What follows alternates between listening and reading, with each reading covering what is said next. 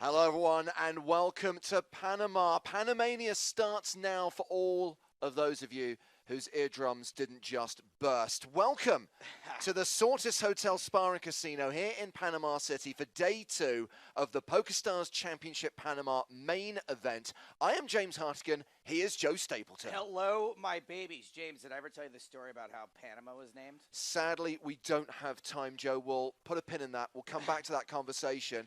Today is the first day of 5 days of live streaming from this $5,000 buy-in tournament, and we are going to kick things off with our day 2 coverage. We're going to follow this bad boy through to its conclusion on the 20th of March, when we will have cards up coverage of the final table as we play down to a champion. We are live at noon Eastern Standard Time every single day apart from the final day when we will be on air at 1 o'clock with our 1 hour security delay.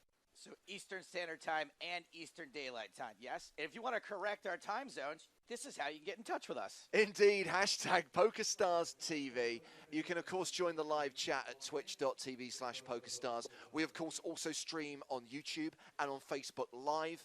Check out our Facebook page, PokerStars Live. That's the same as the Snapchat handle. And, of course, we are on Instagram as well. So we're going to get play started in the room very soon. Let's just tell you what's happened so far across the 2 day ones. Please. Not a stellar field in this event. It's very unusual to have an event with this buy-in in this part of the world. So only 103 runners on day 1A, 259 on day 1B, approximately 171 players returning for day 2, but crucially, the registration desk's still open for a few more minutes, so we could see a few late entries. If you could see what $100 can get you in this country, you'd realize why $5,000 is a lot to play a poker tournament. Well, these are the chip leaders coming in to day 2.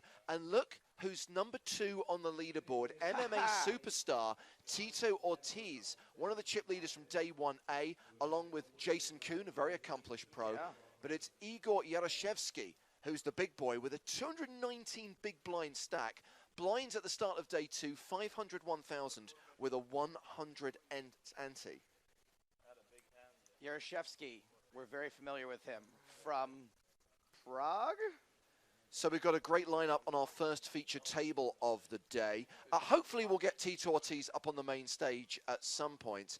But kicking things off on the feature table, we've got Jake Cody from Team Pro. We have got Ryan Reese, the 2013 World Series of Poker main event winner. Cool. And we have a WPT winner, one of the 3 Brenner's brothers. Alex of that ilk is also on the main stage.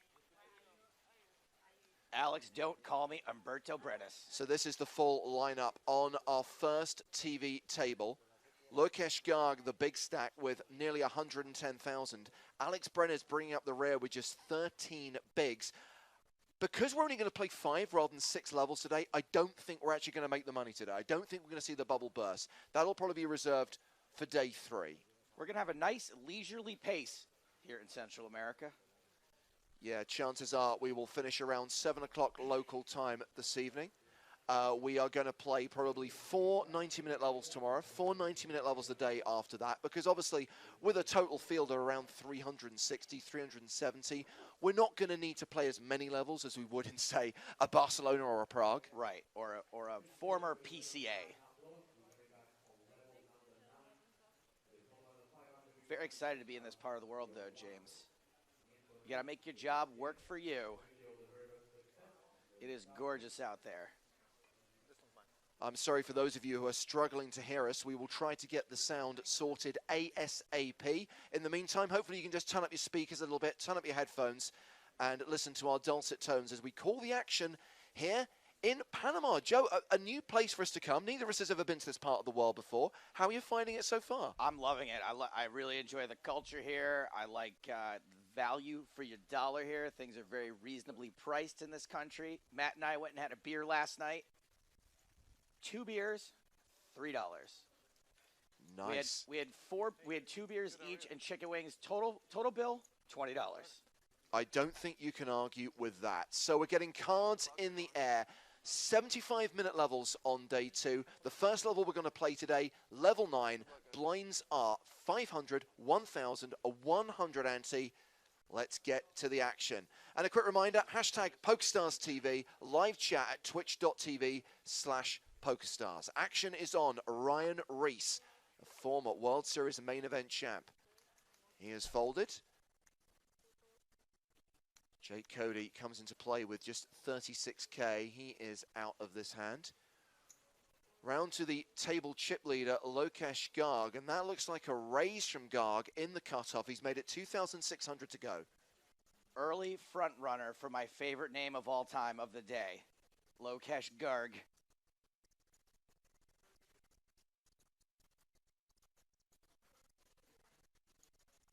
Fonseca Masas, not bad either though for a second name.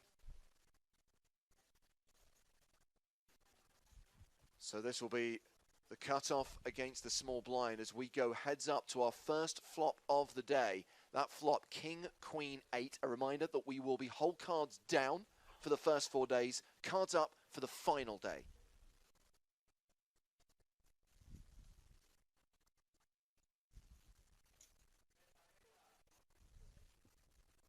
Looks like Lokesh is continuing. A few of the regs are in on Twitter already. Spear says, welcome back, boys. This is one of the longest gaps we've ever had between live streams. It's pretty much 2 months since we signed off from the Bahamas at the start of 2017. And I'd like to say hello to all the babies on Twitch. Matt's keeping those guys entertained in the chat, asking a lot about Jamie Staples. Jamie's very short, I believe. Also does not have many chips. Yeah, didn't come in with a very big stack. So this went check, check on the turn after the C-bet of 2,800 on the flop.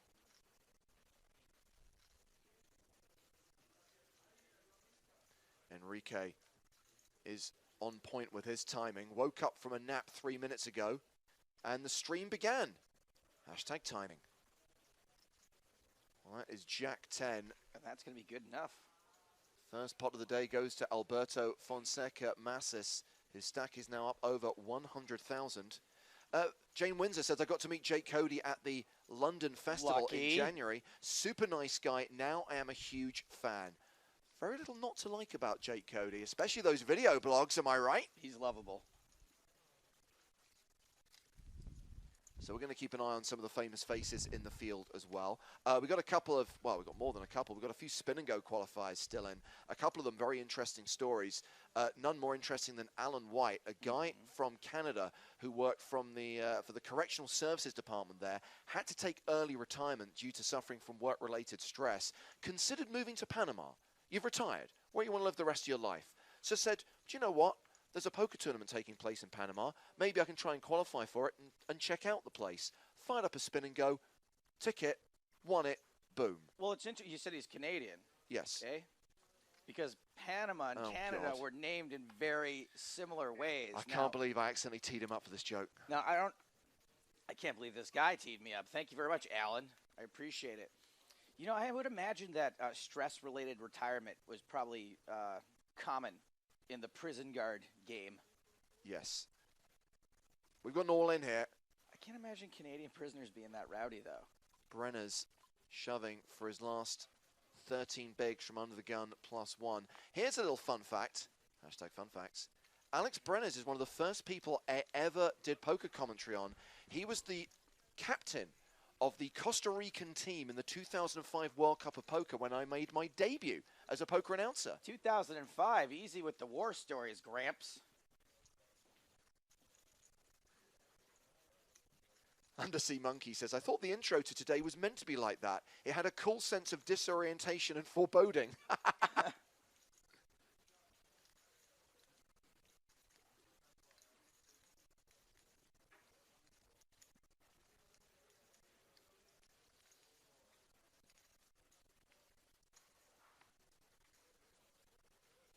So 2 hands played so far. So the same 2 guys that founded Canada. Oh God, he's still going. Were somehow the same people that founded Panama, and they named the country in a very similar way. So they were like, so hey, what do you think we should call this new country, eh? And this time it was the other guy who kicked things off. And he said, well, I think it should have a PA. And it should probably have an NA. And you know what? Maybe it should have an M, eh? And that's how they named it Panama. You hoser. Thank you for the golf applause, Matt Broughton, who literally arrived 1 hour ago following the culmination of that final table in Rozvadov. Can you believe it? A 3-day final table. Paul Lee Jones, I think, is curled up into a corner somewhere at King's Casino. If you were going to do Cards Up on the final day, that would have been a week-long Cards Up broadcast.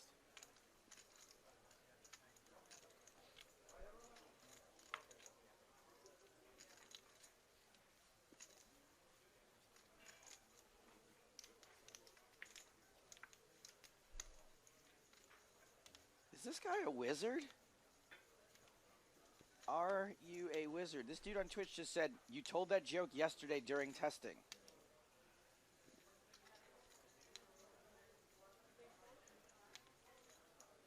Hope I didn't say anything else funny during testing. Haha.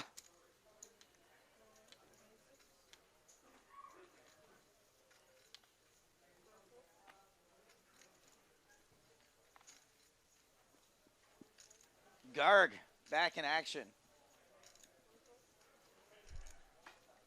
Raising to 2,600 under the gun +1. All in from Alex Brenners. Lokesh Garg on vacation from his day job of hunting down the Smurfs.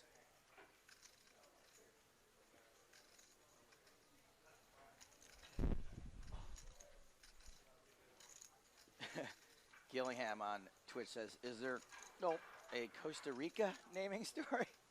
No, unfortunately there is not.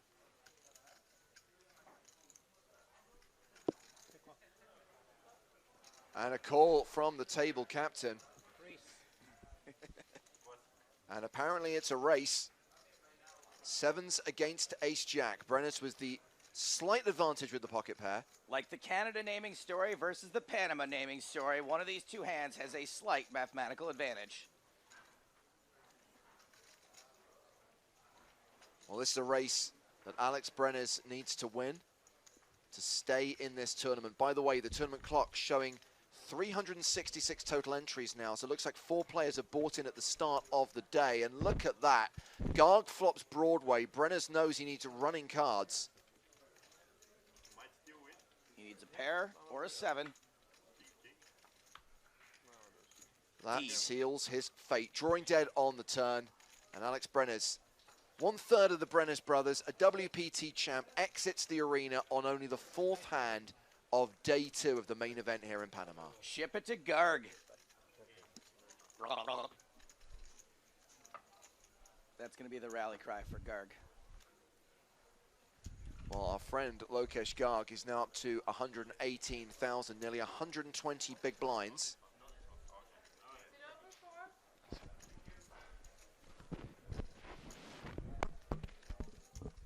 Sorry, I have an itch. I'm just using my mic to get it. Garg, 120 big blinds. So now Marc-Olivier Perrault is the low man at the table with just shy of 20 big blinds. Average stack right now, 63,000. So we've got a few players, Perrault, Cody, and Escobar, who have below average stacks. Joe, you realize that Jake Cody actually registered this tournament late yesterday afternoon after more than 24 hours of travel. It takes a long time to get here from some places, huh? Yes, and obviously with delays, transfers. I think Jake had been on the road for like 36 hours, arrives at the casino, immediately late registers the main event. Delays, transfers, hangovers. Your usual Jake Cody I posted repertoire. it earlier. I forget what it is, though. Let's see. PokerStars.tv/live. You want to tell your family and friends. Thank you, Ryan Reese, for the commercial. Although, sadly, the only people hearing that commercial are already watching. Smitty's a big fan of the dealers in white. Luckily, Clara has a shirt that fits today. Yesterday, she was swimming in it. Garg is opened under the gun. Jake Cody folds the button. No small blind, just Jairo Escobar in the big.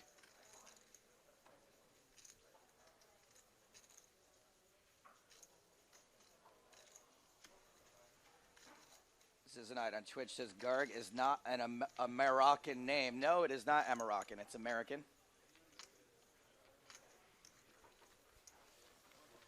Stefan wants to know when he can get the password for today's PokerStars TV free roll. Yes. Everything in good time, Stefan. I appreciate there's not that long to go till the game starts, but we'll make sure you get that info during the first session of the day, before the first break of the day.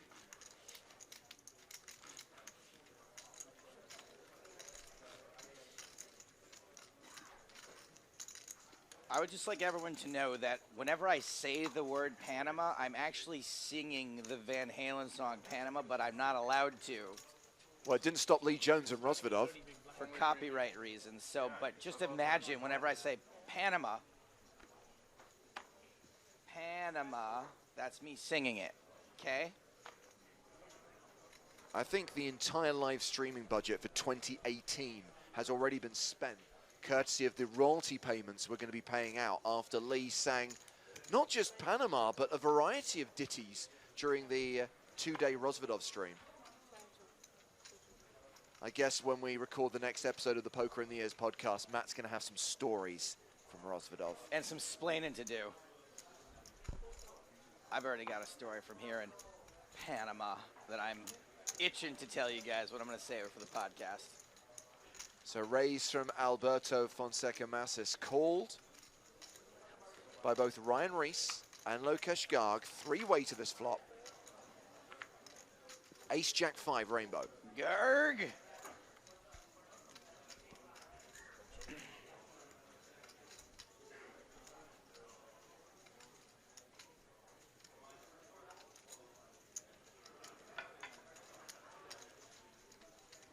I think that's what I'm going to say to Lee Jones from now on. Whenever I see him, show me your ditties. Well, Fonseca Massis has continued this flop for 2,600. Ryan Reese has folded. Garg in.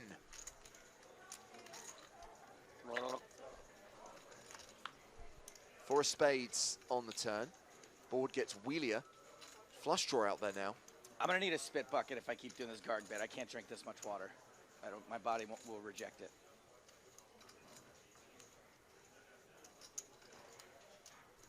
We saw Garg blasting off with probably nothing before. This time he is in the passenger seat.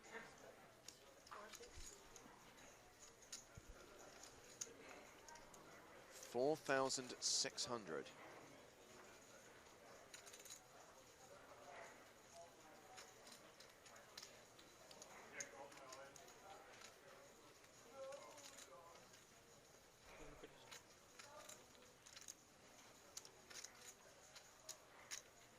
Can you show me any chips you have? I don't know what that means, but I see people do it all the time. So a second barrel of 4,600, and now the check raise from Garg. Not a huge raise. Small raise. 11,600. Yeah, small raise from a relatively small bet.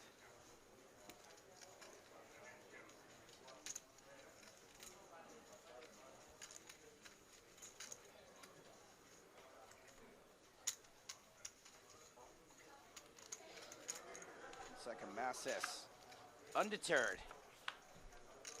And a deuce on the river. 4 cards straight out there now. And having taken the betting lead on the turn, Garg fires river. And I don't think Fonseca Massis likes that bet. 12,500. He looked visibly repulsed as the chips went in. It seems like relatively weak body language the way that Garg threw his chips in like that. Obviously, we've been doing commentary on this guy for about 11 minutes, so Yes. no real reads just yet, but that sort of nonchalant chucking chips in, to me, is bluffy most of the time. I think that when you have a real value hand, you put a lot of thought into how much you can get paid. You put a little bit more thought into what your opponent might have.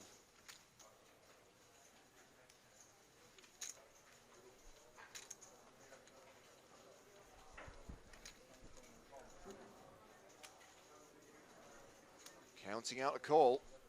And this bet is a third of the size of the pot.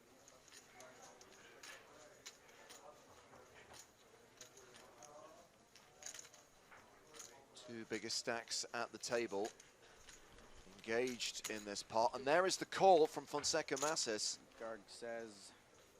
Well, he has an ace. He does have an ace. Is that ace 4? I think it's ace 4 for 2-pair, and 2-pair is good.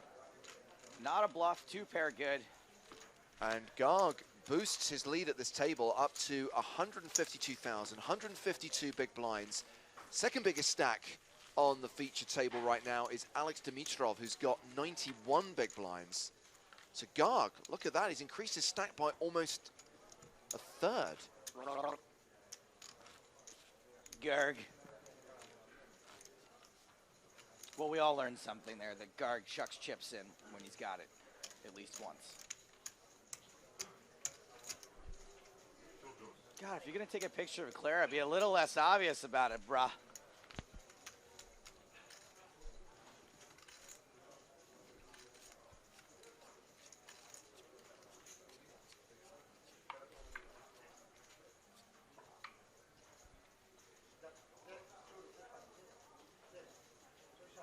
So Fonseca Mas has just lost that last part. He's first to speak here, he folds.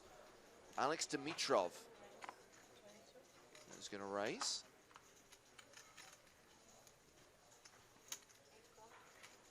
I find Ryan Reese to be pretty interesting. Always happy to see him at a feature table. So Dimitrov is from Bulgaria. Qualified for this event online. Live earnings of just over $53,000 and came second in an event here in Panama already, the 3,200 Turbo Survivor.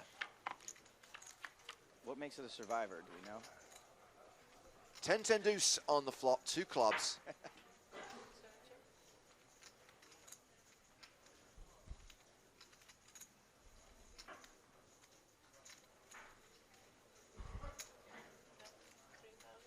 No c-bet from Dimitrov, so Reese does the betting, 3,000.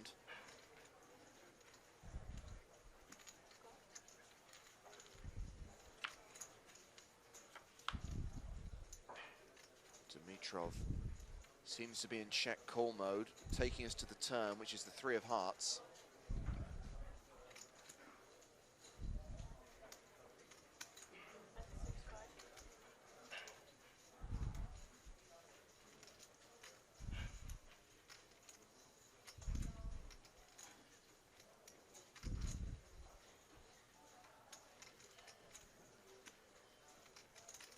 Sorry, I should have taken the stairs to get here.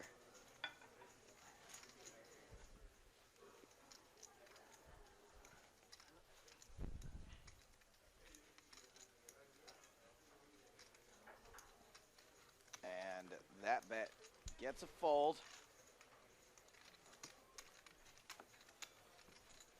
I am a little disappointed that Ryan Reese didn't continue being braggadocious. It's like boring. We got nothing to talk about. It was awesome when he was like, I'm the greatest player in the, you know what I mean?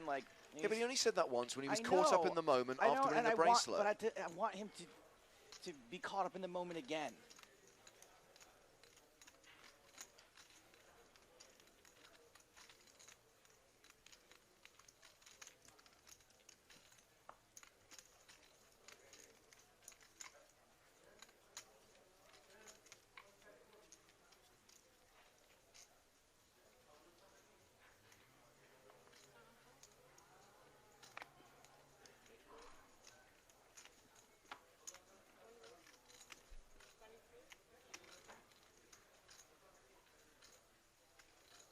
Well, it's the first hand we've seen Jake Cody play. He raises to 2,300.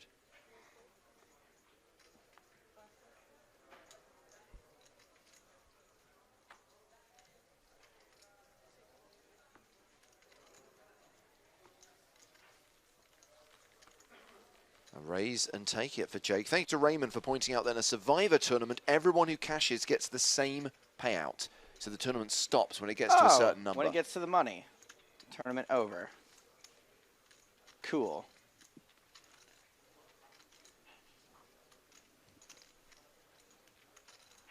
Stefano says the air must be thinner in Panama because you guys are barely audible. Hopefully it should be a bit better now, Stefano.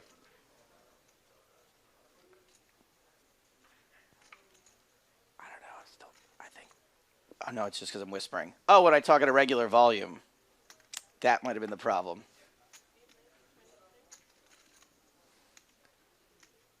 I'm having a hard time updating the software, buddy. I'm trying to get in the free roll, but... I mean, you know, open the client so I can... Do we have a regular? Let's try this one. Let's see if that works.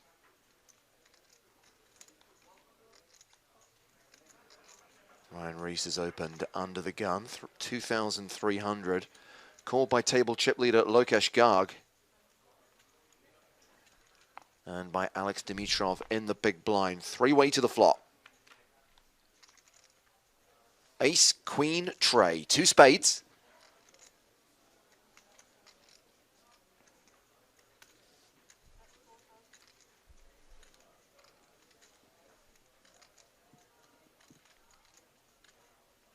I'm calling it right now. Lokesh Garg, final table.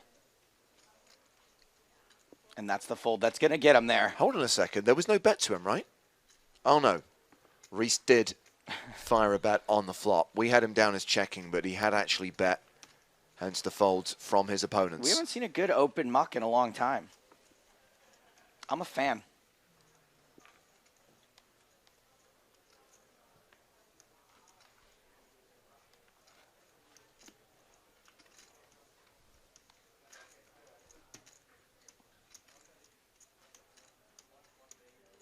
Looks like we've got a new player coming to the table, filling the seat between Jake Cody and Jairo Escobar.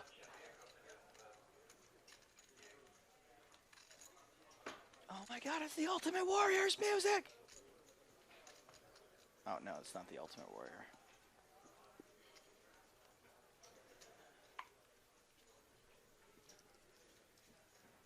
We only play 5 levels today, right? Hey, it's Luca! Luca Vibaldi! Yeah, Luca is running the main event here. We will be done by like 7 p.m. Were they like, he speaks Italian, it's like Spanish.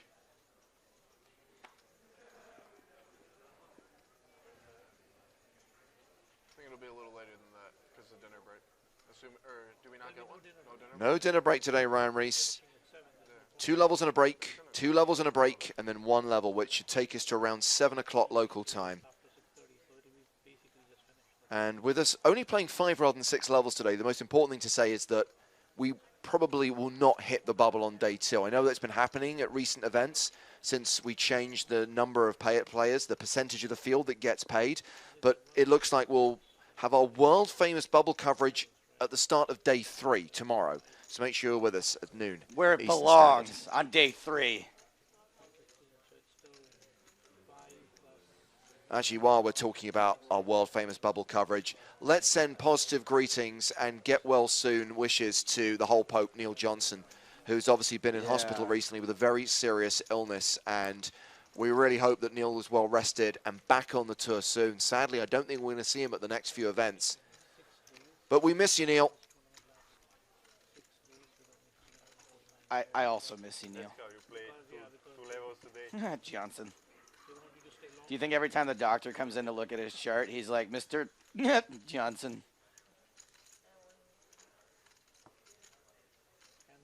Question, would you want a doctor who laughed every time they saw your name? Yes, I would. Doctors make me super... I used to have a doctor who I loved because he was kind of a screw-up, and that made me more comfortable because he wasn't all intimidating. So one time he looked at a thing in my back and went, never seen that before. And that just, his honesty really put me at ease. Giraffe Path on Twitch says, Stapes, can you play Narcos theme song every time someone says Escobar? I would love to. That would be hilarious. Unfortunately, I cannot. That is a point, actually. Panama City did used to be associated with a different Escobar.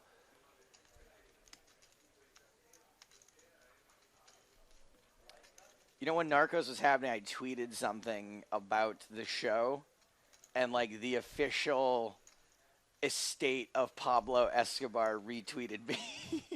It's so weird.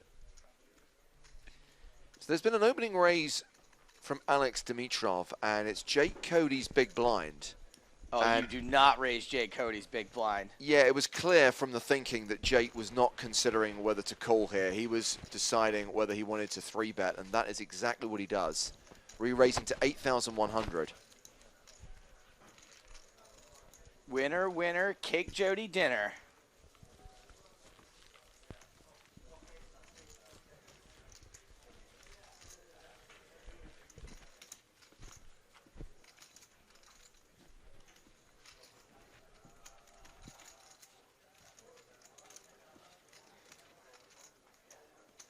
So we've established that the player who has just come to the feature table, sat in the 2-seat, is Felix Bleicher from Switzerland, bringing 46K to the table. Which reminds me that Felix Schneiders is in the Twitch chat.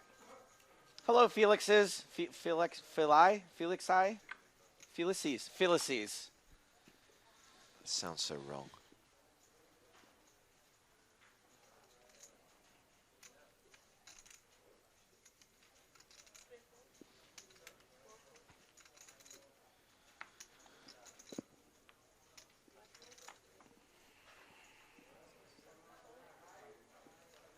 I think that my hotel room is haunted by the ghost of Sammy Hagar, which is bizarre because he's still alive.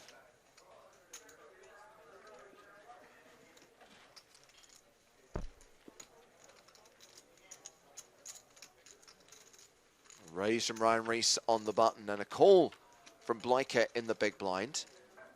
A 10-8-7 flop. 2 hearts. Action check to the pre-flop aggressor, and Reese checks behind. Board pairs on the turn.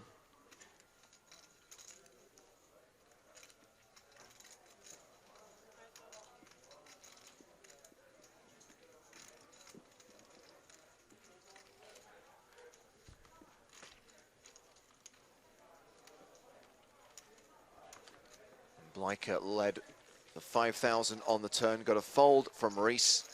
On to the next one. I think Felix Bleicher would be the worst fake name ever for Felix Leiter. You're not fooling anyone. Do your little Felix, do it.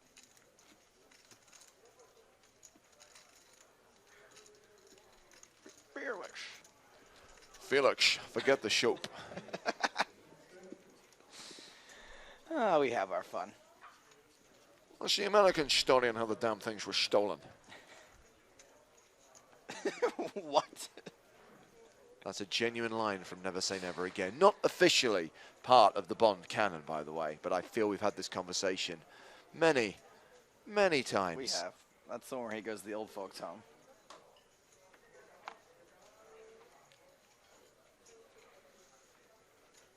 It's Jake Cody's button. You know, they should make it like a Bubba Hotep with James Bond. That'd be a cool movie, right? Like James Bond, like in his 90s, like telling all these stories about how he used to be a secret agent. Everyone thinks that he's full of it. And he's got to save the world one last time. He's palming his medication. Not being funny, but I genuinely don't think Eon Productions know where to go next with the franchise, so maybe you should pitch this to Barbara Broccoli. Barb?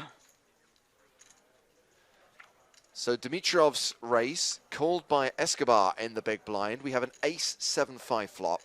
My buddy who cuts trailers did something having to do with the last Bond movie, and he said the Broccoli's are impossible to deal with. He said that they're just really difficult.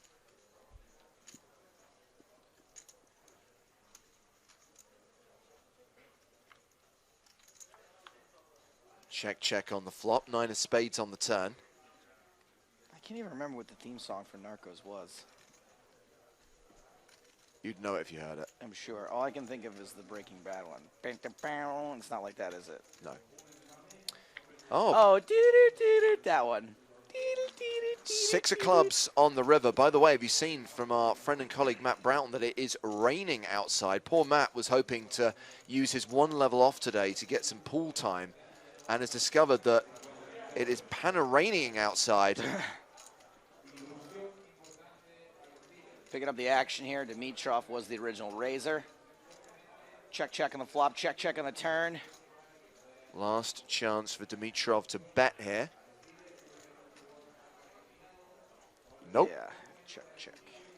King 3 That was the defend hand. is good. Are you defending King 3 against the hijack raise? I think most of really good players probably are. I'm not. I'm also not good. Clearly.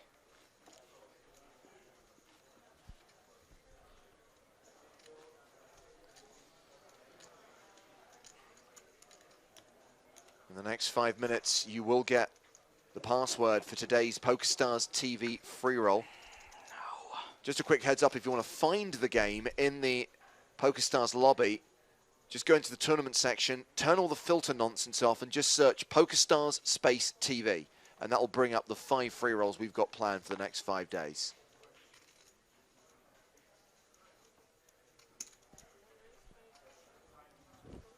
This isn't it says king high like a boss. That's where we're on right now.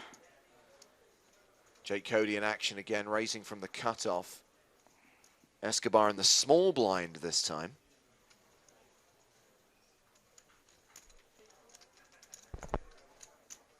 Surrenders the small. Garg's in, though. Yeah, he defends his big. Heads up to a flop of 7-5-3.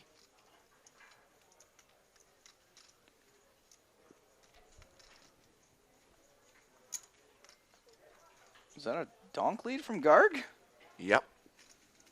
Well, the first time we've seen him do that at this table. 3,000.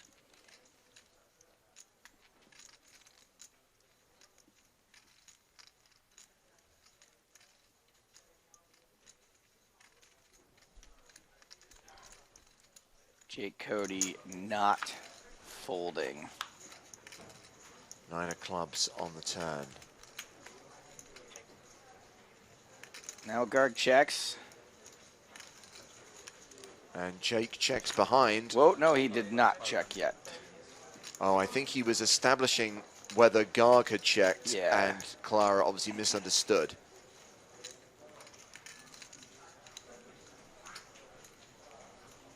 Really interesting, that donk lead for more than half the pot from Garg. I don't think it's going to get too many folds.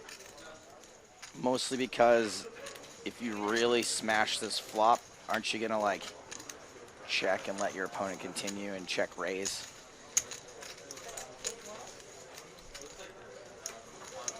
So Jake reclaims the betting lead, 8,100 into a pot of 11,700. He's really testing Garg's mettle here. This is a really chunky bet. And a significant percentage of Jake's remaining chips. He's only got 25K behind.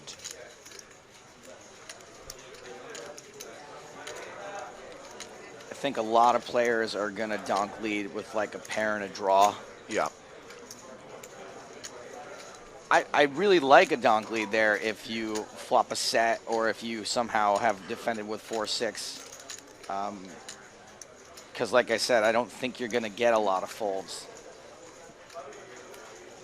But I think most players feel pretty comfortable leading out there with like 4-5 or 6-7. So Garg folds, Jake Cody up to a 45 big blind stack. Still below the average, which is 68,000 with 162 players remaining. Roughly half an hour into day 2 of the PokerStars Championship main event. 40 minutes to run on this level. Then we'll roll straight into level 10, which is the 600-1200 level. First break, 75 minutes after that. Talking of breaks, Michael says, can we see the next poker in the ears during the breaks like we did in the Bahamas? Towards the end of the tournament you will, Michael, but obviously we haven't recorded it yet. Yeah. We're going to be recording the InVision version of the podcast at the start of day 4.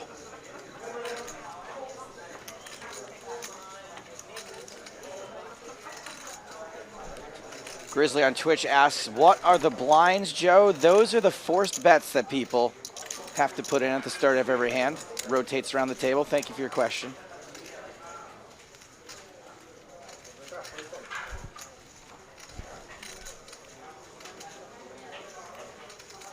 So Ryan Reese's raise, called by Garg in the small blind.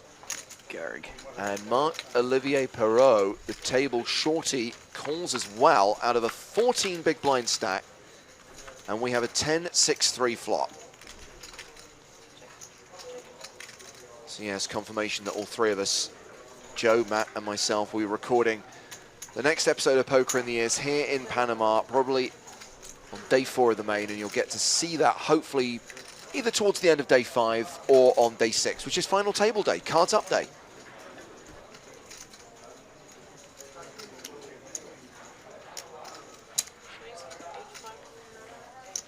Well, Reese has continued into 2 opponents, 3,500, and Garg has executed the check raise once again, 8,500, gets a fold from 2 players, chips up to 153K. Very lucky for Garg. The check raise was just made legal in Panama at the start of 2017. Well, I've got some more fun facts for you coming up, because now we are going to reveal today's PokerStars TV free roll password. $2,000 in the prize pool of today's free roll. It starts at 4:15 Eastern Daylight Time. That's 3:15 p.m. Panama time, 9:15 Central European time. And as I said a short while ago, just search PokerStars TV in the tournament lobby to find the game. The good news is, in addition to that $2,000 prize pool, we are continuing the bonus bonanza that we did in the Bahamas. $100 bounties for knocking out J. Hartigan, Joe Stapleton, or Waster from today's free roll.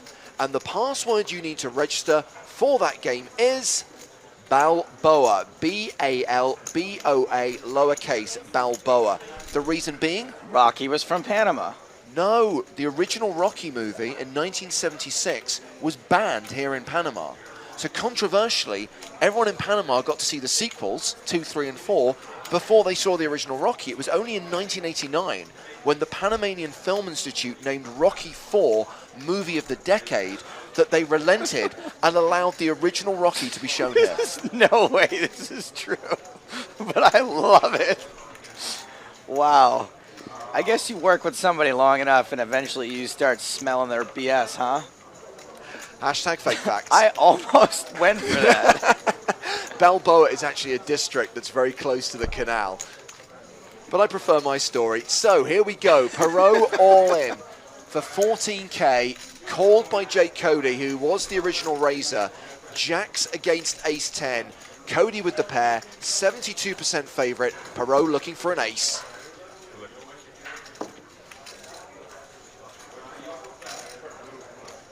Annoying spot for ace-10. Jake did raise fairly early, but you know, Jake's gonna be raising pretty wide. So I think ace-10, when ace-10 jams, it's gonna get folds a fair percentage of the time. I don't think when you get called though, you're gonna be in great shape. Wonder what the smallest pair. You'd be flipping with Jake some of the time, I guess. Well, that is gonna make it very hard for Perrault to survive. A jack-high flop, top set for Cody. Perrault has paired his 10, so a little bit of hope. Yeah, I mean, there's still 2 10s in the deck, and he's going to need both of them.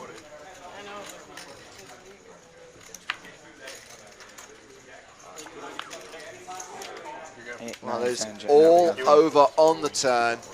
We say goodbye, or rather, au revoir to Marc-Olivier Perrault as he exits during the first level of day 2 of this tournament. That'll leave us with around 160 players in the main event. A bit later on today, we should actually get the prize pool information and, of course, learn how many players will make the money and also how big the first prize is.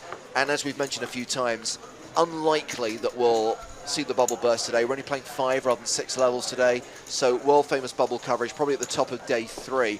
Steve Fair has just joined us. He tweets, Church Steve. Hashtag PokerStars TV. Is this still the final table at Rosvedov? Final table has just reached heads up, I'm hearing. James, you said we might get the prize pool info. When are we going to get the pool info? Because I want to go for a swim. If you want to swim, if you want to go swimming in the rain, Joe, be my guest. Swimming in the rain's fun as long as there's no lightning. Yeah.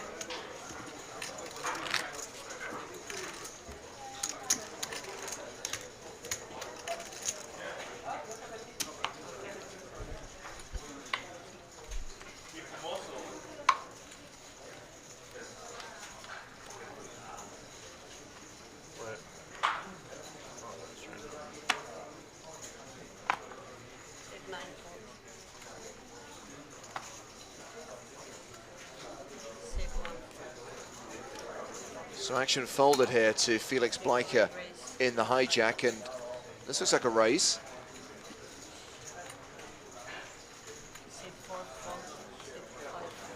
Round to the blinds. Just Alex Dimitrov in the big to get through. He defends. So we're going to see another flop.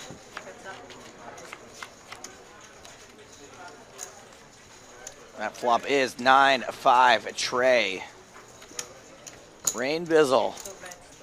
Dimitrov continuing, Bleicher continuing for 2,000. Gets the fold from Dimitrov. So we mentioned that Jamie Staples was one of the shortest, if not the shortest stack coming into play on day 2. I can tell you that Jamie Staples has been eliminated. Jamie Staples is out of the main event.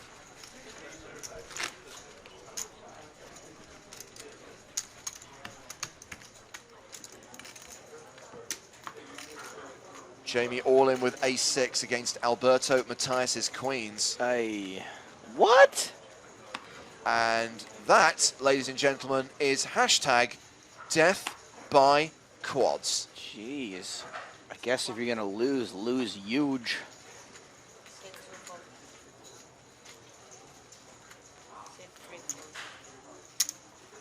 Jamie off to get that haircut tightened up a little bit. I said a 0. This is clearly a 1.5.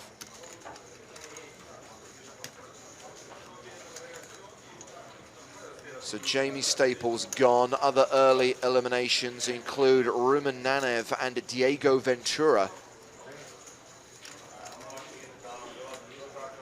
A reminder that the team at the PokerStarsblog.com are providing updates from the floor, plus of course up-to-date chip counts on all the big names in the tournament.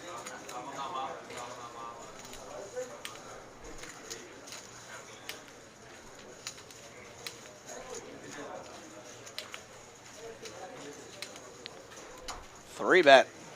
Hey, I noticed my annoying sound effects didn't make it.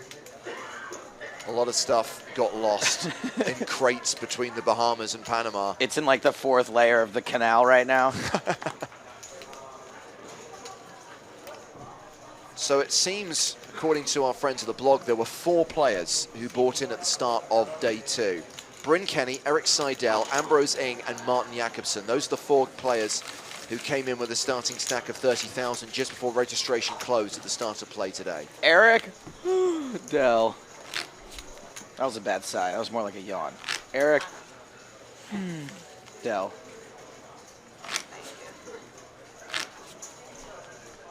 Mac Milker, who says, Joe Stapes, why does the dealer have a headset?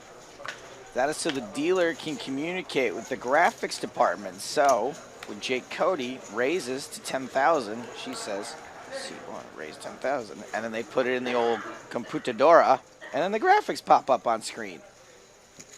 And that is how babies are made. Graphical babies. By Graphical Hue. Under the gun race here from Bleicher.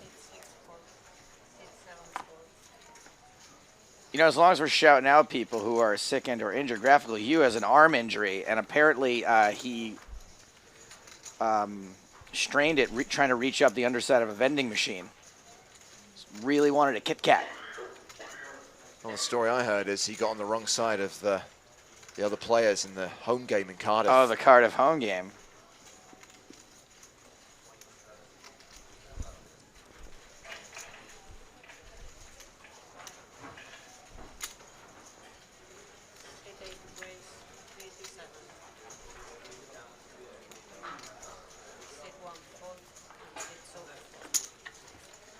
My PokerStars client's finally updated as Ryan Reese wins this pot with a 3-bet out of the small blind.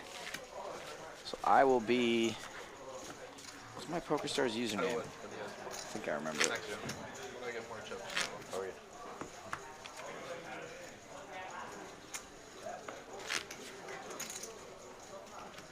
Oh, goodness gracious. What's wrong? It just took like an hour to update, but it updated the wrong thing. So now I have to do it again. What's the issue? Have you got more than one PokerStars client? I have 3. Ah. I have New Jersey, United Kingdom, and then RAW.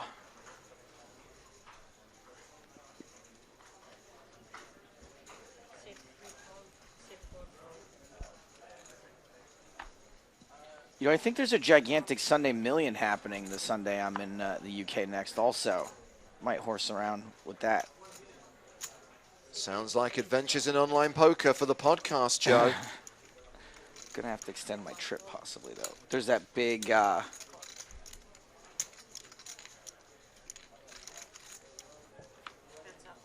big hippodrome Yes. thing is happening, too. These new deep stack events, which I think are going to be very popular.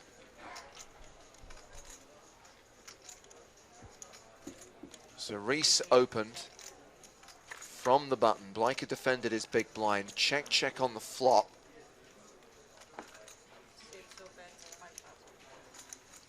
Deja vu. And Blyker leads turn. You got it. You got it, says Reese. Listen. 7 got shown. It is always coming 7. So we're going to take a look around the room now at some of the players sat at the outer tables here in the tournament room at the Sortis. Starting with the start of day chip leader, Igor Yaroshevsky. Man, I would have guessed Charlie Carroll from that jacket.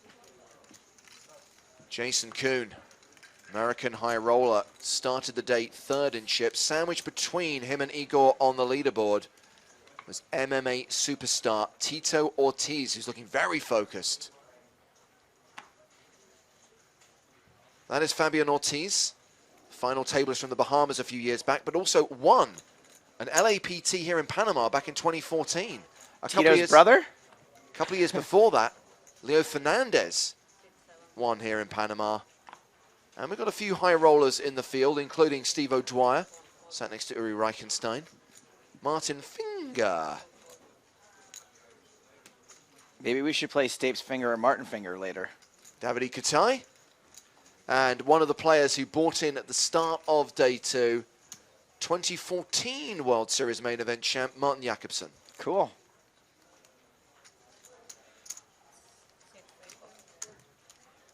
Martin Jakobsen, handsome for a man, looking better than ever. A few people asking for the free roll password who may have missed the announcement earlier on. Balboa, B-A-L-B-O-A, Balboa is the password that will get you in. Now, why does my free roll say that only one person is registered? That can't be right.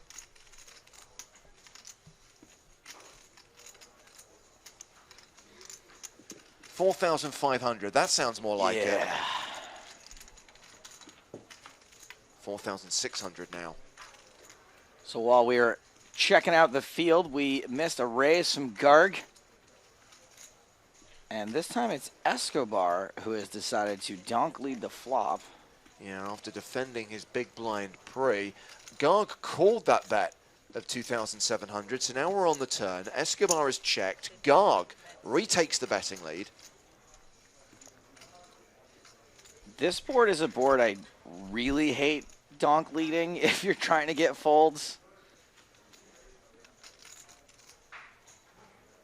Like, just nobody's ever gonna believe you. Yeah.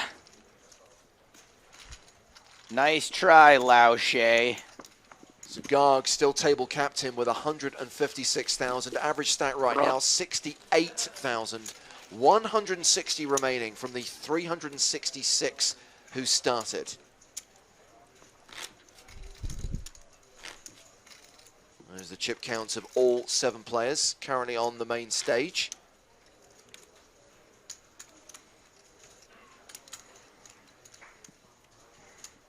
Chances are we'll mix things up and bring you a new feature table after the first break of the day, which is pretty much an hour and a half away. Do you think that if we built an octagon around the feature table that Tito Ortiz would just find his way to it?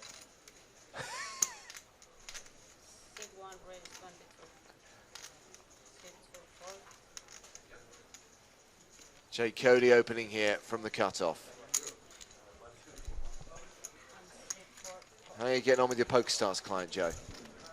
This, at the moment, is resembling Matt's Windows update from Prague. No, you're in?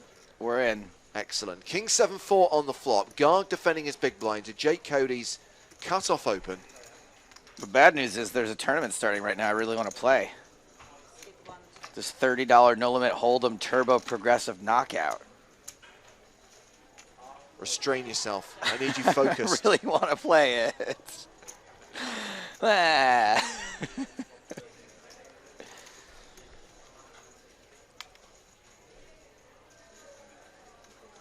So check on the flop. Garg checks a second time. Delayed C-bet from Jake Cody.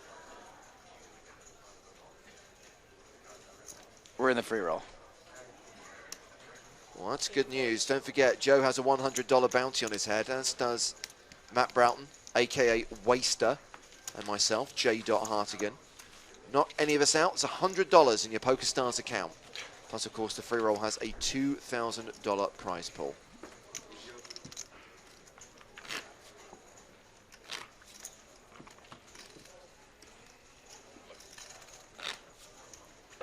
Hello, welcome to the table. Have a seat. Join us. Where are you from? What's your name?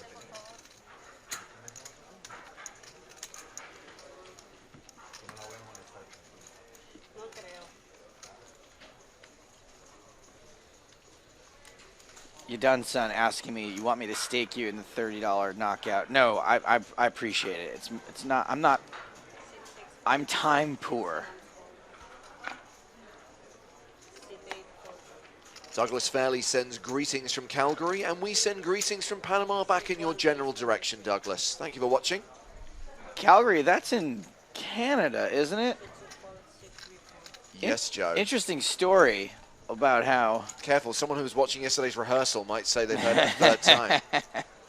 I'm going to skip it for now, but it's not the last you've heard that story. Hashtag PokerStars TV if you want to get in touch.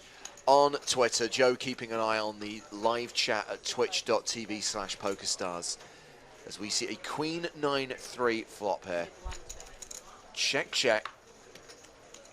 Jake was the pre-flop aggressor. And Stephen Thompson Villa, who's just joined the feature table, is going to lead the turn.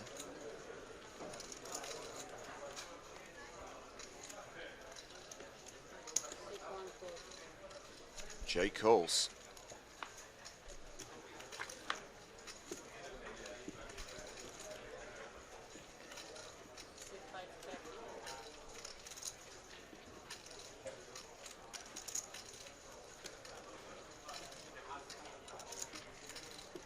It's pretty interesting when you watch certain players, amateurs specifically, folks who don't have the eye of the tiger, if you will. Sometimes they just give up on a hand. Sometimes they're like, I'm not going to win this hand after the flop, once they get called pre-flop.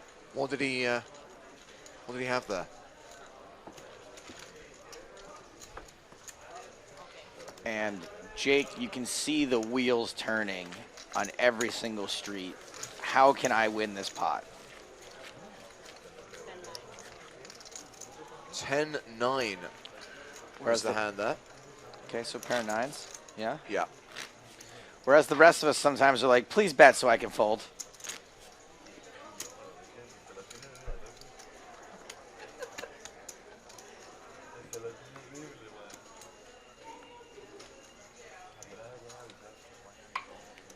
Who are you, bro? On Twitch asks, can you give a shout out to my ex? Yes, we can.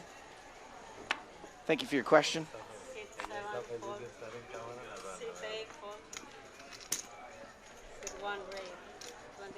And I agree with user 1542 on Twitch who says you can't see the hole cards because they are dealt face down.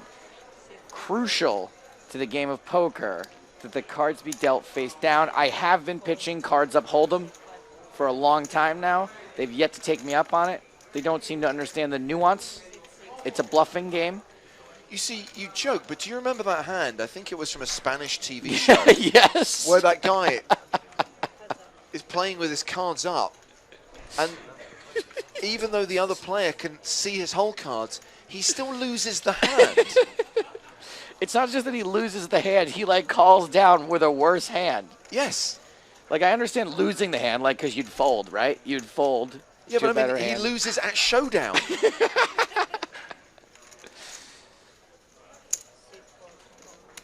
Jaffe's got an interesting suggestion. Whole cards face up, community cards face down. You have to guess. Yeah. And then at showdown, it's revealed one by one. Yeah. What a sweat. That would just be called sweat, I think. Sweat poker. So Cody, the pre-flop aggressor here. Continued flop for 3,000.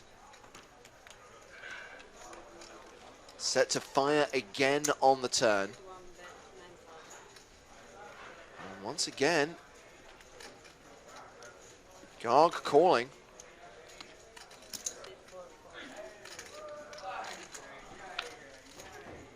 31,000 in the middle, deuce of clubs.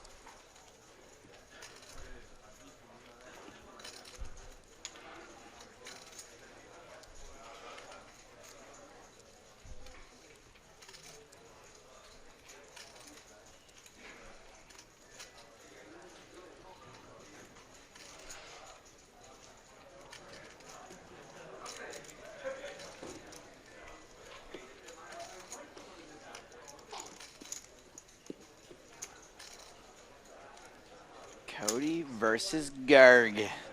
Cody firing river after firing flop and turn. 13,000 into 31,000.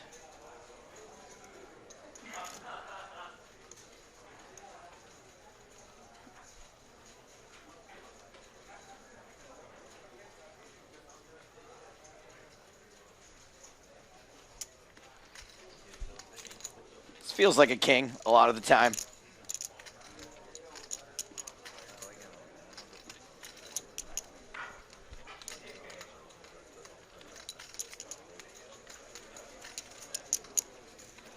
Wonder if Garg thinks this long with a king he's not so sure about. Donate.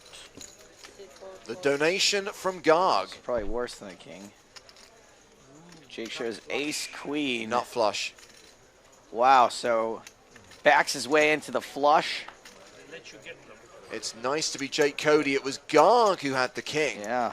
So Jake adds 30K to his stack and is now second in chips at the table. 86 big blinds for the member of Team Pro.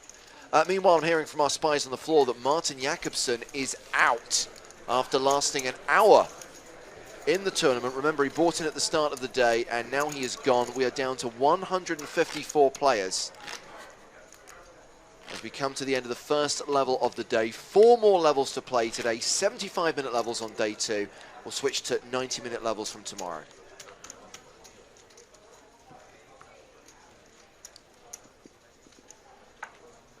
Now, I don't like it when people decide that they're going to spam the hashtag PokerStars TV timeline. I particularly don't like it when they spam it with inferior merchandise. I'm sorry, those poker chips are rubbish. Oh, these ones? Yeah, they're pretty bad. Should we see how much they cost?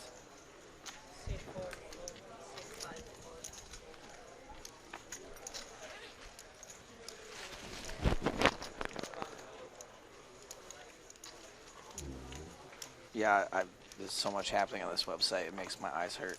No thanks. I mean, if they want to send me a free chip set, though, I'll be sure to mention them every 6 minutes. 3,100. Undersea Monkey points out that about 10 years ago, the World Series of Poker had a blind man's bluff bracelet where you held your cards on your head, only you didn't see them. Hashtag fun facts. I think that's how Daniel won one of his bracelets, right? I think it was deuce to 7, blind man's bluff. So Garg still table captain. Jake Cody not that far behind. Ido Escobar brings up the rear, but is still playing 43 big blinds, a pretty healthy stack. Tournament average right now, 72 bigs. Obviously, blinds will go up in 14 minutes' time. We'll go to 600, 1200 with a 200 ante. We'll roll straight into that level with no break. That's fun, though. Enjoy those 72 big blind average stacks for the next 13 minutes. Everybody's nice and deep, like Felix Bleicher's V-neck.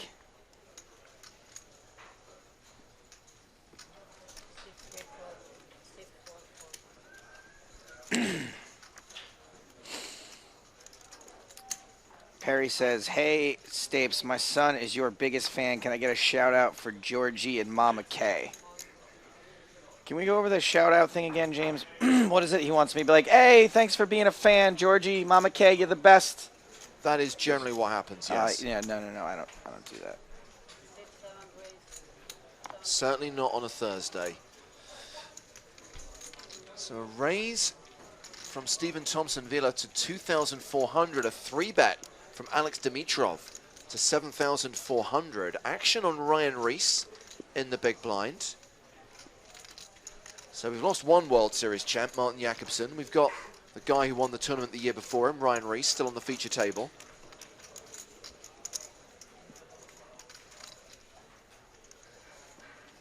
Might we be needing a 4-bet alert?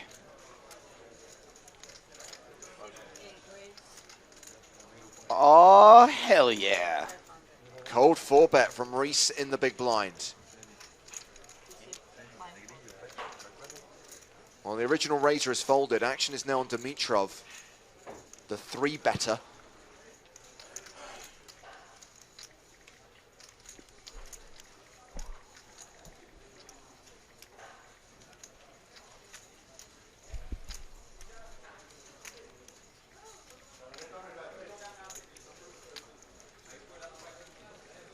Let's see, it's 12,100 to call, which is what, 1/6 of his stack around? He'd be out of position though. And out of, exactly. So it's a big chunk of your stack and you're out of position. So you move it in. And he gets called, all in and a call. Dimitrov, the player at risk, but Reese only has 2K behind. It's a virtual all-in for both players, and it is the sickest of all races. The sickest of all races. The classicest of all races. Queens against Ace-King. Dimitrov with the pair. Reese with the overcards. 5 cards to come. Like BMW versus Mercedes.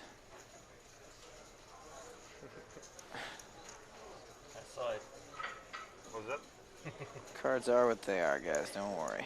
10-10-4. Queens holding. Reese with 6 outs. An ace or a king needed to eliminate Alex Dimitrov. Spades won't help him.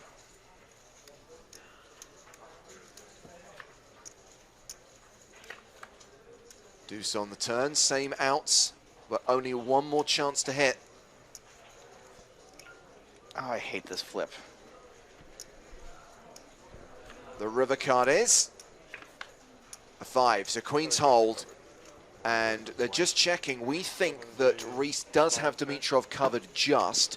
Ryan Reese will be left with 2 big blinds. He will be in the extreme danger zone. Danger zone! Oh, Ryan. First of all, we're going to need that microphone. Second of all, you got chips. Ryan. Well, unless our Get counts were a little bit off. Get him.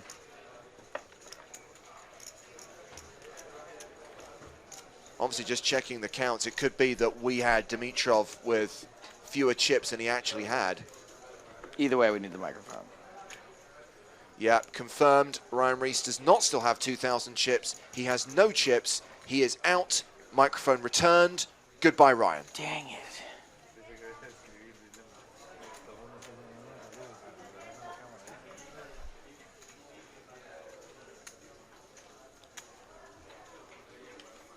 Dimitrov is up to 155,000. He's now the biggest stack in our feature table. And we're definitely going to stick with this table for at least one more level, another 75 minutes. Digitale on Twitch asked, wasn't Jack and Queen also now? Asking because they said only 6. When we're talking about the number of outs, we're only talking about the number of outs the person has at that moment. We don't, the Jack Queen counts toward their equity. So the little percentage in there, the computer's calculated that. But we can't count Jack Queen as an out because it's not an out. Yeah, when we publish outs, we're talking about immediate outs, cards that they can hit, which would see them take the lead immediately. Now, if the Queen or the Jack had peeled off on the turn, yes, then we would have added to those outs. What's the official language of the table? Spanish or English? Equal.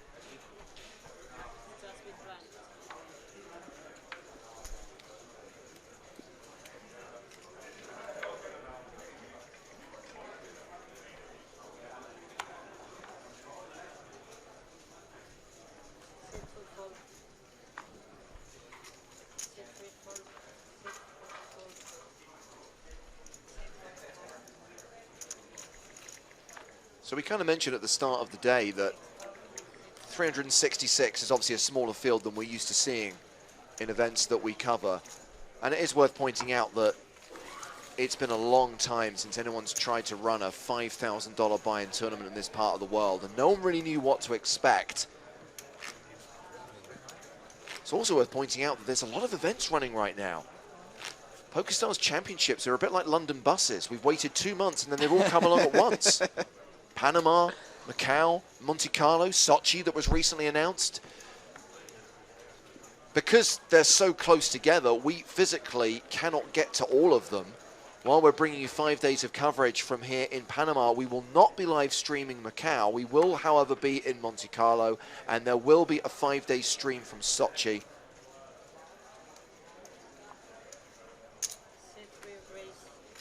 But obviously, if you do want to follow the action from the next leg of the tour from Macau, I know the blog team are going to be there. And there'll be regular updates on all the big tournaments being played in the City of Dreams. Man, if you guys have a chance to qualify or buy into Macau, the 5 days I spent in Macau doing a previous broadcast were 5 of the best days of my life. It was awesome there.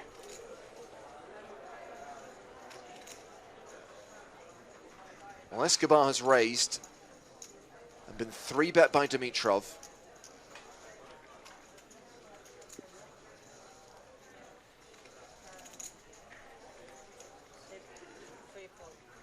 What do you got, queens again, huh? What do you got, queens?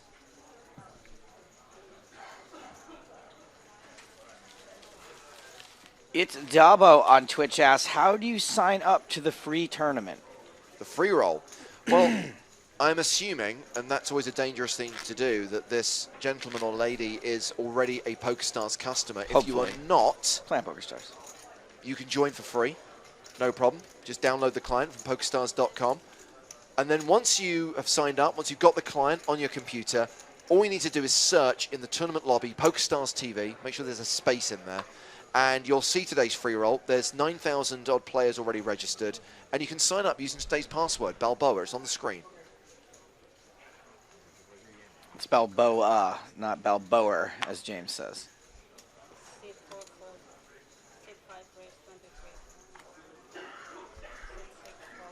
We've got an armchair analyst on Twitter. Povak says that should have been a fold from Ryan Reese. The 5-bet represents big pairs, too early for flip. You know, I was wondering that same thing. I was like, man, can you really? I don't know. It seems like a flip of a flip to me.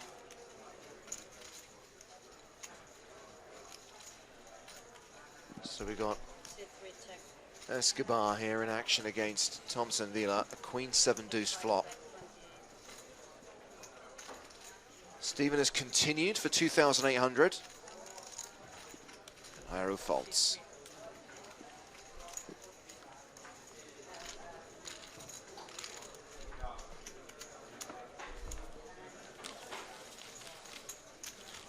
Down to 146 players now. That means a 75 big blind average. So here's the question, Joe. Okay.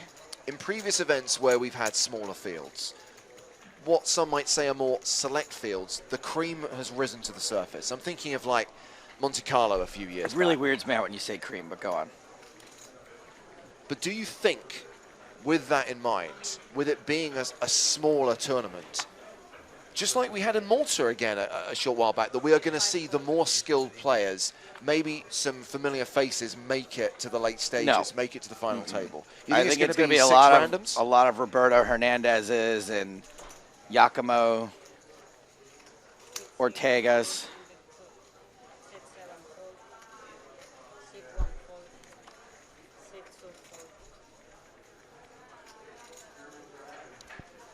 I don't know if we have enough of the heroes here. I don't think the heroes are well represented enough.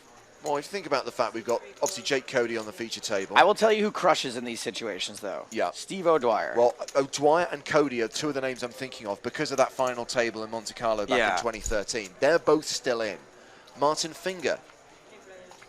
He's another player who obviously has got a lot of previous big results. Mookie88 on Twitch says, Roberto Hernandez for the win. And let's not forget that Jason Kuhn came into play today among the chip leaders.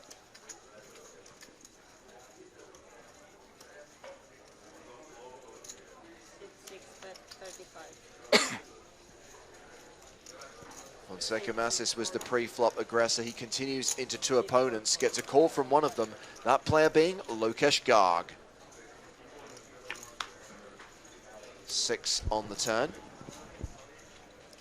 6 of diamonds, putting a flush draw out there. And with Fonseca Massis checking behind, we get a free river card, which is the 7 of clubs.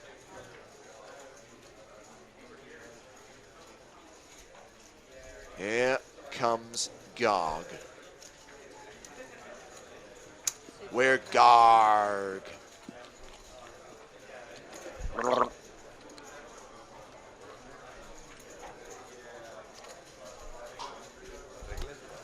While we wait on Fonseca Massis's fold, which turned out not to be a wait at all.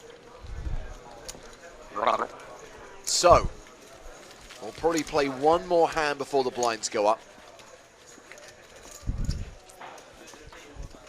So we've got, there's a little bit about Macau. Yes, because it is the third stop of the PokerStars Championship 2017 at the City of Dreams.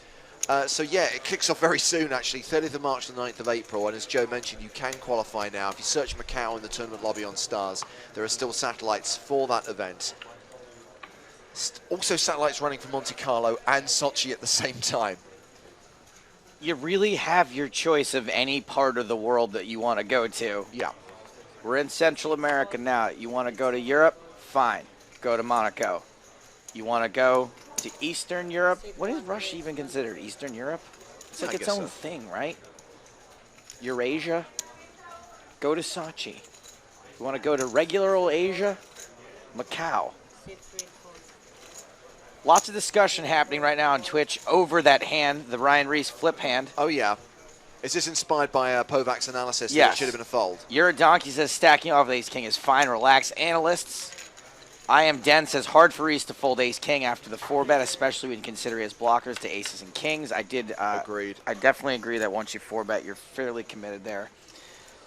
And finally, Tsunami says, I agree, though, that Ace-King is more of a gray area than many believe. It is still a hand that has at least around a 50-50 chance against almost all hands. I'm not really sure if that's completely accurate. However, you know, I think that you're in just about the same shape against 2 4s as you are against 2 queens. And yes, with the blockers of aces and kings, it's going to be very unlikely you're up against one of those 2 hands. Well, let's pick up the action here. 3 players have gone to the turn. Jake Cody was the pre-flop aggressor. He did not continue flop. And he's going to fold to this bet on the turn.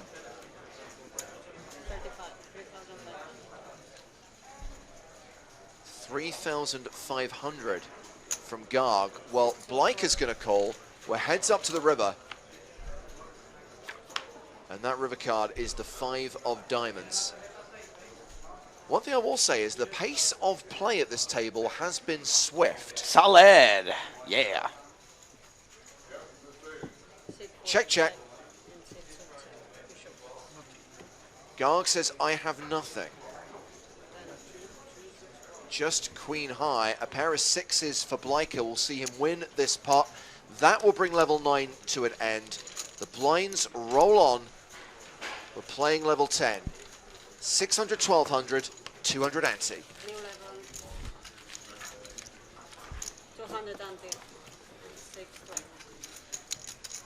Well, now I have no idea how many big blinds everybody has. 600, 1200. Can you even divide 1200 into some? Not really, unless it's like 120,000. Does that nobody? Okay, so Lokesh Garg has 128,000, so he's got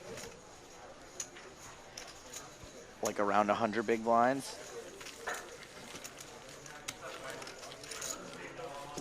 Wow, so much discussion going on Twitch still. Like Senny here. Now, I think this is some analysis you can appreciate, Matt. Why the Beast put his tourney on a AK off on a 4-bet bluff? For me, it's like a free roll decision in my point. Why? That's surely what his brain tell him right now, lol. I mean, I couldn't have put it better. I mean, that really, for me, that really solidifies probably what we're all thinking. Well, oftentimes poker strat talk comes out sounding, you know, like gibberish to me, so I could barely follow that. But you're saying that your analytical poker mind gets what Senny was going for there. Do you know what? It was almost like it was so clear to me that it became more of a smell than a sound. I just some instinctive, like an innate sense, like a primeval part of me just understood what was being said, even though the actual sounds you were making were pure gibberish. Anyway, hello everybody. Senny, I'm having some fun with what you wrote there. Clearly, English is not your first language. We appreciate your contribution. I guarantee you, my thoughts in your language will be far less coherent. To be honest, your thoughts in most languages are pushing it pretty close to the edge. But may I just add my hellos and welcomes to everyone. Hope you're enjoying this, our first day of coverage from Panama, which I am also struggling to not constantly walk around the house singing. It's been about 2 weeks before actually leaving for this trip, just constantly singing that song. If you don't know, go and look it up. It's a classic from the David Lee Roth pre-Sammy Hagar days of Van Halen, when Lycra and spin kicking was at its height of popularity in soft, long-haired rock music. Meanwhile, Fonzie. Can't believe we got the Fonz here. Hey! 1 second mass is out of there, so we are heads up to this turn. It's this is one of the rounds where we take all the cards under 10 out the deck, just to try and spark things up a bit. So it's ace, pinochle, ace, ace, king, queen with 2 diamonds. Escobar versus your boy Garg. Who was the last player where you kept shouting their name in an aggressive way? Gears. That was Gears. There he goes. Garg.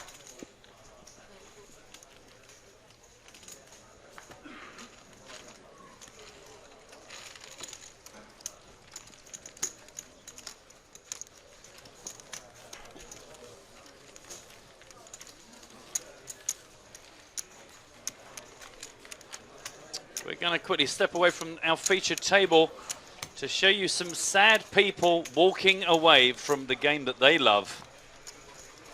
Poker is a harsh mistress, and this is Gustavo Echeverri Escruceria. I'm pretty sure that welcome to Jurassic Park. He is out of there. No expense spared. No expense. That ice cream that he's off to have. There is Jason Kuhn up to about 270,000. Still second to our boy Igor. And there is Uri Reichenstein also out of the game. Some of the big names, some of the big stacks not surviving here beyond day 2.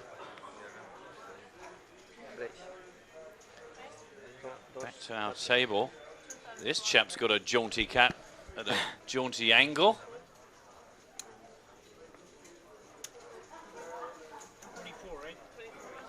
Under the gun raise from Nadal. Now you're going to have to help me out here, Joe, because I'm just not super familiar with the guy's play. I must admit, I went to sit outside in the sunshine. Garg? And then it rained on me.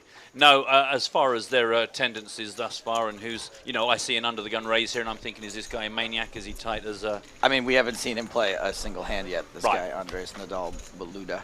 So that's aces. Aces probably very, very likely.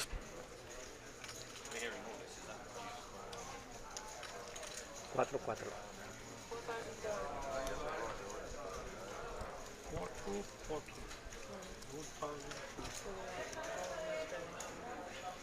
Learn.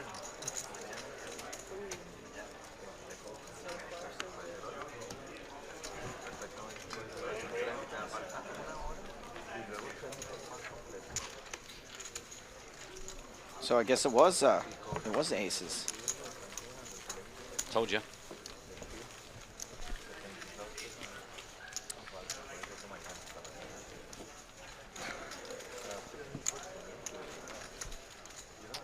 Yeah, Povak, I'm not really sure I agree with your analysis that Ryan Reese put all the chips in because he's so much rich to fold. Aquí. Ajá. And your Pochi, solo mini cashes, Pochi. Vale.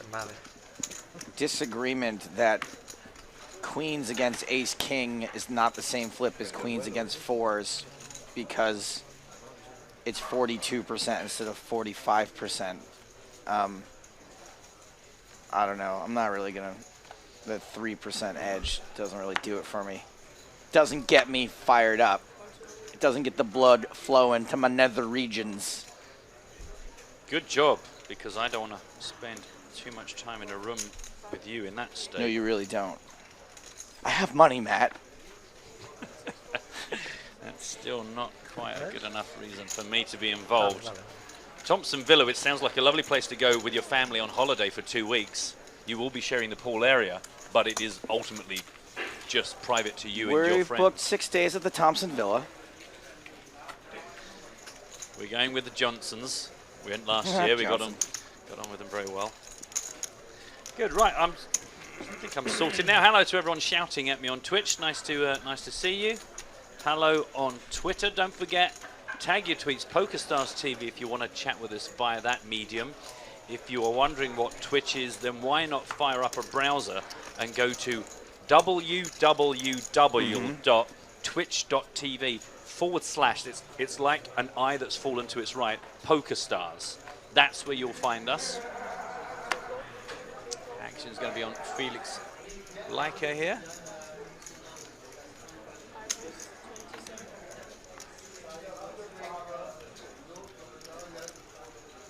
Being asked to elaborate about the free roll. The free roll will take place in an hour and 3/4.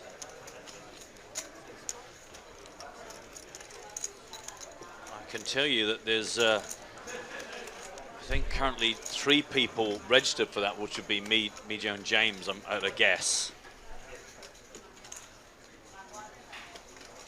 I'm loving this multi-way pot action on Jake Cody. Will he take his pre-flop pot odds? Go 4 ways. Getting like 6 to 1. Yes, he won't. No. Yes, he won't. Nicely. As Joe, we see there completely fool the audience. Totally drag them with you there. I didn't fall for it. It's quite the ride being in my brain sometimes. Fonseca Massis, 10,500.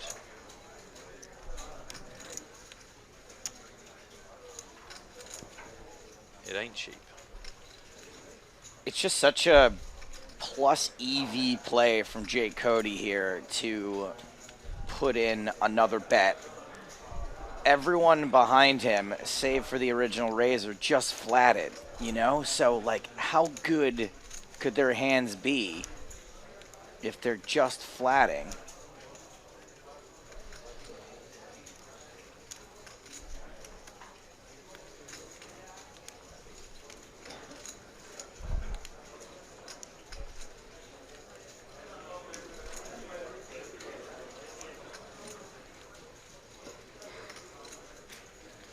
going to suggest the longer you stare at Jake Cody, the more you will fall in love with him.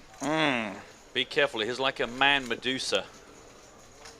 As you won't turn to stone, your heart simply becomes more melty and marshmallow-like. Medusa. I'm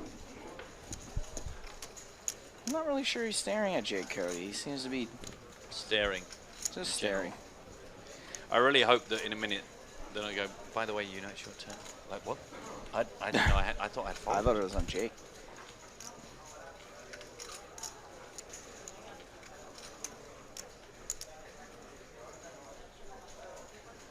While we're in this deep malaise, quick shout out to Smitty, says, hi Matt. But it seems like an age to you, but just 2 days ago for me. That's not true, is it? I don't think. Wasn't it 3 days ago that we finished the festival? I could be wrong. You're right, it was a very long day. Very, very long day. I have indeed recovered well. And again, thanks for being with me. It was quite nice to get some of our regulars bouncing. Unique opportunity to bounce from a festival to championship. Oh, all in. After a good 2¼ minutes thinking about it. Now, Nadal Baluta out of there. Quick call from Jake. Insta call. Jake with 2 10s. Ooh. Fonseca Massa's going a little crazy there with 2 7s. Think that Jake's going to be making a move there, I guess, some of the time. He's going to get some folds. Yeah, kind of weird. He would have had position on Jake had he called. But I guess, you know, it's tough to play 7s after the flop if you miss. But, you know, maybe he figures Jake's just picking on a spot a lot of the time and he's going to get folds. You kind of, like, destroy the value of your 7s when you play it that way. Yes, quite gross. That's unfortunate. As you say, the thing is Jake's going to do that sometimes just because it looks like a sweet spot to do it. But then, of course, the beauty of his game is sometimes he's going to have the goods. However, it has not gone so good this time round. Totally sucked out on the flop. Still 2 cards to reverse it. That's no good. Just 2 outs left in the deck for Mr. Jake Cody. He's not a player at risk. As Dernster on Twitch says, it is always coming 7. Yeah, I'd not thought of that. Obviously, you've got to add that to the equity. King on the end, no good for anybody, and Jake is going to have to hand over a chunk of chips.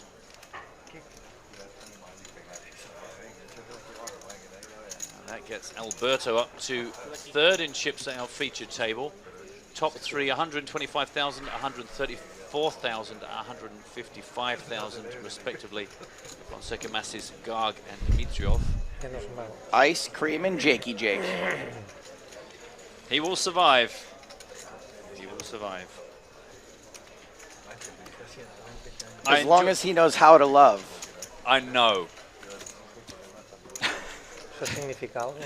He'll stay alive. ¿Eso significa algo? ¿Bajo? There is a quick recap of the feature table. Jake down to 23,300, 19 bigs early in this level, so still an hour to recover before those 19 big blinds get reduced in actual equity value. And Alberto up in 3rd spot there, over 100 bigs. Flavio's brought up a good point. At first, he was afraid. He was petrified. Yeah, he did look that, didn't he? Yeah. He was probably wondering, how does he go on? Without those chips by his side. Yeah. Exactly.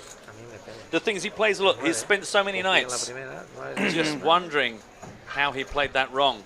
Or how Fonseca did him wrong. Yeah, but he grew strong.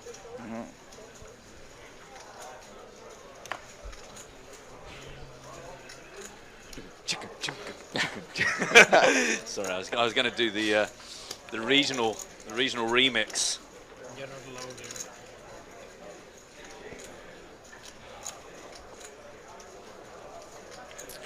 I want Techies is a little confused that there was a 3-bet of 10s, 4-bet all at 7s, and he's a little confused with a snap call at 10s. I think that the dwelling, the body language of the shover there with the 2 7s, you know, Jake just had a read. He just knew 10s were going to be in good shape there, and they were. Just a bad read on what was coming on the flop. Yeah, if only he could improve that side of his game, he would be unstoppable.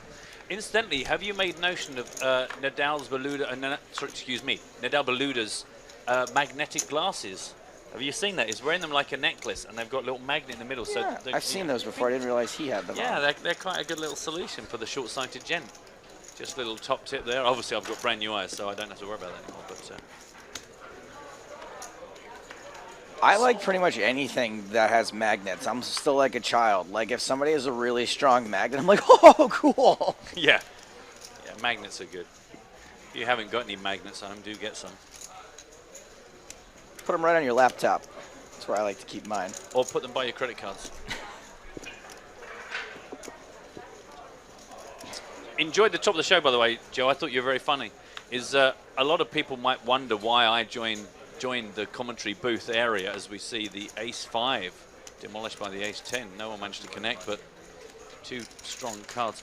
Is that as well as the fact that I like to sit in the comms booth for the top of the show, especially like the first day of a new venue, like just to get a bit of a feel, but also because I get like a little private show from Joe, because he like all of his little quips and gags he kind of delivers to me in a cheeky. I always look over at you Matt. know, James is very business-like. His head down, he's in the screens, he's got his notes, and I'm just sort of hanging on a chair, and Joe like properly gives me the, hey, what about this guy?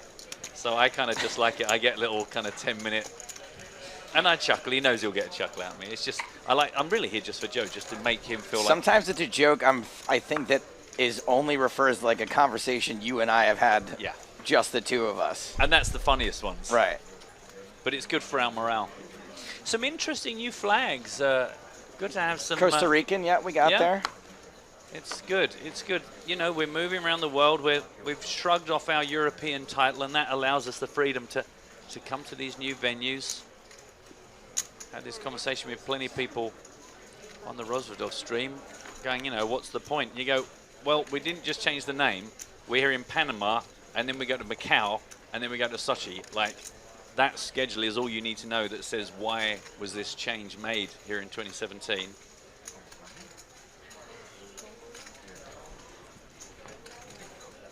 Our dealer looks a little bit like she's going to one of those like school disco nights. Do you know where you have to wear like a uniform? Yeah, where you kind of put on your old school uniform, even though you're all like in your 50s in my case. You know, it's like there's something about the white t-shirt, and I think the plaited ponytail is just kind of adding to, and that's all I can see is that all the dealers are going to turn up, like all the men are going to be like shorts. Everyone's got their gym kit on. Your school experience sounds much different than mine. I assume that at all of the school dances to which you're referring, no matter what country, the boys stand on one side of the room and the girls stand on the other. Well, those are the original ones, but you know the phenomenon. You know what I'm talking about, like as adults, where you have school discos. You have that in the States. Oh, you're saying it's a grown-up thing where you, like, as a cute thing, dress up like you're in a school uniform. So all the girls go. I did not realize you were saying that. All right, that's what I meant. Well, because she's an adult, not a 7-year-old. Right. Because we had to change those rules about the ages of the dealers. Because of the law. Thompson Villa, booking now for next summer. Under the gun race. I mean, poker's getting huge in China. We could have some 5-year-old dealers, cigarette hanging out of their mouths. 2600 is working its magic around the table.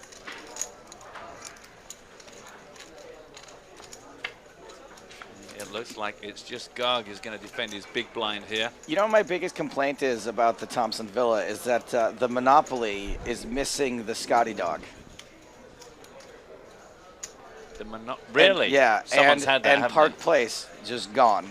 And in its place, there's like a clothes peg. Wait, what do you guys call it? You don't call it Park Place. You call it free parking. No, what is the one, the second most expensive property? Park Lane? Park Lane, you guys call it. Lane. Yeah. I can't remember what the other dark blue one is. Mayfair, isn't it? You're right, Mayfair. I haven't played Monopoly for a while. It's not one I go back to often. Since I discovered Hold'em, Monopoly seems somehow less impressive. Godzilla75 on Twitch says Stapes is the best commentator. Thank you. Gordzilla, excuse me, I read that wrong. Gordzilla. It's very kind.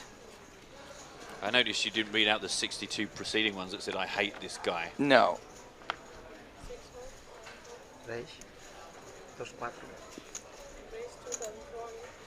Dos cuatro. We're going to learn.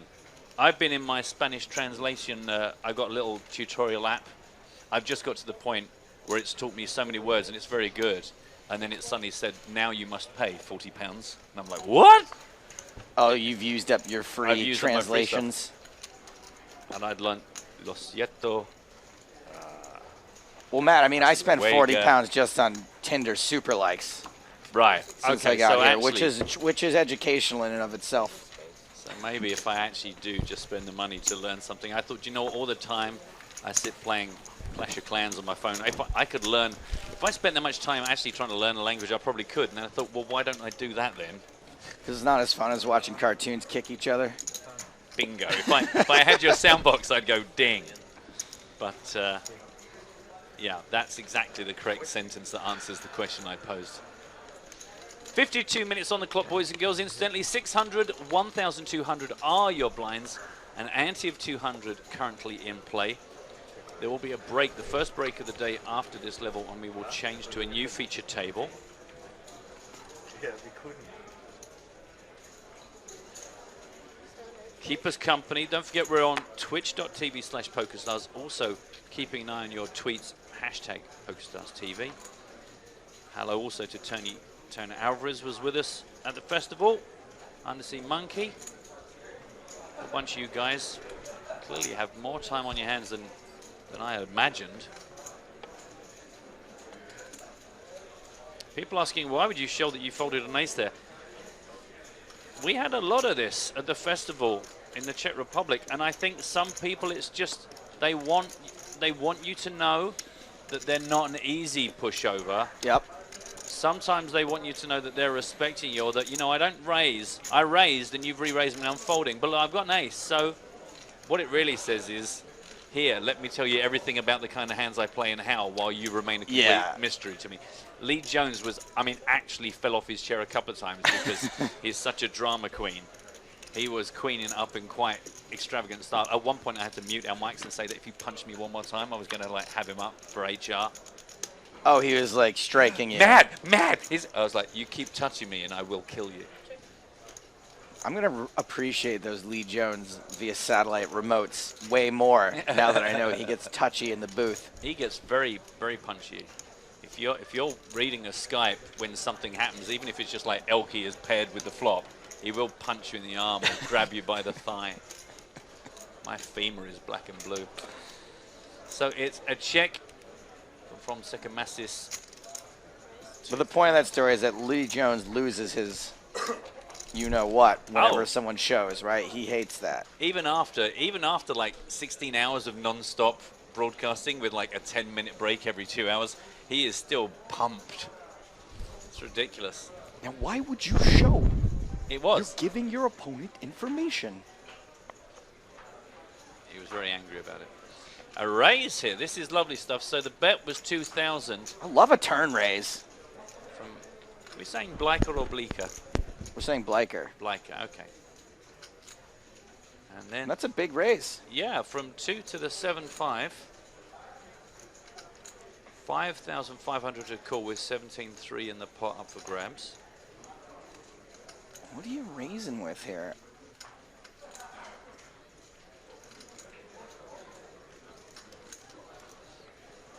So went check on the flop.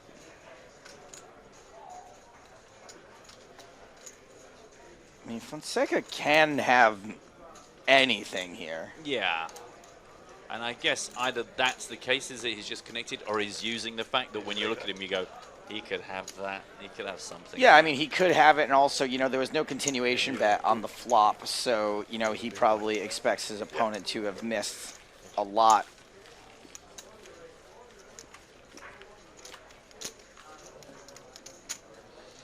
Tell you news from the outer tables. Don't forget instantly, as I mentioned it, do check out the PokerStarsblog.com or just follow the guys on Twitter. Not just chip counts and updates, but lots of interviews and features and whatnot. There is one female standing. It's funny, actually, before I came into the booth, I did do a one. I'm about to say the sentence. I did go looking for women in Panama. But by that, I mean, I took a walk around the tournament area. Did you just accidentally be too honest with the audience? Well, I'm hoping that they now allow me to modify it to suggest that I was actually just walking around the tournament area, seeing how many female players were left. And I thought I only saw one. It looks like I was wrong because updates are that there is just one lady left, Jessica Perez Borrego. It has to be 24.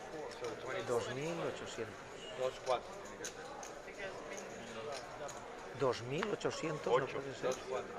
¿Por qué? The last woman standing would technically be the last woman to be eliminated from the tournament. Si no es 2.4, pero Well, yeah. creo que puede ser 2.8. Last woman sitting. Yeah. Oh, we got some controversy. Judge Smales here. Trying to work out what it is here. It was under the gun. I just want to make sure.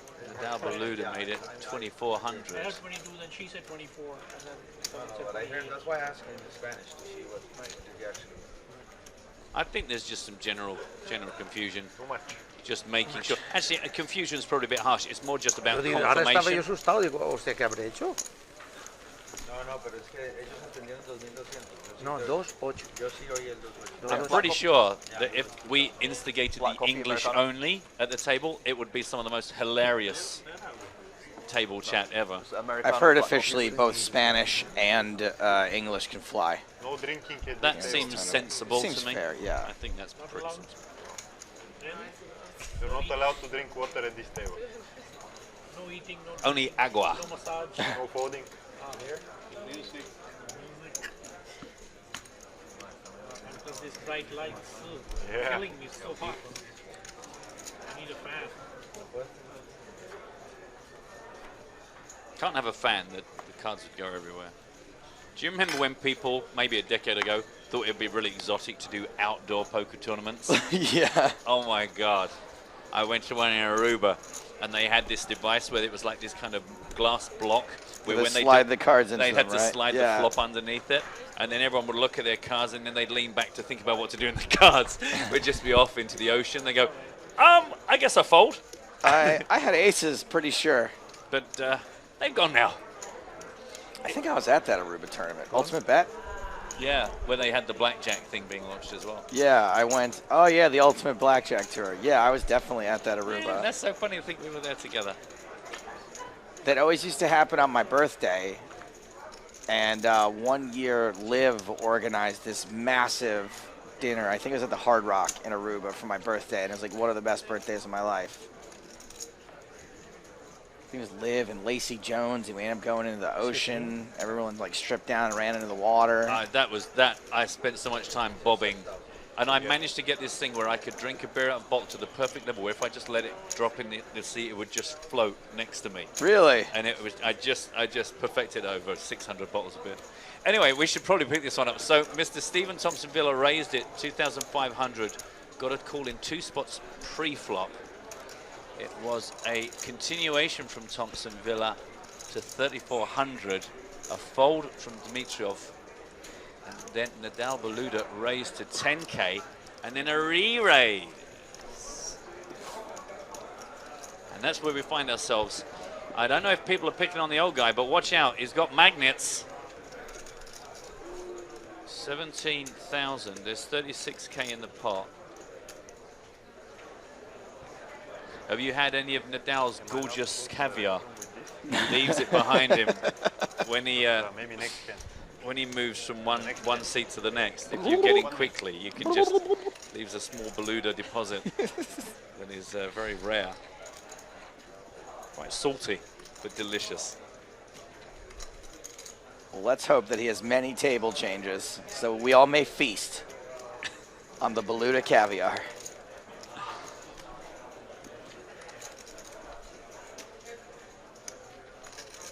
Again, he just called pre-flop. He check raised. It's the old guys love a bit of the check raising. It's like makes him feel like a cowboy. Check raised and was immediately 3-bet. Thompson Villa telling a very convincing story of strength right now.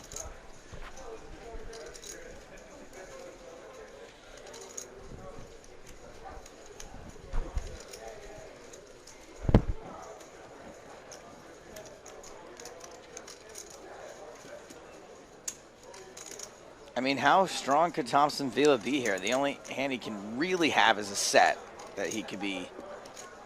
Overpair? I mean, I don't really know. The problem is, it's like anything. A good player is going to open with so many. I mean, who knows? I don't love a 3-bet here with an overpair because when this guy, Nadal Baluta, when he raises, right, his perceived image is going to be tight. Old Spanish guy, right? Unless it's a monster. Unless it's a monster, and this is how you go about trapping the old guys with a really good hand when you've got the absolute monsters. Or as you say, he just raised out with a pocket pair and he's turned into a set.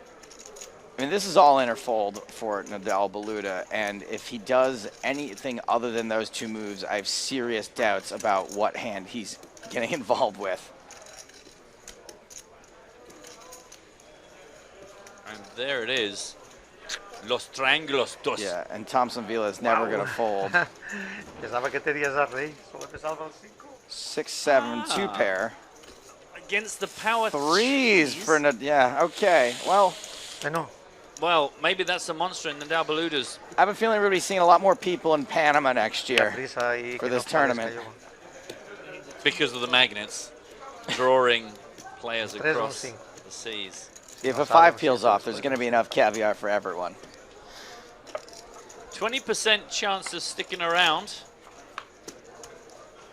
That has been reduced to 14%. I'm just reading out the numbers on the screen. I don't really understand.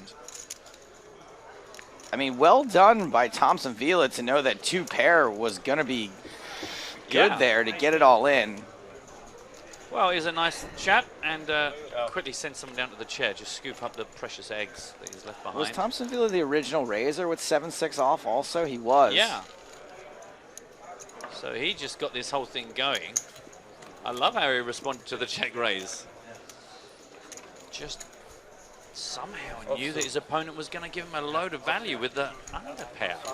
I wonder whether because maybe Nadal Baluta had been like a little bit bullied and he thought these guys have just mistakenly spotted me for the weak player and I've got a pair here.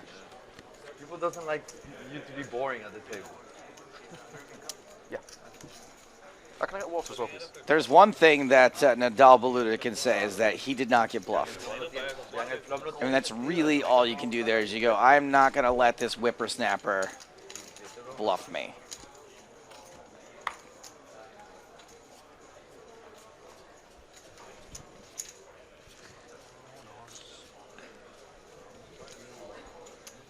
People wondering whether he thought his EV was decent with the inside straight.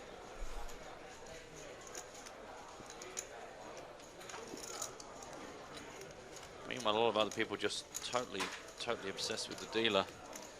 Well, as long as you're enjoying the broadcast, it's not really... we don't care. It's not really why we were here. Playing PokerStars. Good evening to Peter Blow, one of our regs on Twitter. Don't forget, hashtag PokerStars TV. I know the younger generation all about Twitch, but some of us prefer the slower, more controllable pace of Twitter. God, I remember when we were just thinking about should we abandon faxes because email was really getting popular. 2,800. That's 2,800.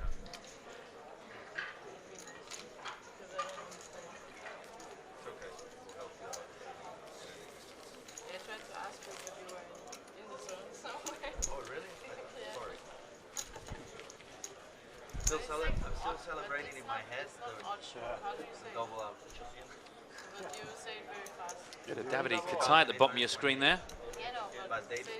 Who's the hunk in the wife beater? Boys and girls, we have an announcement to make regarding the prize pool, which is going to be delivered by the man, the myth, the legend, Mr. Luca Vivaldi. So we're just going to step away from our featured table with 40 minutes still on the clock. And let's see exactly how things have worked out here at the PokerStars Championship in Panama. Attention players, in the PokerStars Championship main event here in Panama, we're just confirming prize pool with a total of 366 players, generating a total prize pool of $1,775,100. We're going to pay 71 spots, with the 71st player finisher receiving $7,720. And the winner of this PokerStars Championship Panama main event will take home $293,860. Best of luck, everyone. So there you are. It was ultimately full entry is 366, a total prize pool of $1.75 million. The winner going to get 293,860. 71 is the first payout. Our bubble is set. Cha-ching! Where's all your boxes? Did they make it? My boxes didn't make it. They're hung up in the canal.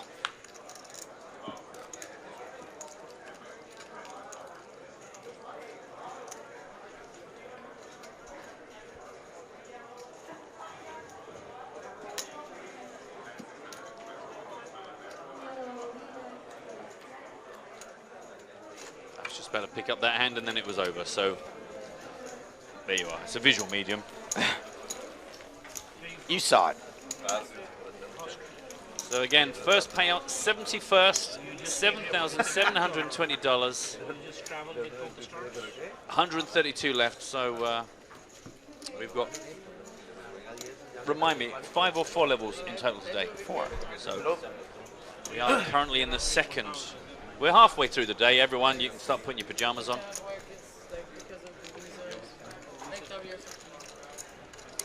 You good? Hey, Mike. I've never been to Macau. Thank you. No, gracias. Second. Wait a second. Garg first to act. It feels like that shirt should be much furrier than it probably is. It's probably silky, but it kind of feels like you could go and, if you stroked it one way, the pattern would change, and then you stroke it back again. You know, like those irresistible sofas Or that a cat. you end up writing your name in.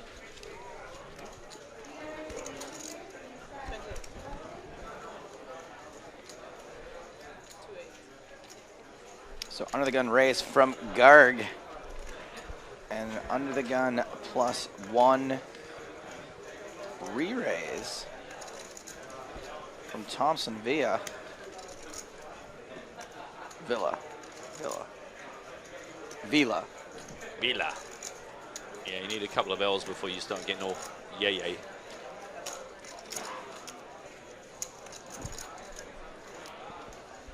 Oh, and just put your chips a little bit closer.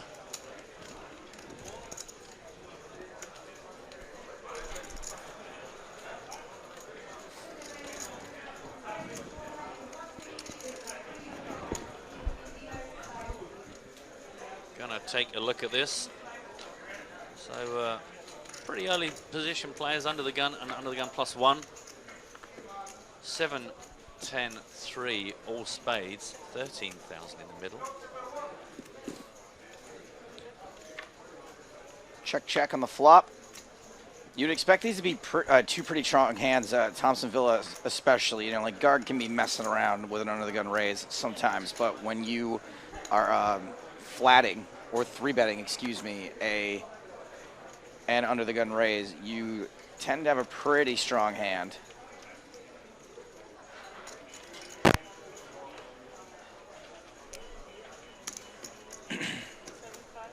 Delayed. Well, not really delayed anything. Just the lead out from Garg. Gets called. Queen on the river.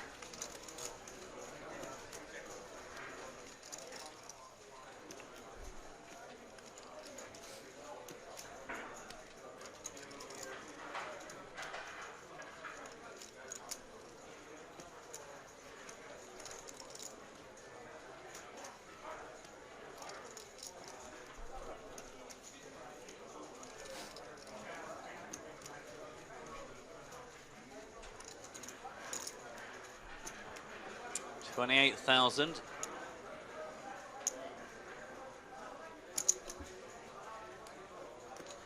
Garg, of course, was the original under the gun raiser.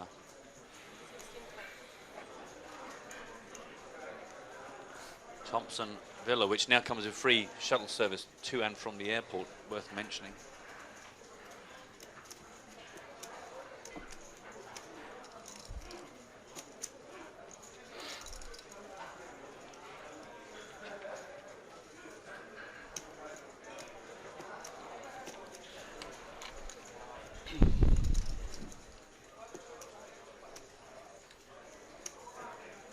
He's working it all out, Joe, in case you're wondering what is all that mouth moves about. He's It's a working weird, this has been a very bizarre hand.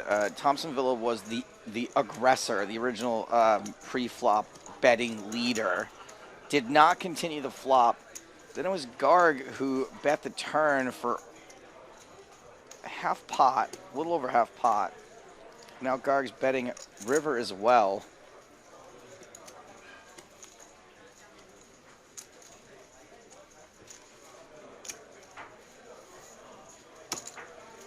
Sounded like a reluctant call. Yeah, we're going to see a showdown. We get a wow and a muck from Thompson. Aces for Garg. Really curious to know exactly what Thompson Bear had to convince him to make that call at the end. I think he maybe thought he was going to make a hero call against maybe the bluff trying to represent the queen. Ace queen maybe. Because you raised me pre-flop. We are going to step away again as we say goodbye to our dealer, because we find out that our superhero, Tito Ortiz, is in action on one of the outer tables against Jose Gonzalez and Gonzalo de Alzaga. Tito has bet. Our friend in the blue shirt, Gonzalo de Alzaga, is now all in. And the board, I can tell you, is showing ace, deuce, 9, 5, 5. So the action here on Jose Gonzalez with his another man who loves a bit of gadgetry on his ears and eyes.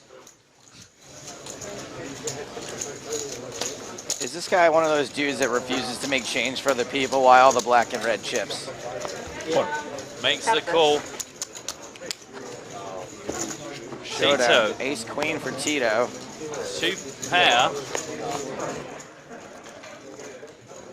Queen 8 for a pair and 9s for a boat. Wow. What he said. Queen 8 is out of here. That's Gonzalo de Alzaga. This is very confusing. Jose Gonzalez, Gonzalo de Alzaga.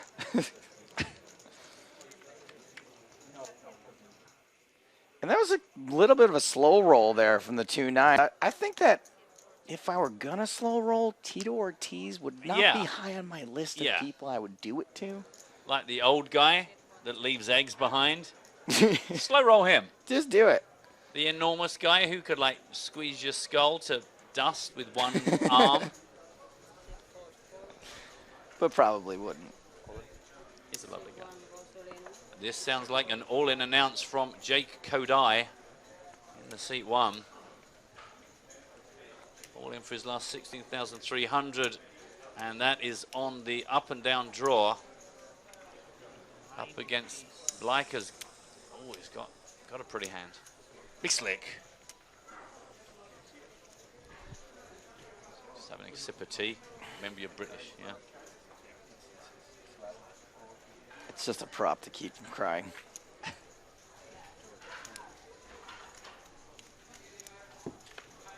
The hopes of a nation for a 9 or an ace. That's helpful for Blaiker. Yeah, why not remove some of your heart outs? So the 3 non-heart 9s, the 3 non-heart aces. 14% chance, and that is a complete whiff. And we are going to lose Jake Cody from the United Kingdom from this championship main event. He is eliminated. Well, the bad news, other than being out of the tournament, is that Jake spent more time getting here than he did sitting at the table. Yeah, but look where he is. The good news is that this is a festival, and there's lots of other tournaments to play. I'm sure there's going to be 5Ks and double, triple Survivor, moon tournaments. Hey. Wasted no time at filling that seat with a handsome chap. Luis Duarte. Luis Duarte. Yep, he's not got a lot of chips with him. He's got about 19. Oh, no, excuse me. That has just changed. I was about to read out something completely He's doing all right. erroneous. He's doing okay. Turns out he hasn't got 16 big blinds. He's actually got 77. 93,400 for Luis, our new player. Clearly got the memo about wearing the grey speckled outfit.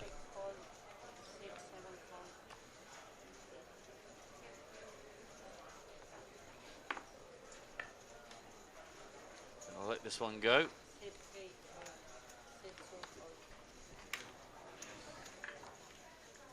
Escobar on the button does not want to try and steal it. Blind on blind. Garg. I've been trying to get to this tweet for a while. Rob on Twitter says to me, player A raises, player B raises. It's not a re-raise, it's just a raise. If player A raises again, then it's a re-raise. Any reason to think that we have been doing this wrong for hundreds of hours? No, I mean, I never doubt myself, even when presented with video evidence. Yeah, I don't know what you're saying, Rob. Maybe he's answering somebody else? Maybe. Check, check, post flop incidentally. With a 4-3 deuce double diamond. Now the 10 of clubs, and Garg feeling a bit more bold.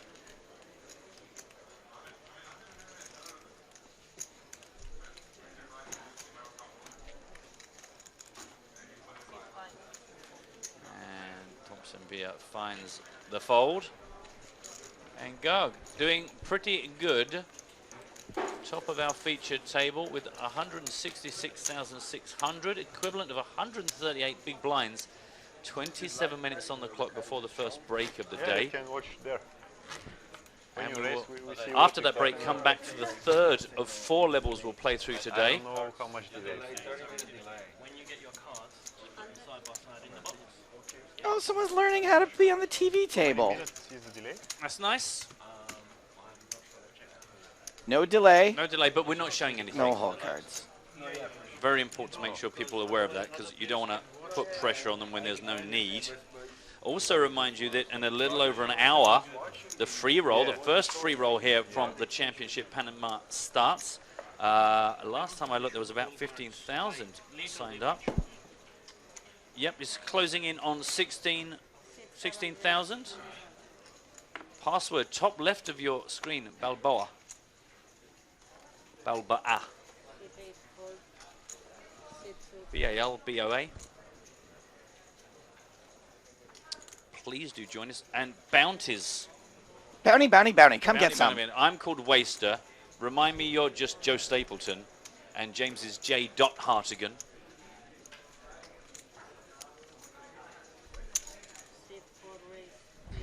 Come find us. Come play with us. Come have some fun. Who do you think would win in a fight, Rocky Balboa or Tito Ortiz? Tito. Not even really a question worth asking. You're gonna get all the Tito you can eato after the break. Confirmed. Yep.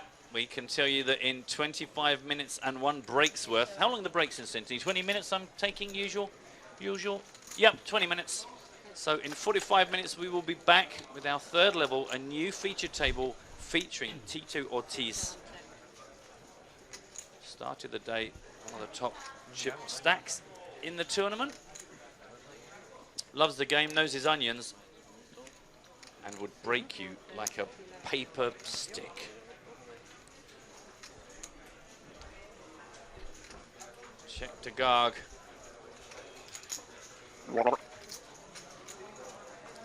Garg bet 11,000. Back round to Dimitrov. He raises under the gun. Make of that what you will, but with a king high flop and now a second club, 42,200 to fight over. Check back to Garg, who wants to know what Dimitrov's playing with. One of the top 3 stacks at our feature table.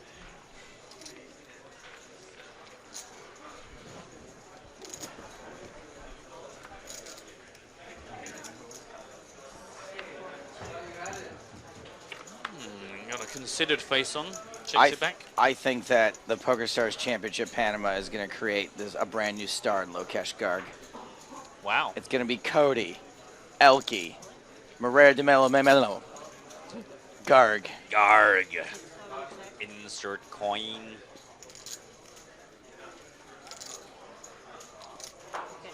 Opportunity knocks for the Garg. Can we call him the Garg? I like the Garg. The Garg. Release the Garg. No queens. Yeah, me too. No, I don't. Sorry, I haven't got any cards whatsoever. That was a slow roll. Queens are going to be good. You hate the king. No reason to get funky. It wasn't under the unraised, of course, from Dimitrov. Let's not forget. So.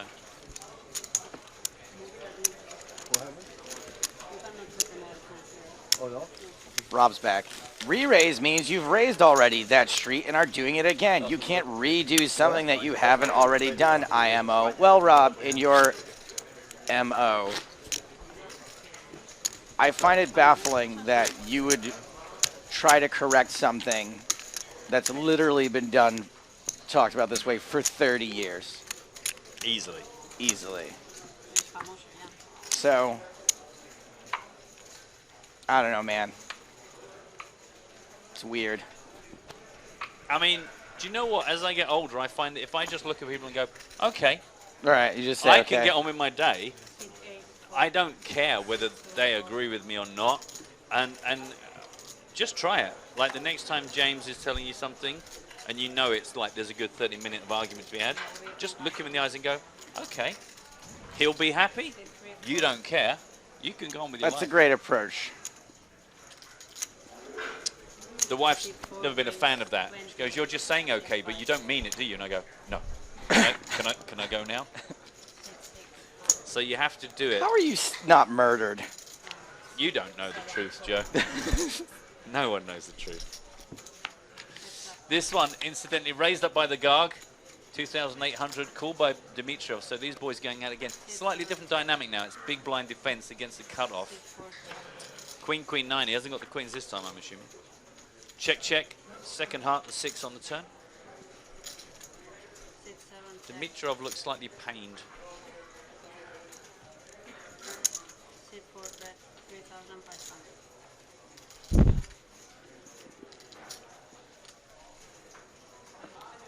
$3,500 to call, and Dimitrov, though not looking super chuffed, he's coming along for the ride.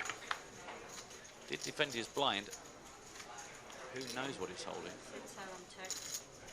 Check back to the Garg. Checks also. Oh. Power pocket deuces. Oh, filthy. Filthy turn, but good news for the Garg, who just somehow knew. Just somehow knew.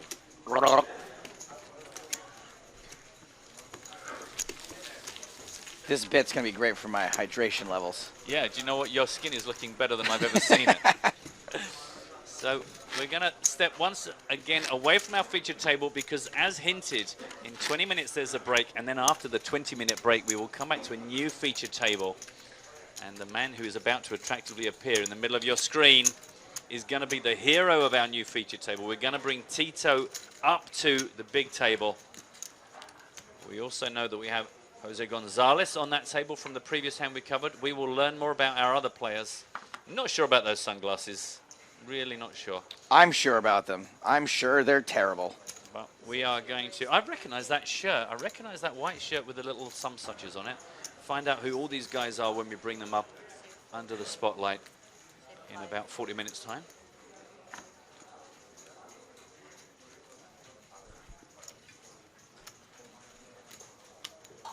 I've got to be honest, I'm selfish. I'll be sad to lose this table. I'm quite... I like the table. I like Garg. I like Garg. I like the pace. I like Thompson Villa. Some of my happiest memories last summer there.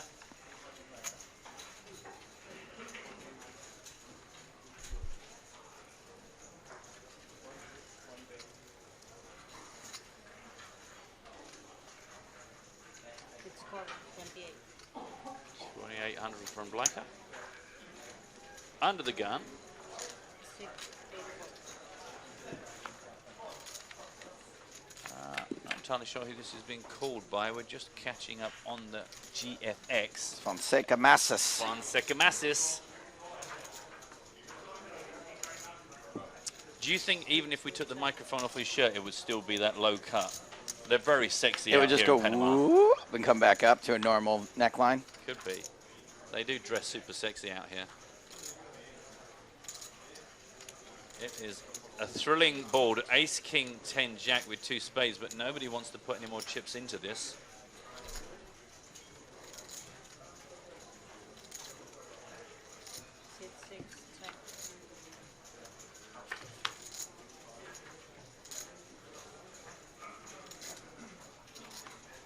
third spade on the river. But still no action. Check, check. Friendly table, friendly poker. Pocket eights. I mean, oh yeah. Well, it's both the cards you love to see and the cards you hate to see. You improve, but immediately fear the worst. And that's why there was no more betting.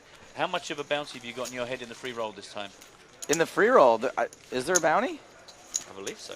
Because we're not doing the bounty bonus. I think it's $100. $100. They put 600 on me because I'm so much more. 600? People were just like avoiding me because they feared me.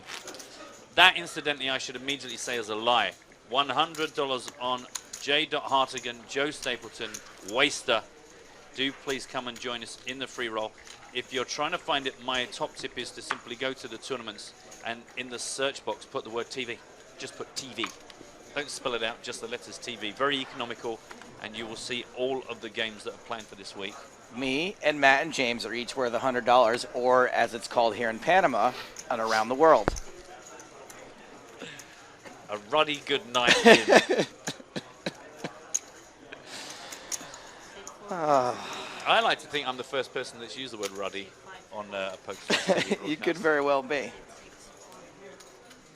The Garg at it again, hydrating us. Beyond measure. You're going to want to get a soundboard for that. Otherwise, you're going to need the gents as often as What's the line on how many times it'll take me before I choke? Well, the good news is as long as you don't die within the next 17 minutes, you're safe. A raise from the Garg. Mr. Stephen Thompson Villa makes it. He just calls it, excuse me, it is Dimitrov who has raised it up to 9,700. 9,700, 9.7K. However you want to say it, it's still the same. It's still big, by the way. Big 3-bet. Yeah. Now, there are 2 players involved in the hand already. So that's one reason to make it a little bit bigger. But Dimitrov is in position.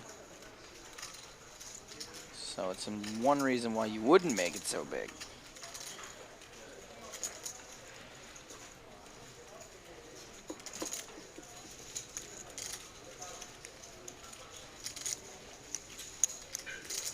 Rob has gotten back in touch one more time, to which I'm just going to say, okay. There you are. See? Dispute over. Garg. Coming along for the ride. Thompson Villa. He has folded up his deck chairs. Oh, excuse me. It was a 4-bet. Yeah. Sorry. That's why it was an extra Garg happening. Right. Sorry. I saw the action. I lazily didn't bother looking at the chips. Didn't you hear the... Yeah, you might want to give that a rest.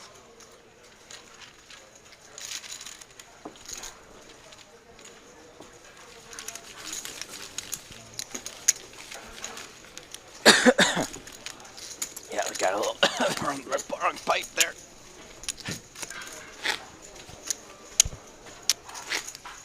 We can see it's been a good day at the office so far for the Garg. Up 104,000. Top of our table with 212,900. Not so good for Yaro Escobar. Has lost $250,000 down to 25K. Everybody else in profit, even by a small percentage.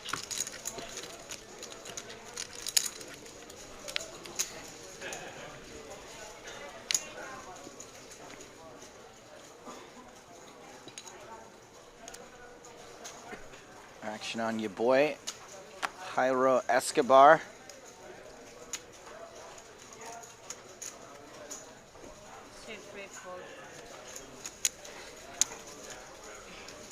Sit-4 raise 28.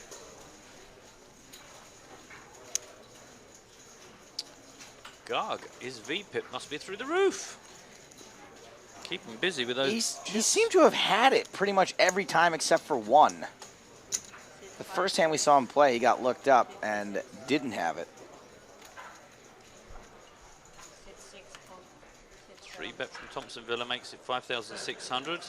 I mean, this is an under the gun +1 versus an under the gun +2. I feel that perhaps position no longer relevant the way these guys have been playing. They just, They just love the play. Position hasn't made it to Central America yet. Oh, that book yet to be translated. So here comes the flop. 14,600 in the middle. Ace high. Ace, Jack 8, rainbow.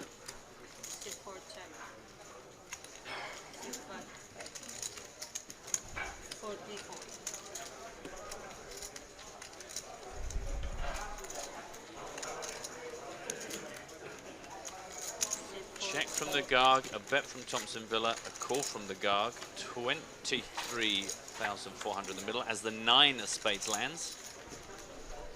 Oh, Garg wants to have a look.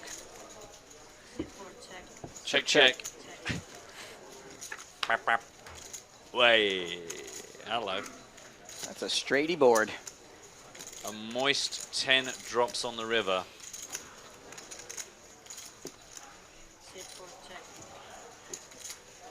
It's either there for the taking or there for the walking into a trap of. So 23,400. The bet is 7-4. Yeah, I like Thompson Villa for backing his way into a straight. It's just so believable, isn't it?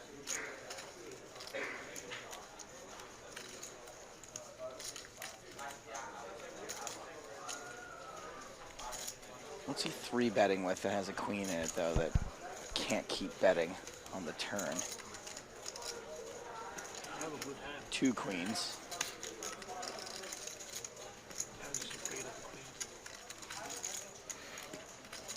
I think he's saying exactly the same thing as you, going through the process.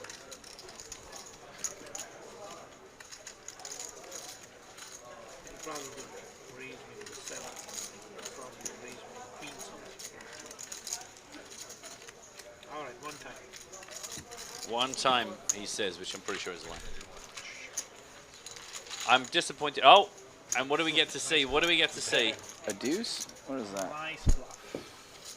It's a little card, I think. I think you're right. Obviously. So that's a tiny dent for Garg. How many do that? We got nothing but massive stacks unless you're Escobar. The second shortest stack at this table right now, holding 59 big blinds, all the way up to 168 for Lokesh Garg. You can see it's just Escobar hanging on, and he's going to have to do something in the next 11 minutes because there'll be a break and then the blinds will be up. Right now we're still at 600, 1200, 200 ante. Being asked the same old question, but we will answer. No hole cards, no. Not until our final day of broadcast on Monday. We are 100% live coming to you. And then on Monday we will do our usual thing where we will set up all the curtains, get the guard dogs out, up the security, and bring you the really long cable too. Really long cable. Takes ages to get that going. You turn it on at one end and then like you're looking down the end of the other, just waiting, and then the pictures come.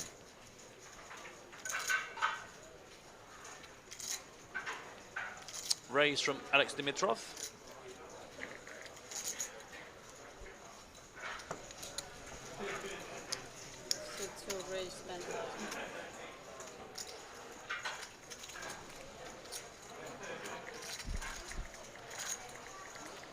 Hello to 99 Jack 99. It says hi media person of the year Joe and Matt. Hi. Just home from I'm Matt of the year. It says how's it going? It's going very well. We've got a nice little feature table here, and we've got a brand new one for you in 10 minutes plus 20 break.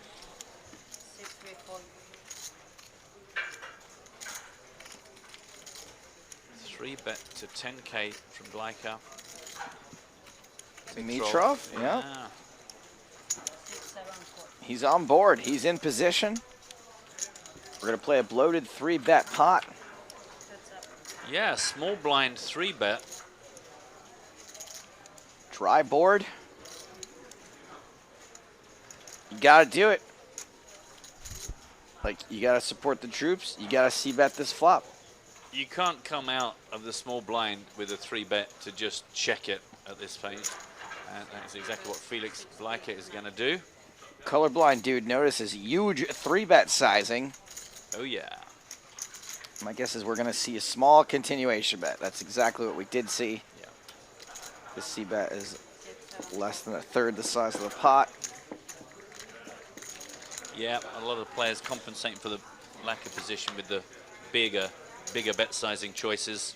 That huge pre-flop 3-bet to me says a hand that you know you should be 3-betting, but you don't really want to get called with. Something like 10s or jacks. I was going to say it's classic jack. Classic reeks jack. of jacks is what we used to say. That 3-bet reeks of jacks. The small continuation bet, although standard in a big 3-bet pot like that, also continues to tell the story of jacks.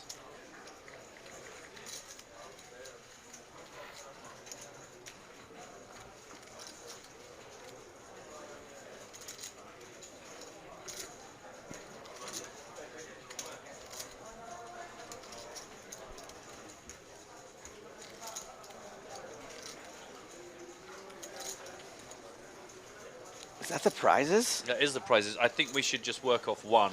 Yeah. And we'll do our usual thing of modifying it as we go. That's good news for you boys and girls at home. We have just been handed the list of things we can give away.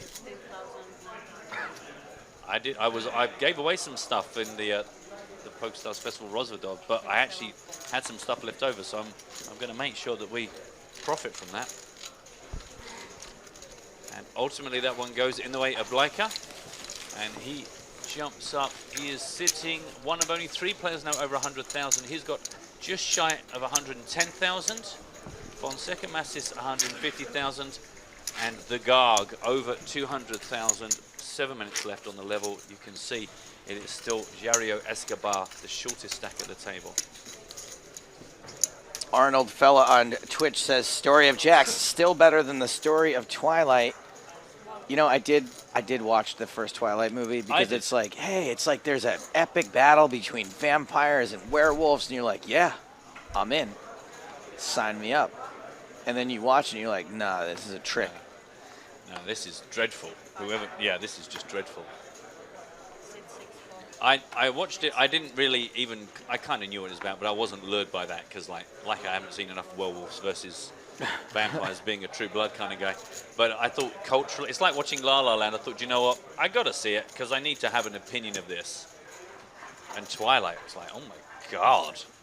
And I'd seen these documentaries about these women that just like lived their entire lives to it. They had all tattoos about Twilight. They had shrines. Their whole house was, wow. I mean, each their own. I like Iron Man. What can I say? It just shows to go you that there needs to be more stuff out there for women. Because some of it's is going to be good eventually. Feels like there should be more in everybody's lives, but that is a real hole just waiting to be properly filled. Which I know is like red rag to a ball. Yeah, I'm just going to... Just leave that there. No sound effects. Boing. I'm going to have to Michael Winslow it this week. Oh, my helicopter's coming to get me. Oh, God. You hear that? Yeah, that's really convincing. Okay, gotta go. Wow, it's really eerie. Nah, I'm still here. Oh, Joe, do you know what? I wasn't looking and I thought a helicopter. Honestly, there was this sound and it was just like a helicopter. Yeah. Mr. Ricardo Ramos in the 1 seat has raised it to 2,700, being caught in 2 spots. Escobar, the short stack, which is alarm bells ringing, and the Garg, who is a monster. But after the Queen High Rainbow flop and the short stack Escobar getting 4,300 of his chips in, it's on Ramos to call. Gotta know your opponents and their chip stacks. Nice hat. Thank you for supporting the cause. Escobar gets himself out of the murk a touch, up to 25 big blinds, 5 minutes on the level. Again, just to remind you, after this level, the first break of the day, that will take 20 minutes, and then we will have a brand new feature table. Your table back downstairs in table 4, so you got nothing to do, we will manage it for you. And after the break, you can just come straight. No! Me up. I would refuse! I like it here. It's so bright. This man left eggs on my chair when he went.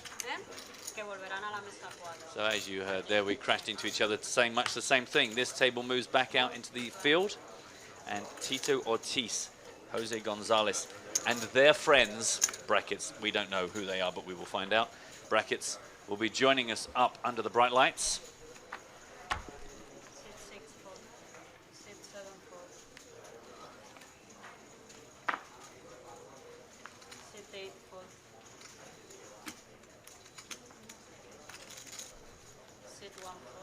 Ricardo Ramos out of there. Action on Felix Bleicher.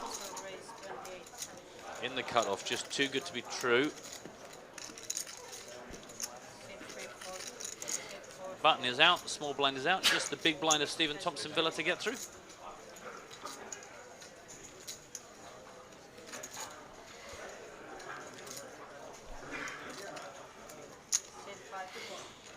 He is going to look him up.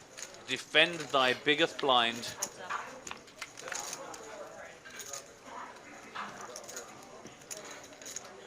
Ace 4, 3, 2 diamonds, fast check. I'm loving the pace of this game. Let us hope that that's what everybody here is going to be giving us. Speedy, thoughtful, aggressive play. On cue. 12,200 now with a Queen of Hearts on the turn.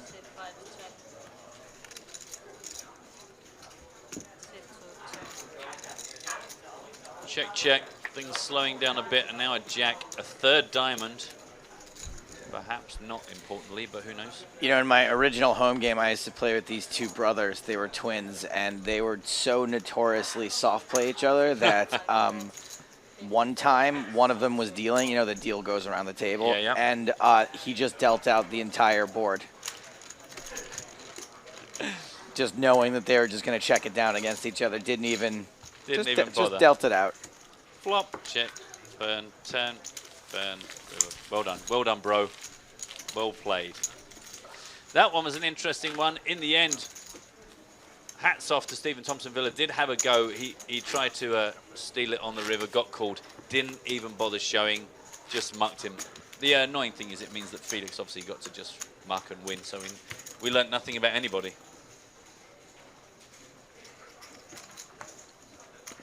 Quick shout before the break. Do get involved in our free roll. Remember, excuse me, to find it, head to the tournament section of the lobby. Make sure your filters are off. That's very key. And then in the little search window, just put TV, and you will see in 40 minutes our first free roll of the championship here in Panama. Bounties on myself, Joe, and James. Easy peasy lemon squeezy. I forgot to actually look at how many people are in this. Oh, nearly 18,000 now. That's nice. Folded around to the blinds. Thompson Villa. Limps in. And a check from Fonseca Massas. You don't expect anyone to have connected super hard with this flop, considering it went limp check. Check, check on the flop. Thompson taking a stab. Fonseca calling.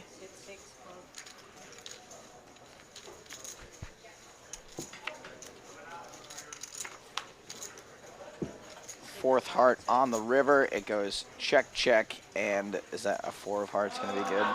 It is. Wow. So the semi-bluff with the 4 high flush draw gets paid and gets there. I got a feeling we might be seeing some more of Stephen Thompson Villa later on in this tournament because he is full of moves. As you hear the break being announced. Before we say goodbye to this feature table, we will take a look at how their stacks ended up. A super session for Lokesh Garg. Yeah. Not so good for Escobar. This is how it looks. So it's 18 big blinds. We're going to go up to 800, 1600, 200 ante after the 20-minute break. Garg doing very well. Just shy of 200,000 by the end of the level. But it's a 20-minute break for the players and for me and Joe. But join us after for more action here from the PokerStars Championship main event in Panama.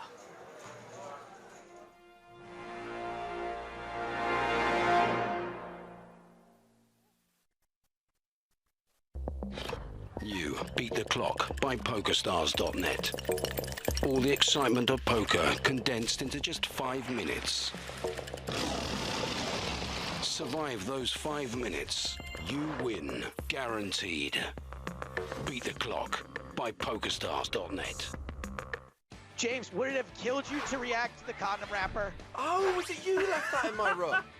I figured that the maid had been emptying bins and had just dropped something on my floor. I'm like, me, the staff here. That's why I didn't leave a tip. I didn't leave any money. No, no.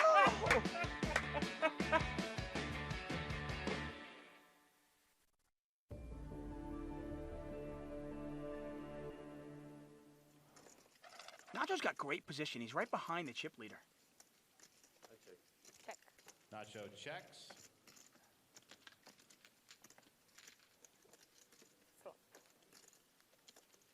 Nacho chooses to play it tricky and not raise with the ace-8, down, 5 of and clubs, flops a gut 7 shot of straight draw. diamonds, 9 of spades. Turber's checked. Nacho's check. Jack of clubs. Check. Nacho's check, and he lets Luger get there. 70. 60. 60. Nacho bets 60,000. The classic mistake of checking when you're ahead and betting when you're behind.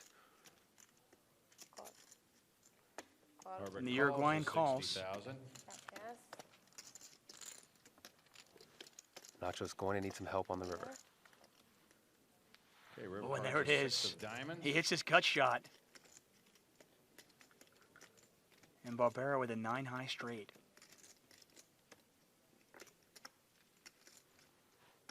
Action on the Uruguayan. He's going to check. Check. Nacho has the second nuts here, so there's no way he's going to check behind. Nacho. Just trying to figure out how much he can get Luker to call.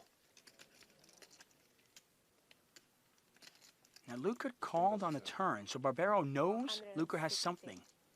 Barbero bets 160,000. 100. Nacho bets 160,000.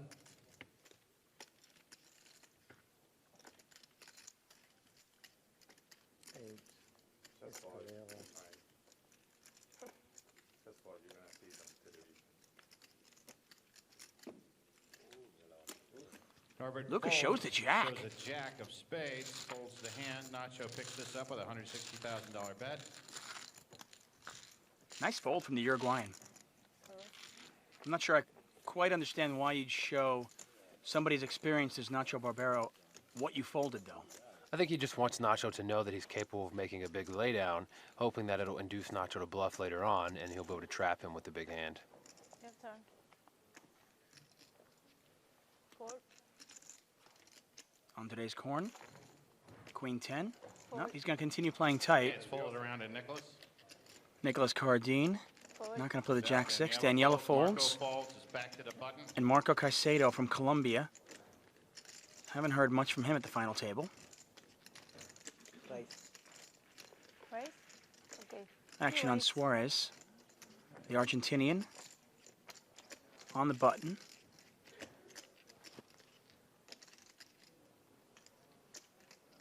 Nacho giving him a dubious look.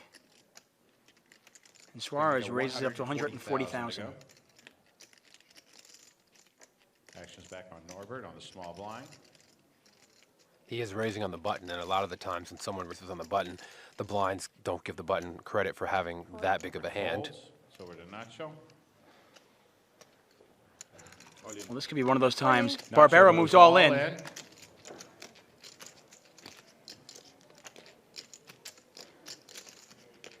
Now, Suarez has already put 140,000 chips in. Remember, he calls. He goes. Okay, we've got a call. And Suarez is at risk. Yeah, it's not really a call I would advocate making on the button with ace-5 when the big blind 3-bet you all in. But, you know, like I said, the stacks are short and people do panic and start to feel that they're running out of time, and maybe this was one of those instances where he felt that way. I mean, Suarez had just doubled up to 600,000. I mean, you have to wonder if he was going to call that all in. Why not just move all in? Nacho does have him covered. Yeah, when your stack size is under 20 big blinds, which his was, it's often better to just move all in if you're going to call it off. Anyway, it puts a lot more pressure on a hand like ace-7 to make a move, such as moving all in over the top of you. Now, there's still a pretty good chance that this could be a chop pot. Let's see how it goes. Well, not anymore. There's a 7.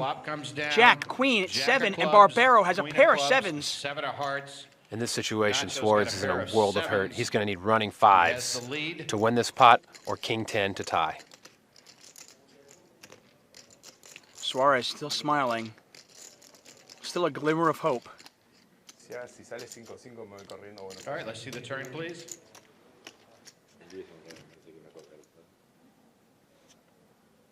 It's another 7, and all the hope has been squashed.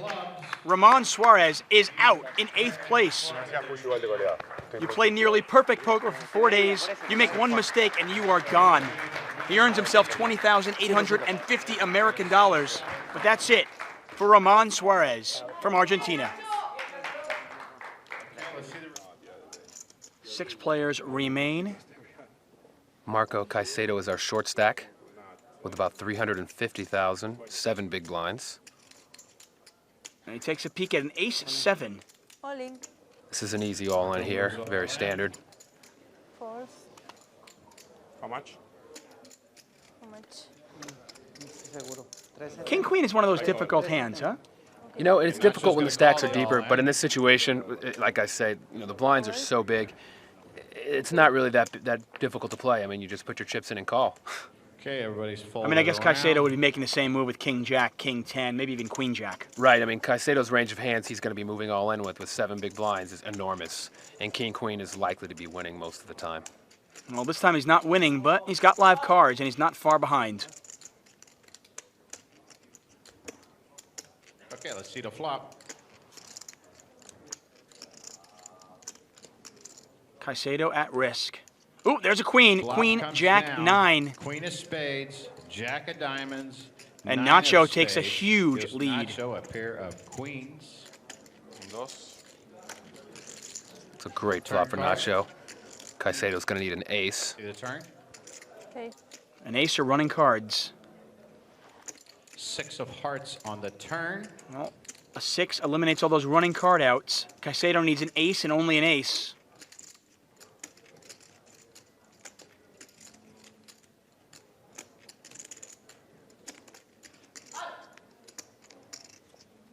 It's not the ace. Queen of clubs on the Barbero river. taps the table. He hits trip queens on the river, eliminating Marco Caicedo. In 6th place, the Colombian takes home $41,690 American dollars. It's one of those hands that played itself, huh? Yeah, I mean, you can't fault either player for making the move they did. Caicedo for pushing with the ace-7, or Nacho for calling with the king-queen.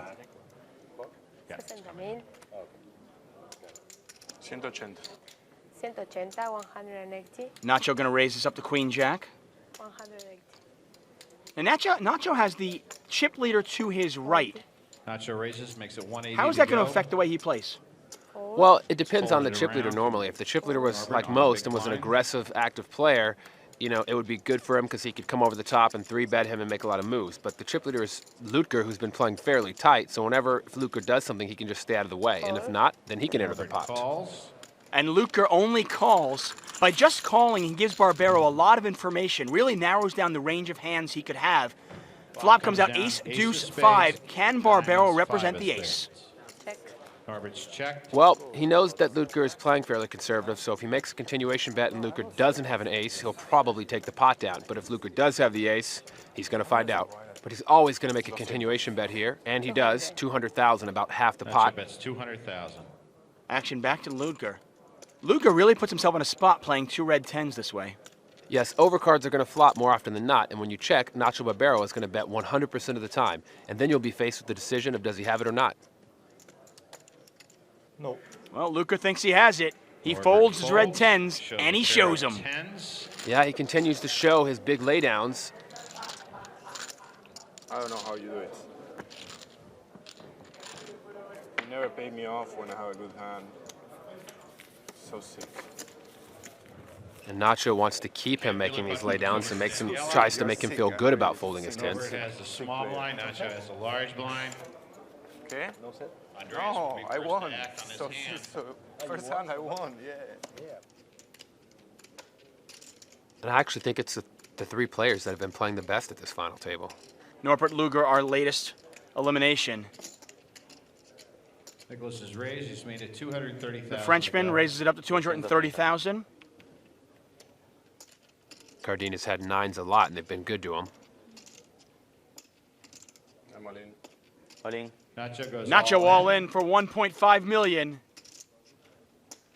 Korn gets out of the way. Cardin calls. Nicholas calls. You know, this hand sort of played itself. If you reverse the cards and you gave Cardin the ace-10 and Barbero the nines, probably would play out the same. Can't fault either player for their moves here. Here's the flop. There's a 10. 10-3 jack. Barbero pairs his 10. And this pot, 3.17 million chips. And Nacho has a stranglehold on it. Make the worst. Both players standing up. Cardin needs running cards or a 9. Let's go ahead and see the turn, please. 5 of clubs on the turn. Well, running cards aren't going to help now. 5 of clubs does nothing for him. Right, Cardin needs a 9 and only a 9 in the river. Yes. It's a deuce. On the river. Nacho's going to take this one down with a pair of 10s. He wins his all in. And it was Barbero's all in. He was at risk, and he doubles up to over 3.1 million chips. Cardin now crippled.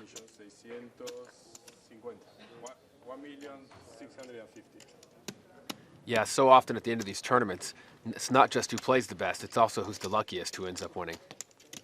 And the poker god smiling on Nacho there. And if you're Nicholas Cardin, how do you regroup?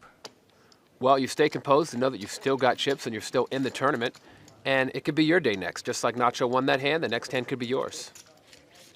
Well, things change so fast in No Limit Hold'em. It's not unlike a kart race. Come on, team. Come on, team. So how much are we betting on this? Nombre. Nacho Barbero. Ángel Guillén. Alexandre Gomes. So who's going to win the race? Me, of course. I want to win this time, but I'm very bad. I'm not very fond of races. We bet some PokerStars money, a little transfer. We bet a dinner with my friends.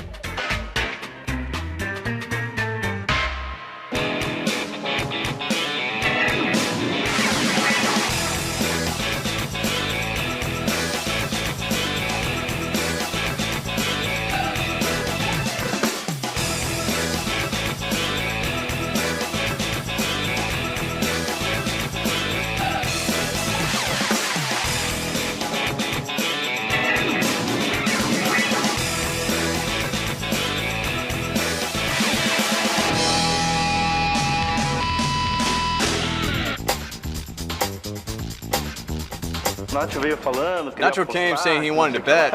I don't know why. I want to bet on everything. It says that my time is better than Alex's. I'm being cheated. Why not? Now we know why Angel couldn't win. Because he doesn't see anything. All in. Andres Korn is all in Okay, Andres for his last 940,000 chips. What kind of hand do you need to make a call? King Jack. There you go. No, I mean, he's going to move in on the button so often that I think I'm calling here with any, lots of big queen highs and king highs for sure. And that includes anything better than king high, obviously, such as ace high and pairs. You and Nacho think alike. He makes the call with King Jack. Yeah, he's got Korn dominated. He is in bad shape. And by dominated, I mean they share the same high card, and he's beating his kicker, a jack versus his 10. Been called by Nacho. 950,000 all in. Sorry about that, everybody. And Nacho has Korn at risk. a king of clubs, a jack of spades. Fellow countrymen battling it out on the felt. Queen, 5 deuce, couple of diamonds. Queen of diamonds, the 5 of spades. Korn needs running cards or a 10. 5 deuce.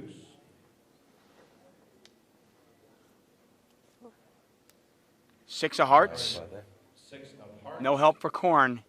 Needs a 10 and only a 10, or he will be eliminated in third place. That is not a 10. It's the 8 of hearts. And Andres Korn, the Argentinian, is eliminated in third place. Not a bad payday. He earns himself 99,020 American dollars.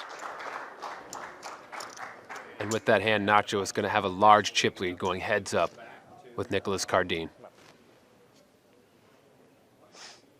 Cardine now with less than 10 big blinds.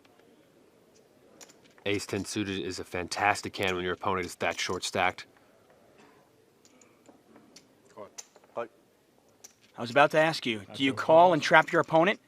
It could go either way. Nacho's trying to get tricky and hope that Cardine doesn't wake. Well, the trapper becomes the trappee. Barbero thinks he's got him killed, but Cardine woke up with a monster. Yeah, I think Barbero's plan was that Cardine would not put him on such a strong hand and make that move with a vastly inferior hand to Ace-10. But unfortunately for Nacho, his opponent woke up with a monster, Ace-King, and he's got Nacho dominated. This is one of those hands that we're going to play out any way you look at it. Ace-10, Ace-King, heads up. No way all the chips weren't going in the pot. Yeah, neither player's ever folding their hands, so whether he limps or he raises, all the money's going in. All right, let's take a look at the flop, please. Can Cardine come back? Has to avoid spades and a 10. Ooh, 8-7 deuce. No spades there. It's a great flop for Cardine. Deuce of diamonds, 7-8 deuce. Cardine, a big favorite to double up. All right, see the turn card, please. Has to fade a 10. 5 of clubs on the turn. That changes nothing. Barbero needs a 10, and only a 10, to eliminate Cardine and win this tournament. Here's the river. It's a 10! It's a 10! And the tournament is over. And Nacho Barbero becomes the first Team PokerStars Pro to win an LAPT title. Well done, well done. It was great playing with you. Yeah, it was amazing. Cardine has to be disappointed in that. Well done, well done. You deserve it. Yeah, it was cheated that the structure was bad at the end. Sorry, it was cheated that the structure was bad at the end.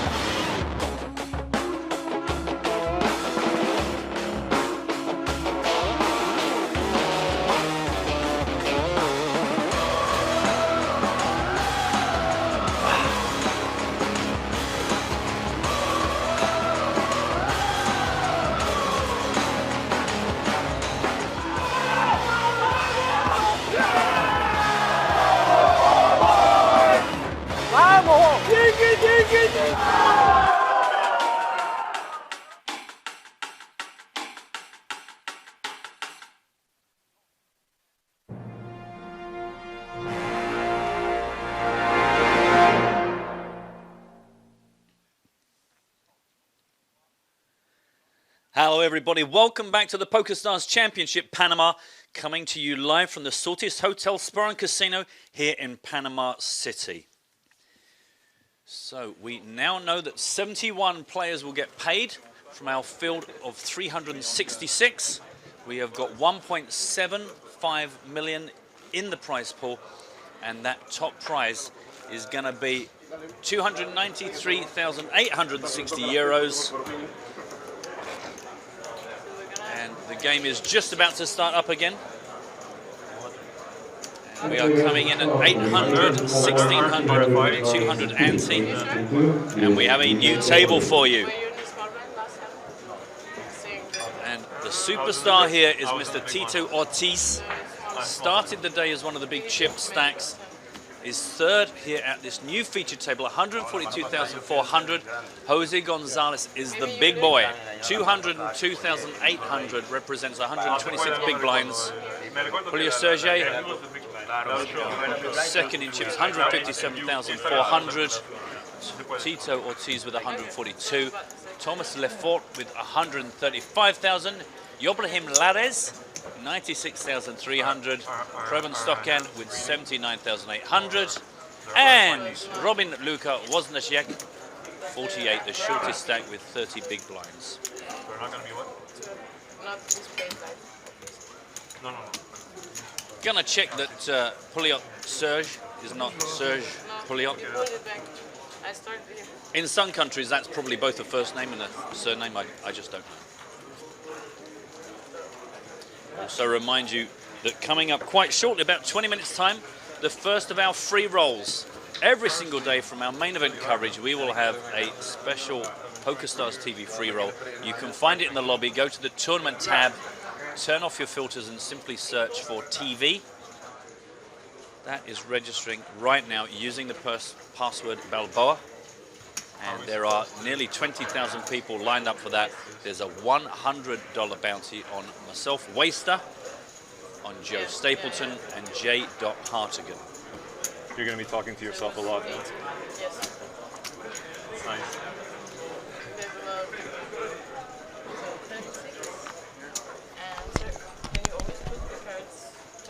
Everyone just getting the lowdown on how to operate here at our featured table. Make sure that their cards are in the right place. The bad news, however, is that this is still cards down. If you're on Twitch, that is going to be hugely disappointing to you. The rest of us, it's pretty bread and butter. We've been here before. We know how this works. Monday, when we get down to our final table, the last day of broadcast here from the PokerStars Championship in Panama, that's when you will get to see the cards. Right now, you're just going to have to finally hone your poker guessing skills.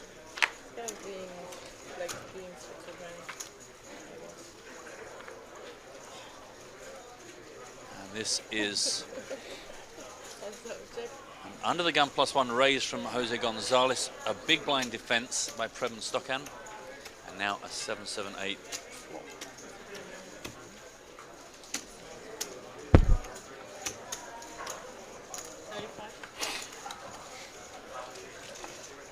C-bet from Gonzalez, 3,500 into the 9-4 pot, called by Stokan. Remind you incidentally, as we wait for the turn, keep in touch with us. You'll find us on Twitter. Tag your tweets PokerStars TV.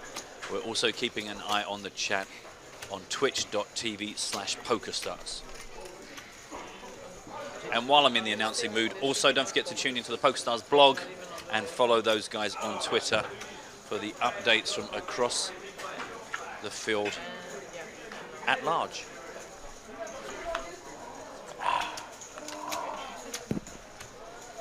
Check, check delivers the 4 of diamonds on the river. 16,400 up for grabs. Comes me.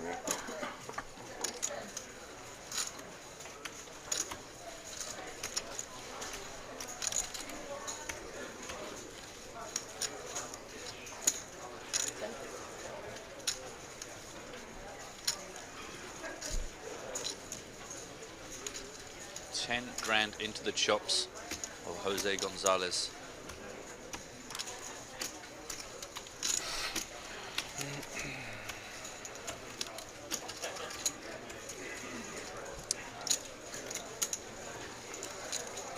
Gonna get looked up, and Stokan has to show. Hit the 8 on the flop, and that looks to be good enough.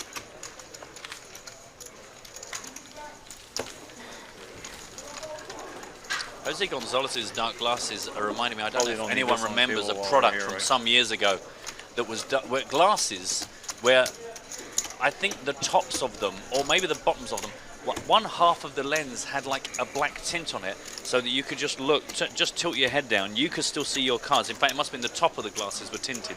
So you could look down, you could still look at your whole cards and you could see it, but no one could see your eyes because everyone was so desperately worried that there was such a huge tell you were giving away, and also people were just trying to like capitalize on the popularity of poker.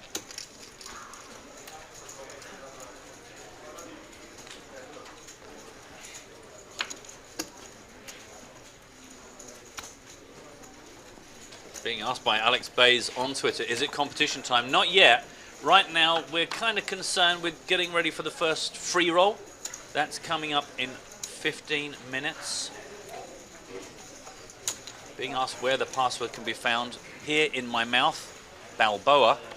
And we'll pop it back up on the screen at some point before the game starts. Don't worry, there's still plenty of seats left in there last time I looked.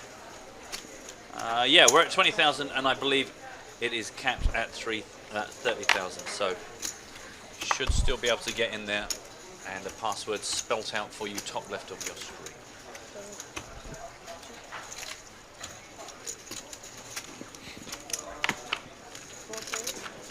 Looks like I made it just in time for some multi-way action.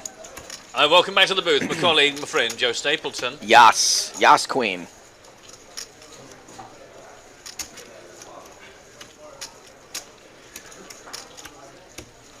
Our old friend Preben Stockenblocken.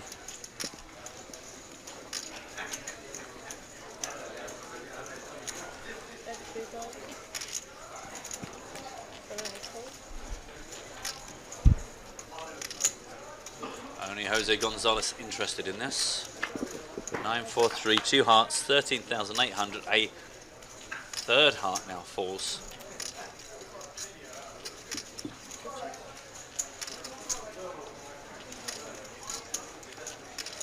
Check to Sergei Pulyov. He's a big lad. Wow, yeah, he sure is. I wonder if we could like start a rumor so that him and Tito have to fight. So if we like get one of the floor guys, just go out and say to, if you could just say to Sergei in the break, Tito said that he thought you looked like a lady. And then meanwhile we'll go over to Tito and say, by the way, that this big guy said he could definitely take you on. And we'll just keep it going over the level until ultimately they just like, right, okay. I wonder what it would take to actually get Tito into a fight. Because guys like him have to, like, they get punked with all the time. Yeah. And they have to know that when they get into a fight in real life, the consequences are way more dire for them. I mean, if we suddenly had a fight, you know, one of us would probably like get a blooded nose and go, whoa, whoa, whoa, whoa, Yeah. what are you doing? Whereas if you go into a fight with Tito, like, that's probably it. They're probably opening your last will and testament and just Right. saying, well, Tito hit him slightly and he just expired.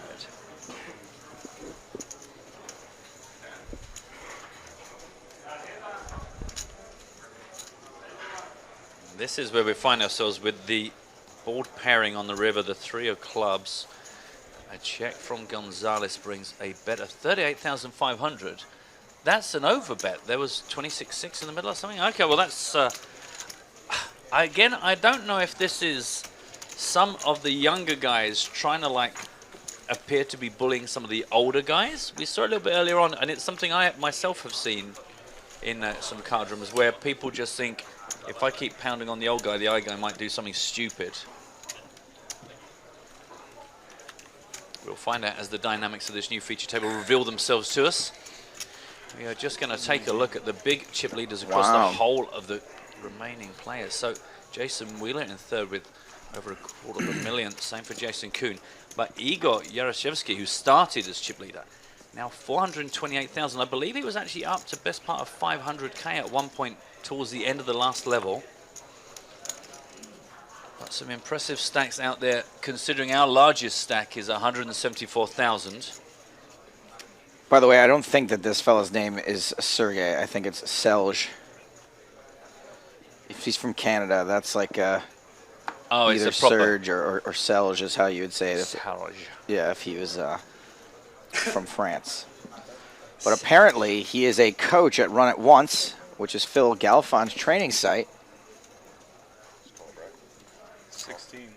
According to someone on Stars on Twitch.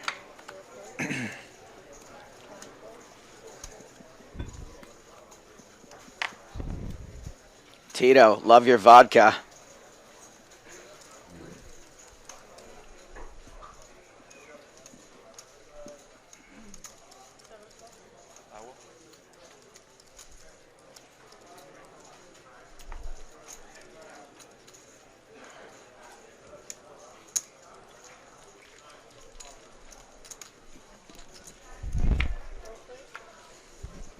Hey, it's Benny Blanco from the Bronx.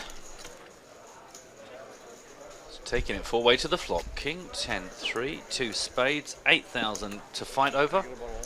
That's a big watch right there. America.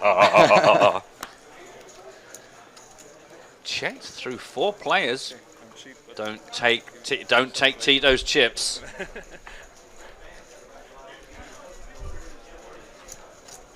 Wasn't a check. So does Blanco, Ortiz, Stockhand, everybody. Well, that's the end of this. Spades. 4 spades, 2 kings.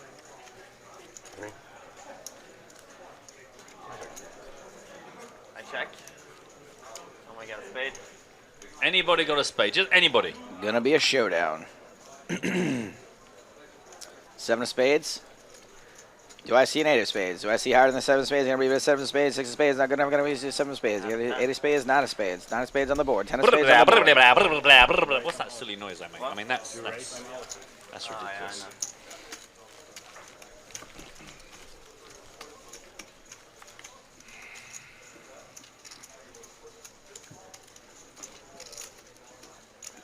Yes, Luka Wozniak. Sure I got that wrong, but wasn't a check, I think. Wozniak. I'll go with that. I think isn't that Mike's surname in Monsters Inc? It is. Wazowski. Mike Wazowski. Oh, okay. I knew it was kind of close.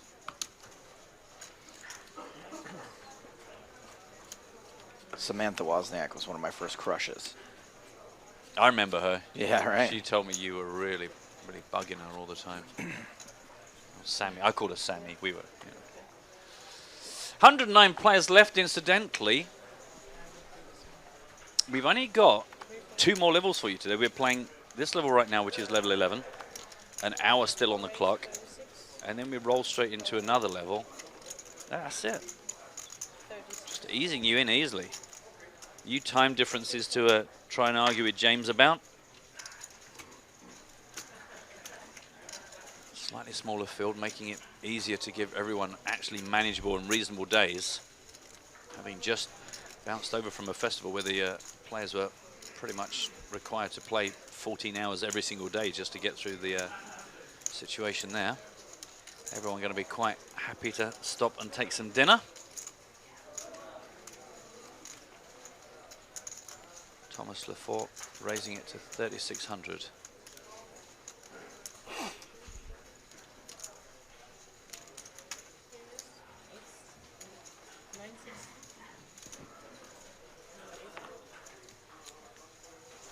Stocking blocking. Yeah. Stocking with a 3-bet, 9,600. Jose Gonzalez out of there, as was Lucas Blanco before him, and his father before him.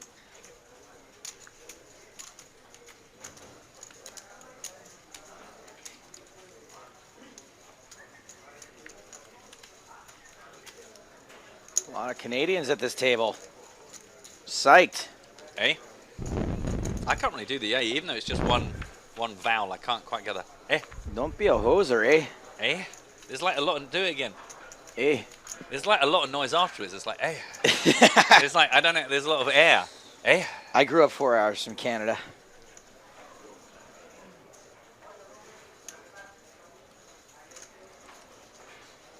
So Lefort has checked to the razor. The re-razor.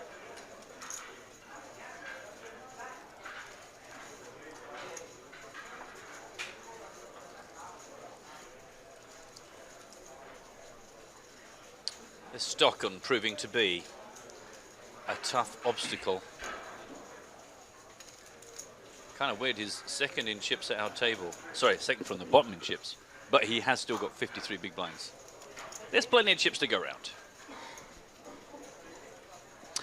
I was thinking of Steve Wozniak. That was the name that was in my head.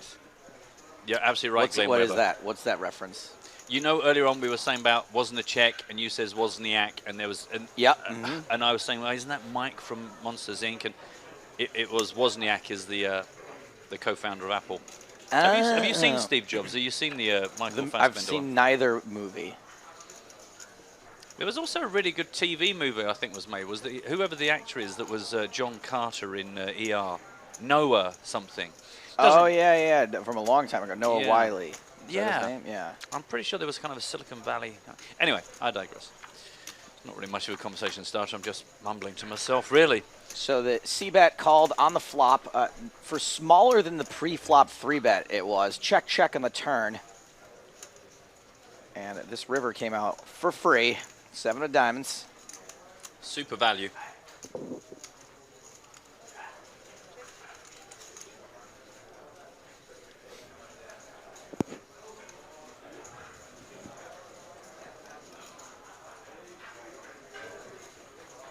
Eyes down for a full house. I don't think so. No, I don't think so. Check, check. Best hand wins. It's the rules. We don't make them. We just enforce them. And that would be the nut flush. He kept setting the trap. He set the trap on the turn. Denied. Set the trap on the river. Denied. I folded ace jack. Me too. I had queens. I had 3 pair. Immortal Pig says, yeah, go Stockton and Norway. Always nice to get a bit of support from the various nationalities we have in the international field as always. Sam, the Manic Flea, is really going to have to be careful because on Twitter, hashtag PokerStars TV, says, so glad Stapes isn't gargling anymore. The Garg, and Sam was in an hour late due to James and his time differences. I mean, holding James responsible for the time differences. Be prepared for a long rebuttal. Yeah. When he gets back on the air. You can expect a good 3-part tweet or a 20-minute. He might even ask the tournament director pulls the clock so that he can give his reply to you his full attention without any annoying poker to get in the way. What's a hooser, by the way? A hoser? Is it a hoser? Sorry, a hoser. It's like a Canadian insult. What, like idiot or something more rough? Or like a loser. You hoser. Oh, the free roll's starting. Okay, guys. Well, that's it for the commentary. You just say what you I'm see. out. I'm out of the tournament. Are you out of time? Yeah, Good. I bust up. Whew. Stupid bounty. So don't forget, you'll actually see the targets on us, but you are looking on your table for Waster, J. Hartigan, or Joe Stapleton. I can see Raffin, Antitra, game loss, 92 points. Logvan Alex, Titan Cheng, Marcelico, Seabar on my table. Good luck, guys. Come for me. Come get some. Come get some. Come get some. Good luck. Have fun. Meanwhile, it is Tito versus Preben. Preben loves it. He loves 35. The poker. He can't get enough of it.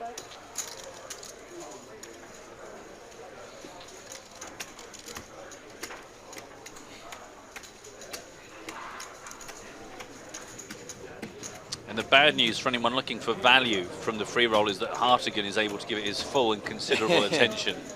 So, Tito's wasn't a hand, okay.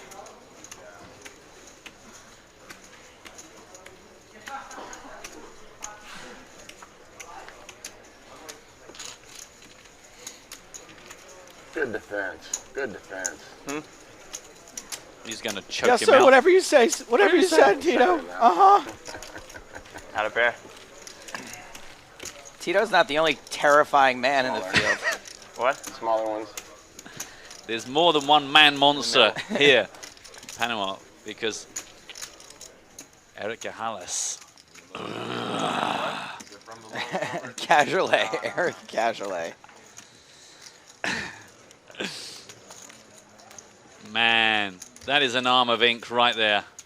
I would stand to reason that if you didn't know who was who, if you were going to say which one was the cage fighter, that would be a real race. Yeah. Right there, if you took a survey.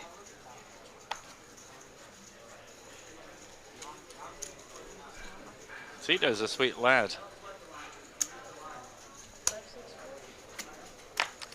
So one time before I knew Tito's vodka was a vodka, I ordered 2 shots of Tito's thinking it was tequila, and boy was I shocked. You gotta do your research, Joe. You're gonna end up like having. I mean, at kidneys any harvested. point, I could have realized that it was not tequila. But no. Francesca Gunn just got quads on the free roll. Good. Now take those chips and use them wisely. Pirates of Silicon Valley, says Peter Blow. That is indeed the program, like kind of one of those films for TV that I was referring to. Thanks. Referring the story of said Silicon Valley. This hand is Blanco Lafort.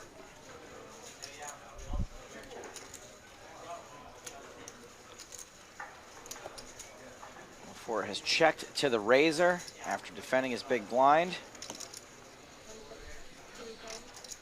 Eddie Blanco from the Bronx bets 3,000. Again, smaller than the pre-flop raise. Lafort is on board. King on the turn, checks again.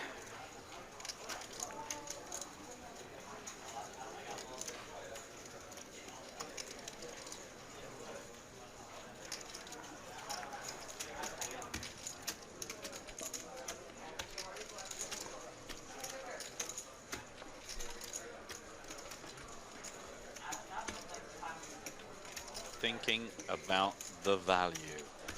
15,400 in the middle.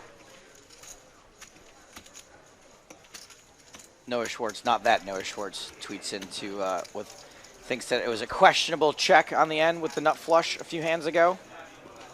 Well, especially considering he had tried it on the turn and didn't get any action. I thought there was a turn bet. No, I think it was check, because I remember looking at the history and going, well, he tried to set the trap on the turn, no takers, and he tried it again on the river, unless I misread what I was looking at, which is entirely possible. I mean, that hand that just finished, ask me anything about it. I honestly, I remember the guy with the beard was in it because we looked at him really close up for a while. That's my recollection. That whole, Doyle Brunson, my favorite 50 hands from the last 600 years, he could have just made that up. I couldn't tell you 10 hands I played in the last month. Real poker players can, though. Real poker players can. Serge with 107 big blinds all the way down to our shortest stack. Wasn't a check with his 32, but it's all relative. Still got 50 minutes on the clock. It will roll straight into the next level, level 12 due just under an hour. Let's not worry about that just yet. I'm just about out of the free roll. Oh, really? This is that point where I'm just waiting to see that there's a message coming through from James. He goes, what chip's you on? So that you can go 6 and I can go 1,200. And he goes, oh, I'm up to 4.5. And you go, right, okay. I am out. Congratulations to Misha Patap. That was a really, really quick game for you. That was it. I got nut flushed into top paired. Wow, are we live and live, or we're just, this is going to be edited later? Jamie Staples. Jamie Staples is joining us very shortly. We're just preparing the room for him.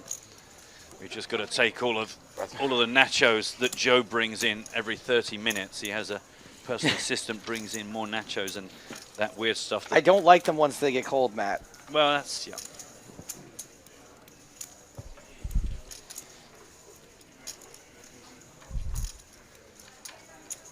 You know, my least favorite part of the free roll is I thought my least favorite part of the free roll was getting knocked out of the tournament.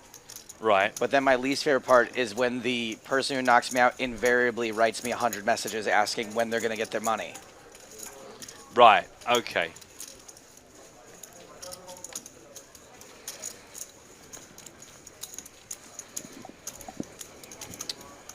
And we welcome, good Lord, to the booth, our first guest ever in Panama. Ever. I'm the first. Oh, my Lord. Oh. Hold tight. Hold tight. It's our first broadcast ever in Panama, so, you know, the wires are a little different here. Yeah, it is. There's some technical. That's it. We're there. But you see what I mean? Like, do you know what we had a technical problem there? For like 3 seconds. Boom. Solved. Never happened again. Nope. We just got to work out. Everything's got different language written on it.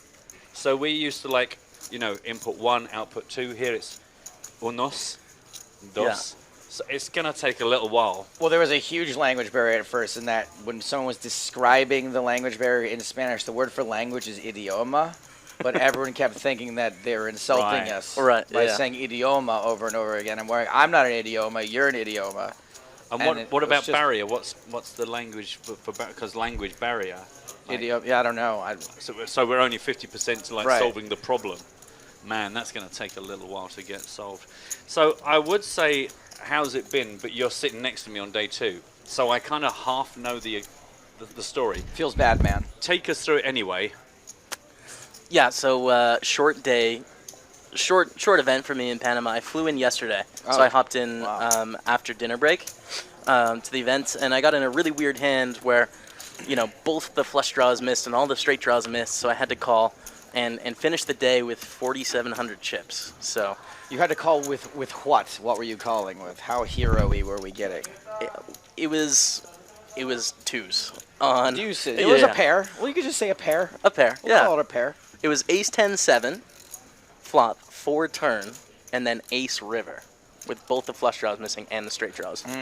So it's just like, you know, 3-1, 25%. The catchiest of all bluff catchers. Yeah, it was. I didn't block the draws though, so I was like, well, that's, you know, optimism. That's good. How amazing would it have felt to have been right though? Yeah, I was pumping myself up before The I made dream, the call. Dottie. Yeah. I was pulling out the vlog camera, ready to shoot the moment. I was like, I got this. I just made it here. Oh, wait a second. I'm down to 5 big blinds. Yeah. I saw the photos just gradually, you know, like, here we go. Okay, not so good. And it felt like both of those appeared at almost the same time in my Twitter timeline. So I thought, that's not good. It's a long way to come. And of course, you are the only person on the planet stupid enough to have done both Rosvadov and Panama. So thanks so much. I appreciate that. I mean, it's fun, right? It's been fun. It's me and you. Good. You're okay? I mean, yeah, it's poker. I feel like right? you could drop dead at any second. Well, based on the schedule, it's always, you know, always there as an option. Plus, you're going to do the stream boat right after this. Next week, yeah, 22nd to 28th. Are you going home first? No, we're here to the 21st, and then we're just gonna hop over. Yeah. But we have to fly up to Miami. There's no direct flights, so. Oh, boo-hoo that you have to go to Miami first before I didn't mean spending it that a week way. on Bill Perkins' yacht. I didn't mean it. I would swim out there if I could, if I got an invitation. Yeah, I'm sorry it didn't come through. Oh, that's okay. I think one of my friends claims to be going to be shooting some stuff for somebody. I don't know. Yes, Poker Vision, who is a recent sponsor of mine, is going to make like a show around it, basically. So my old roommate Jesse, the J-Cat, is going to work on that production, so he's going to be there. He hollered at me yesterday. He's like, "You should call him. Just give Bill Perkins a call. There's room on the boat. I know it." It's like, no, it's their thing. It's their thing. It's the new class's time to shine, Matt Brown. The funny thing is, what you don't know is that we've already had a conversation in Rosdov about your pitiful attempts to get invited to the steamboat. It was only one pitiful attempt. All right. Well, no, I think I did say your pitiful attempt. I don't think I said attempts, or did I? Just a little fairness is all I'm looking for. I agree that it was pitiful.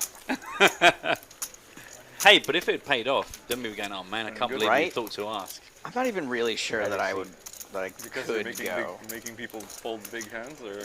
And we've got the short version of your name, Jamie, because of course in Rosdov you appeared as Jamie James Mitchell Staples. Yeah. So they got the full name in. Are you thinking maybe when you get a bit older you might revert back to the whole James Mitchell Staples? I think I'm going to go for Jaime, actually. Nice. I'm just going to take it the other way, because it's spelled Jaime. So here in Panama, I feel like Jaime, you know, maybe we can kick that off. Yeah, see, I'm ruining everything so far. I've had a Serge that's become a Sergey. I've ruined that big guy's name. I don't know what accent to use when reading things out. Tito. That's an easy one. Yeah. And it's a palindrome, because if you read it backwards, it's exactly the same as reading it forwards. See, look, read it backwards, Joe. Tito. Zetro Otit. It's one of those really complicated palindromes. You have to work with it quite extensively. But it's actually an anagram of break your arm. See, a lot of people don't know. Well, Tito is involved in this hand. Let's see if we can get Jamie Staples to do some analysis with us. No such thing as a free lunch. No. We'll see. Also, there's no There's lunch. no lunch as well. Should make that clear.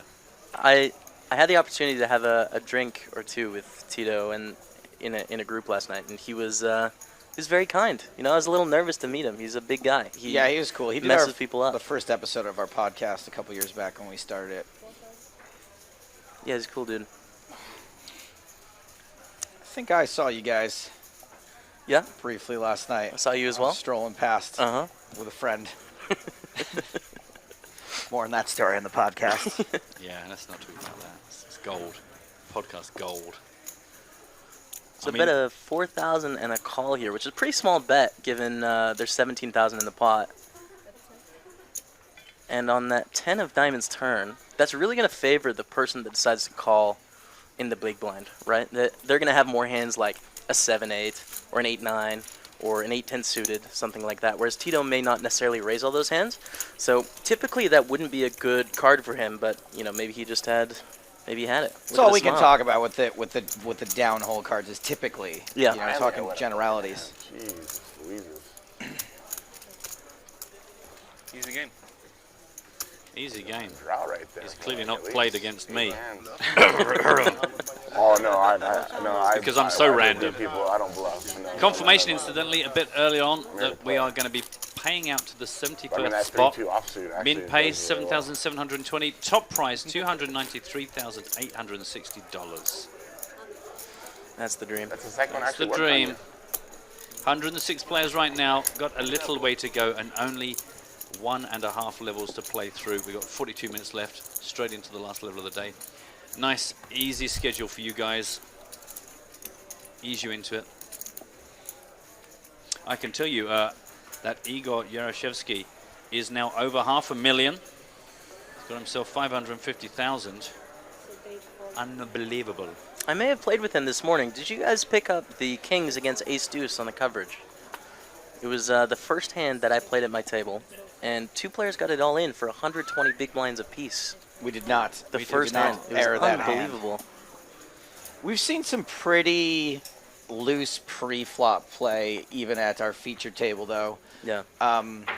Not super loose, but we did see a big flip. Ryan Reese got it all in ace king versus queens, which is more understandable, obviously, than the situation you just described. But then we saw Jake Cody 4-bet pocket 10s out of the big blind, cold 4-bet, and then 2 7s, jam 5-bet shoved on him. Wow. And Jake insta-called. Unfortunately, there was a 7 on the flop, so Just call this time. the nice play and nice read and nice call was not rewarded. It was, in fact, punished harshly. So Jake's out then? Jake is out. Yeah, that was not the hand that did him in, but that did most of the work.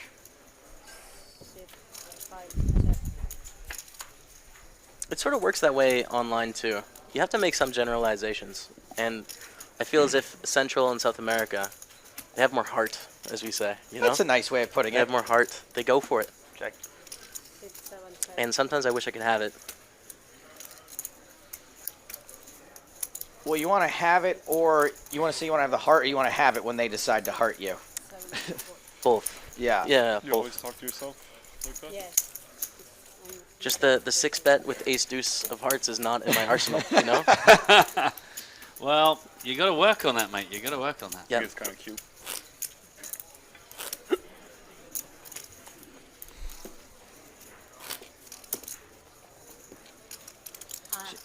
Jamie, do you want to go down there? Like, I'm not asking you to, but don't you just want to go down and just straighten Serge's hat out? Just be like, it's just a... A little bit round. Just a bit little bit. Off. Is that intent? Did you mean to do that? See, that's my advantage because I'm British. All baseball caps look inherently stupid to me. Oh, really? So it's like that guy just looks silly. That guy looks silly. Like it doesn't matter whether they're straight or wonky. It's just a really funny thing to put in your head. Bowler hat or bust if you're from the UK. Top hats. Top hat or hats. nothing. Also allowed. What about the flat brim? You're not okay with the flat brim either? Oh, the flat brim's even worse. Okay. Yeah, I do at least. I'm actually, because you guys hate the flat brim, don't you? It's got to be a bit curved. Can we pass that on to Tito, please? Do you know what? Again, even Tito, who I have a lot of time for, I mean, it just looks like a pimple on a bear's ass, which is a phrase we would You're not even strong enough to bend the brim of that hat, Tito. You're not fooling anybody.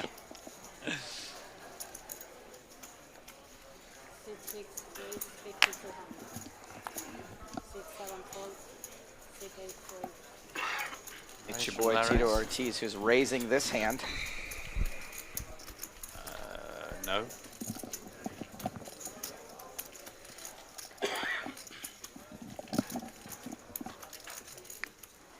Oh, it was a limp. I see. When you said no, you meant it wasn't a raise from Tito Ortiz. Yeah. Sorry, I should be more specific, but I didn't want to like call you out massively. I could have been wrong by I had so many. There's so many things I could be saying no to. Right. And Tito folds. The old limp fold. You teach him that one? Was that something you guys talked about last night? Yeah. I did that once against Barry Greenstein. When you were 18 and a half years old? No, it was in Bahamas, actually. This year? This year. I limp folded. On the button. I want to hear more about that in a second. Yeah, we will pick up your towel. Right now, we're going to give a little bit of love to some of the spin and go qualifiers. As you know, a number of people got out here on the spin, as I've just invented and will carry on saying forever. And we can bring you just 3 of those. This is Sebastian Hindroth from Sweden, 19 years old. This is his first major tournament, first of a live event. Apparently he's a fan of the TV show, so Joe's going to go out there and walk past him a few times and just hope he gets recognized. If I go, oh, hi! It's me, Stapes. Adrian Gruber from the UK, another spin and go qualifier from the Bahamas, who finished 92nd, got himself a grand out there. He manages a Nando's in London. Chicken. Yeah, that's all I'm going to say. And this is Canadian Alan White.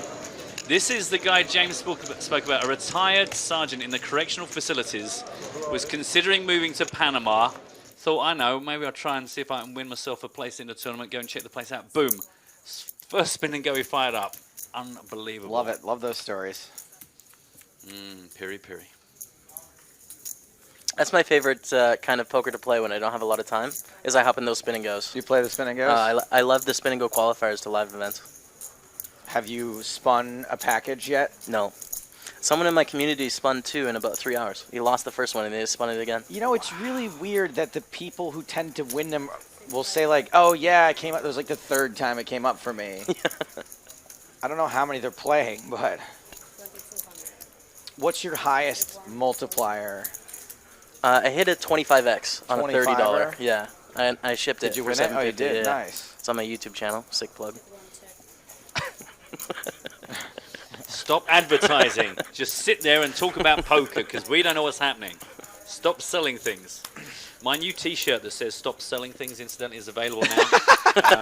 Got a picture. You can actually buy it at my stand-up show coming up March 31st at the Greenwich Village Comedy Club, New York City. And if anyone needs a lift there, Matt Brown's Auto Cars is available. 1-800 free cabs.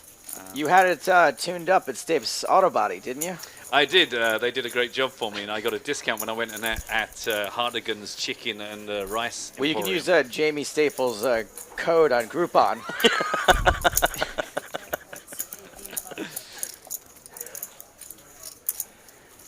All we need now is for Lee Jones to come in and start singing Van Halen songs, and I think we're pretty much ready to shut down for the week. Oh, man, I can't believe that. Unbelievable. 8, 9, 10, Jack. That should be something. 8, 9, 10, Jack, King. No. Come on. Titan Chegg, well done. I think you took my bounty. More bounty action tomorrow. I think James is probably still in. Normally, whoever isn't on comms at the time of the free roll tends to go the deepest. So you've got the pre-flop action and the post-flop action right there on your screens.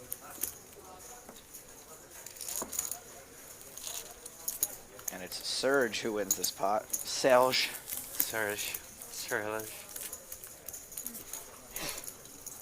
I do have a little bio on Serge. Wow.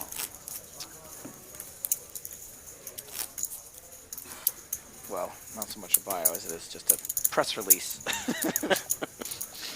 You might want to make this a really great announcement because you've bigged it up Right. and also then reduced it. It turns out that he is a son of a Mountie.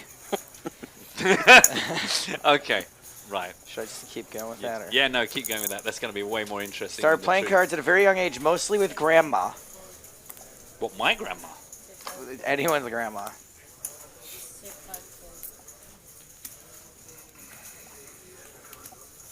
Just And specializing in grandmas in general, just like. And that's it. Okay. Right. Thanks- Well, that was a thanks hell for of a that bio. nugget. Thanks for that. There'll be more He bios. qualified for $11 for this tournament.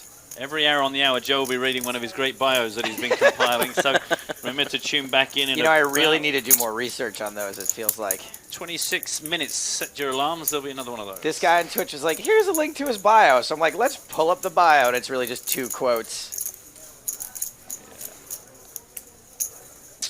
He is, in fact, from Quebec. You ever do comedy in Quebec? I've not. I've only done Toronto. Okay. No Quebec yet. Montreal, big comedy city. Yeah, I know. It would be great to go to the comedy festival one day. Plus, it's just fun. Have you ever spent any time in Montreal? Montreal's like going out and stuff? fantastic. I like Montreal quite a bit. I like going to the ballet there.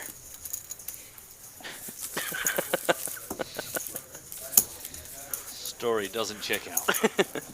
Anyone who's been to Montreal knows that ballet is code for something.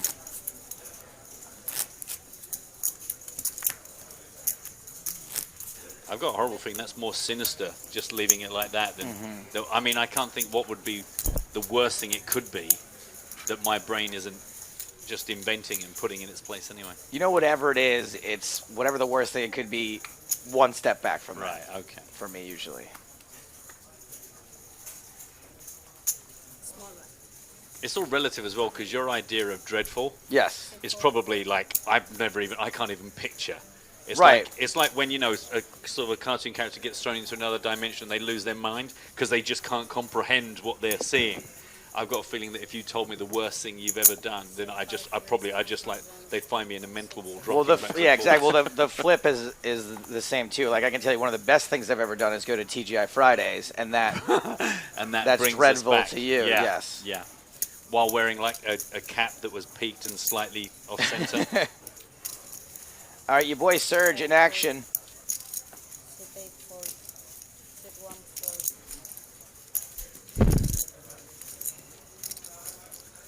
$4,000, the price to play. Jose Gonzalez, small blind. What a watch. Does it make us all proud? These colors don't run. One day I hope to have the confidence to be able to pull off a watch like that. I just don't think a Canada watch works. No, no, it doesn't. It's just not ostentatious enough. No. We've got the Pocket 9 slow roller. Jose Gonzalez is 3-bet. Tito Burrito. He hates that nickname. Don't call him that. The last guy called him that. Is folded into a small cardboard box. I'm not afraid of Tito. Just kidding. He's not listening, is he?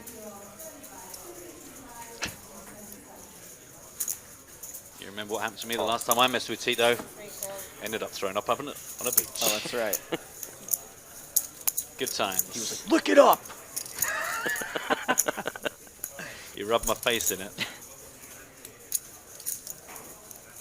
Harsh but fair. He made everyone look it up.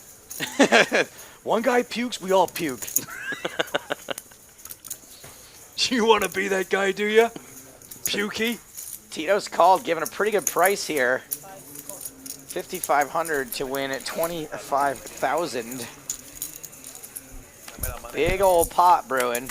I don't want to put you on the spot here, pre-flop game, but exactly what have all three players got? Go. Just first thing comes to your head. Quickly, faster. Aces, fives, Yes, threes. correct. That's Right, it. good. Yep. I think he's right. Okay. I thought we were going to lose him from it there, Joe. He looked quite panicked. I was worried. I think Tito's got fives. You dealt with that very well. That was a test. Okay. You may remain in Passed the it. commentary booth. Okay. I did that to Barry Greenstein. He just threw up. We had to carry him out of it. He just couldn't take the pace. So you're doing well. He just made this noise like air escaping from like a pressurized box, and then that's it. We had slam. So checks around on the flop, checks around on the turn. Yeah, it's not a very fun flop for a 3-bet pot, you know. I was ready for some fireworks. Super dry board, yeah. Yeah. A lot of those middling pairs, which are possible for everyone to have, you're just going to be checking. You just check folding when Gonzalez, who is the 3-better, he's going to just ditch most of those pairs. You don't really have to get superhero-y, right? I don't think so. I haven't seen Gonzalez play, so I'm not sure what he's like. Well, the one time we saw him involved in a hand, he had a boat. Okay. He had very nearly the nuts. Is that Canadian for about? A boot, that's right, a boat. He had about what though? I mean, I don't understand the sentence. No, a full boat. A full of what? No, that doesn't work. You ruined that. We could have played with that for hours. You could have gone with that. I could have gone with that. And that goes fold, fold. Job done. Well, turns out you were right. We'll never have to find out that you were wrong, so go with that. Yeah, I mean, it makes sense, right? You check twice with aces. Yeah. 5s and 3s, just fold them Just the river. together, we're just like no set, no bet. This is, yeah. We're in a post-fact world. It's good enough. Tony Turner Alvarez says that you could wear a watch with Justin Trudeau on it, and I'm gonna raise that and say a shirtless Justin Trudeau. Yeah. Fourth generation. This guy. Like, we didn't see any hands, so.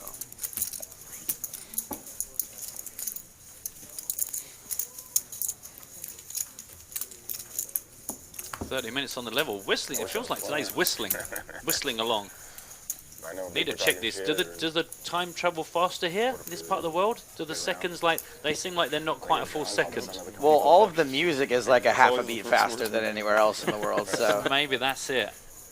They have to compensate. When they say how many beats per minute, they're like, this is ridiculous. We're going to have to change the minutes. Right, that's right. A minute here is actually 58 seconds. Right. Right, okay, that makes sense.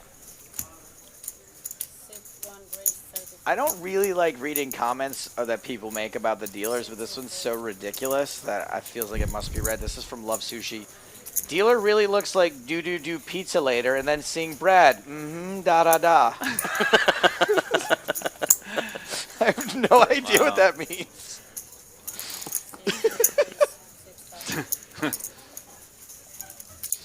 Unbelievable. Lucas Blanco from the cutoff, 3,500. A re-raise from Tito in the small blind. It's a really small 3-bet to 6,000. I mean, typically you would probably see a raise to like 11,000 or something. We're talking two pretty deep stacks out of position. Yeah. We were commenting on that only a little while ago. Yes. I'm just trying to impress Jamie, just to make it look like we talk about poker when he isn't here. Tito makes another teeny tiny bet. 2,000 into 15,000.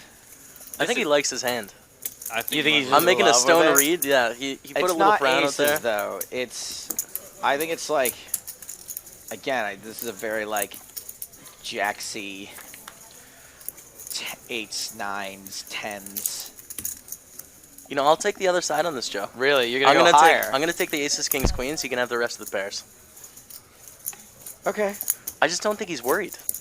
You know, he's betting so small. Now I don't think he's worried about his 5,000 hand. to 19,000. Okay. Well, now I think we're both wrong. But that's actually a really good sort of play out that we just had there, Jamie, and that's how you make your determinations. With every little piece of information you get, you revise. It's okay to change your mind. You don't have to stick to that original read. So I thought one thing, Jamie thought something else. Then when he got more information, he's like, okay, I'm revising. Yeah. And that's how you have to go through your poker analysis. Particularly in live poker, where it's you have a bunch of different pieces, as you said, and then you have to figure out how confident you are in that piece of information, and like weight it in your decision making. Like, okay, I'm about 80% sure that this means this, and I'm going to use that in my calculation for how I'm going to play a hand. You've been playing more live poker in the recent months. Are you finding when you go back to online, you kind of miss that additional information about the humans, or or are you like, oh, thank God we're back here and I can see everyone's pots exactly? And is there any element of either side of the coin that you both love and hate? I love both. I really like the balance. When I get online, I'm just like, wow, so many hands. We're playing so much poker right now. Whereas live poker, to me, feels like less poker because it's just slower, right? But I do come from an online environment, so I'm slightly biased that way.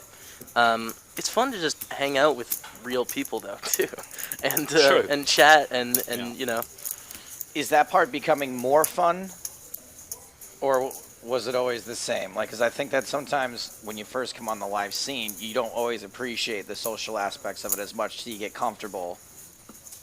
Yeah, I think there's a learning curve there. When I first started playing, I would play in a card room in Calgary, and made friends. It's Canada. It's easy to make friends. Everyone's chatty, so it sort of became like I'm getting paid to hang out with my friends all day.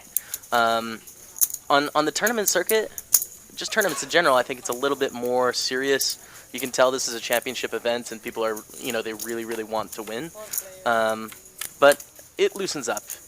Particularly the English guys love to have a little bit of banter. So man, yeah, the English guys really have a lot of fun at the tables. Those smaller buy-in tournaments in England. I don't know if you've ever had a chance to play any of them at the Hippodrome or anything. Super fun, really good times.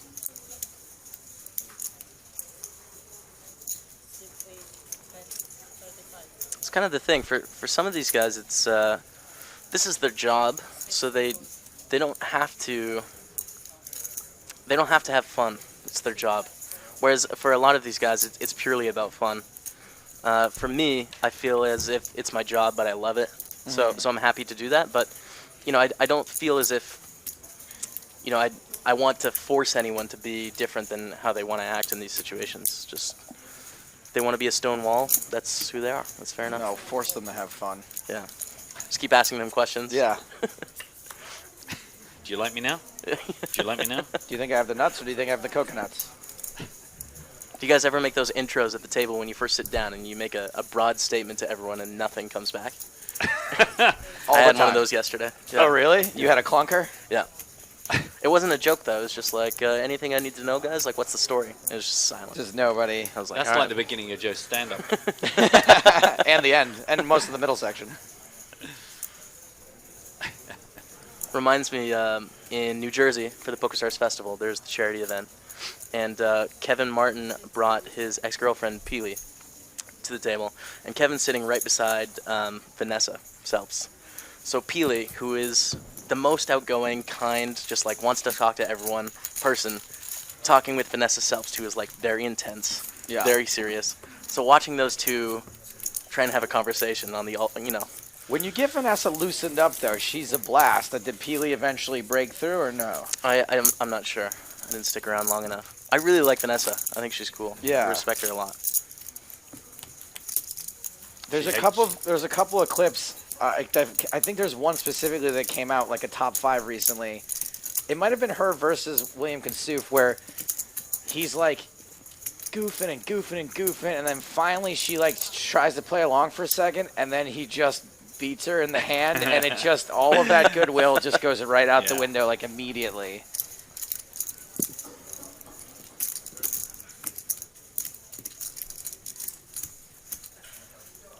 Hello. That was smooth. Hope you enjoyed that at home. We'll be doing that once every day.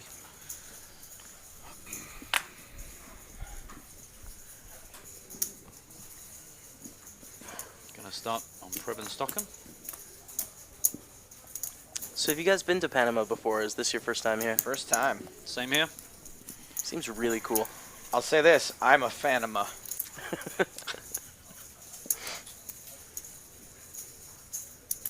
Panama, me too. No, it doesn't really work, does it?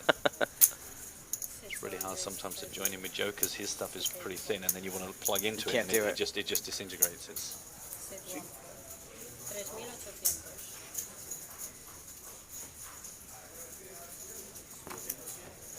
3,800 is the price from the under the gun razor. Love the fact Tito gives a little sound effect as he folds. There they go. He's still having fun. Bye-bye.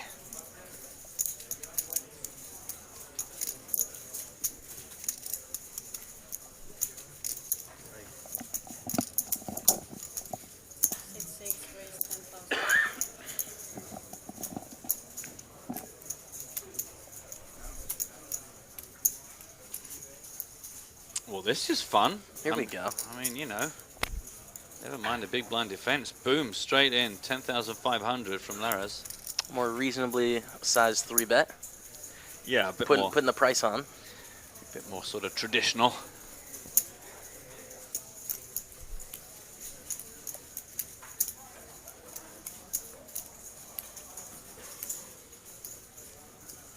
Stocking, blocking.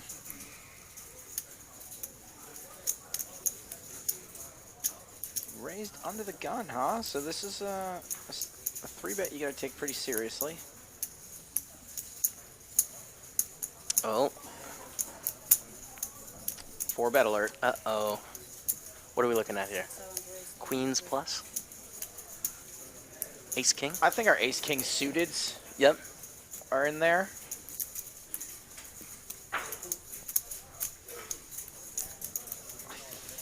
I think maybe jacks sometimes even. Yeah. It's thin. If you're in Laura's spot and you have jacks, you hate your life. It's just I'm not the sure that I saddest would moment. 3-bet jacks. Yeah. No, exactly.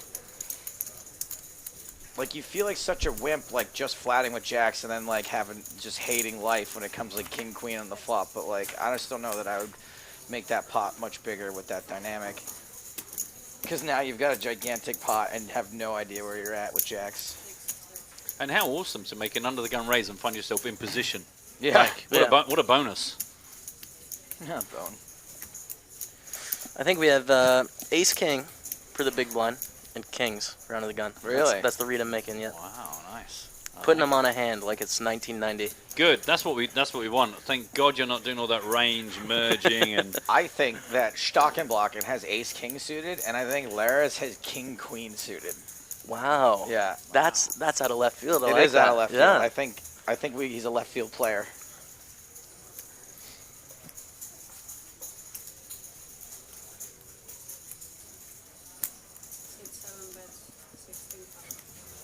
$16,000 into 48,400. Can we hedge now? My hedge is going to be like 7s or 8s for Laras. Okay. Hedging has been allowed in this instance. These spots are so I don't even know how to describe them. It's like squirmy, you know? Yeah, It's so I was literally uncomfortable. just squirming in my chair when you said that. It's so uncomfortable.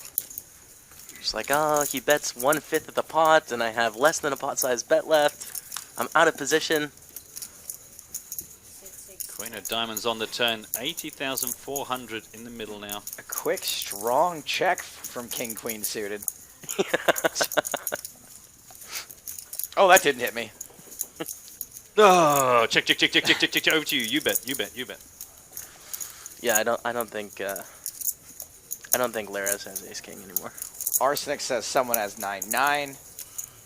Wow. Value ACC says 7 deuce off.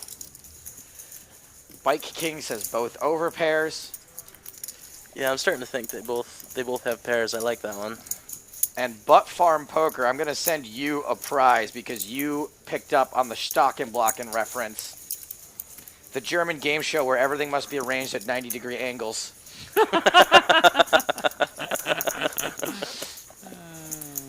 Good job. Tell me what you want, Butt Farm. You can have a deck of cards, a card protector, a dealer button. It's a good guy. Butt Farm Poker. Yeah. He's a reg. Oh, you out know there. him? Yeah. All right, so all of the hands I put Laras on have gotten there. King, queen suited, and 7s. Yeah. Well, he's probably going to win then, Joe. Well done. I'm speechless. You're right, Joe. I think you nailed this one.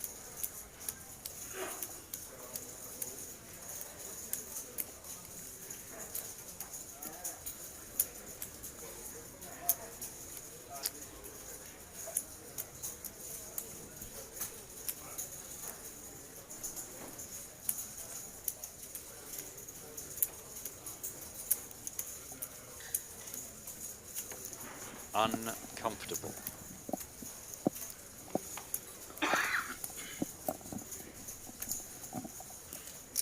Whoa. Whoa. Oh, there they go. And a call. Insta call. Queens against aces? Yep. Yeah, Oh, there it is. hey. So sick. Wow. Stock and blocking down to 1.7K. That is a big blind. The funny thing was, I didn't say, but that's exactly. That's what you thought. I believe you. I believe you. It's a close decision on the river as to whether you raise with the aces there, but I think it's likely enough that our opponent has ace queen, and would call the shove. Yeah, you think there's enough value in it enough of the time that today you lost, kid, but you don't have to like it. Super Lukey on Twitch says, "What a sick read on Stocking by the chat."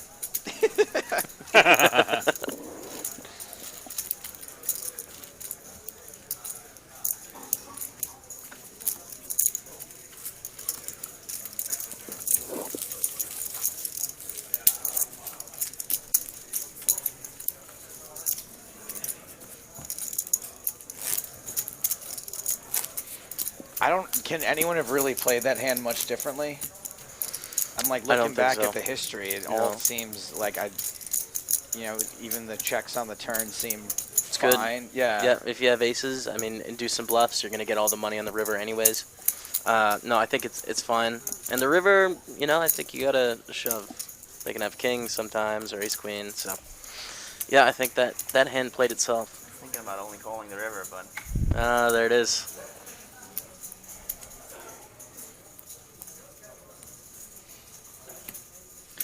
I guess that's also an issue is there where you're like we say, most of the time that's the way to play it. Just today it wasn't what worked. But I guess you've got to try and not let those individual instances cripple your inherent instinct of when's a good time to make those moves most of the time.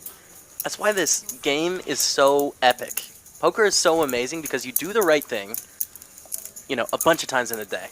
And then you just get punched in the face repeatedly. Yeah. It's just like, I did the right thing and I lost. And that doesn't happen in other games. So it's this constant struggle of making decisions and not letting the short-term results affect your play. It's so great. I love it for that. I don't remember if you were with us at the festival in Rosdorf. There was a guy called Sonny. Yeah. And okay. he was just like really solid, and he would like work hard and work hard and work hard. And he'd take everyone's chips, and then there'd be one big confrontation, and he was right back down again. Yeah. And then he'd start again, build up, and that's the thing. You've just got to have that resilience. I don't have it. That's why I don't really play. I genuinely. Okay, so you know how every poker player in the world says like, oh, I don't really care what happens to the cards as long as I play it right. Right. As long as I made the right decision, I got it in good. If I get unlucky, I get unlucky. My philosophy is the exact opposite.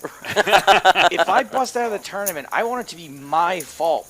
And 100% my fault. Yeah. Not because some card didn't turn the way it should. Not because I lost a 1% chance. I want it to be my F up. Right. Well, talking about exiting tournaments, Stakan has got his last chips in here. And it is 5-7 behind the King 10. Not looking good. Clubs have come along just to make things look even less attractive. 9% chance of surviving. Just give him the flush. It's a fun way to bust. Ooh, there we go. They are. Staples. Yeah, good luck, guys. Called just it. nail in the coffin. Stock and blocking at a 45-degree angle right there. Beautiful timing. Preben Stocken leaving us. We are down to 99 players. I remind you again, the bubble fit to burst. 71st spot will be the first payout. $7,720. Question from Big Alex, Jamie. Do you really have to shove the river? The pot is humongous already. Does ace queen really call?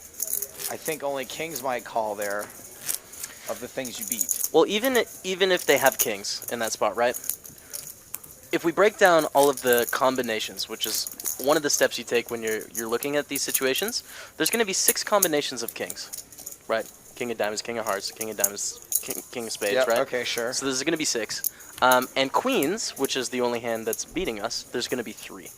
So it's twice as likely that they have kings than queens. That's really good. Right? That's sound logic. So we have to shove, and even if they fold ace queen, which I don't think they're always going to do.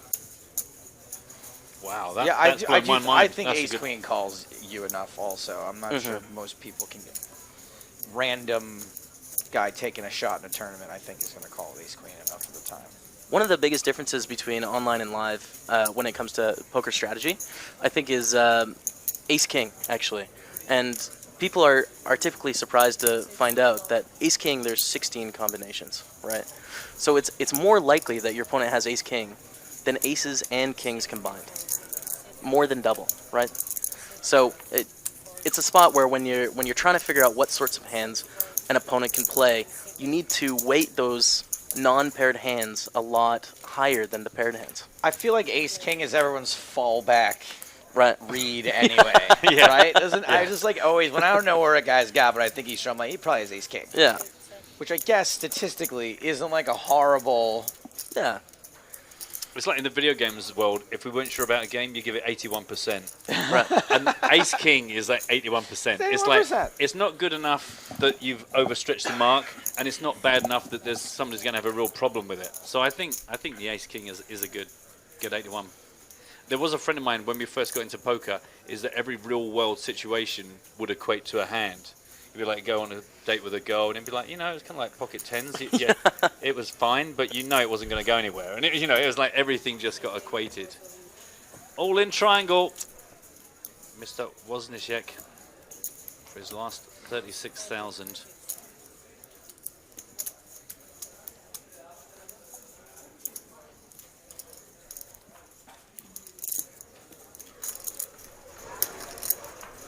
That spot comes up a lot too online when the stacks are shorter, where here we go, we get a call where you know your opponent has queens, kings, aces, or ace king, and you have queens.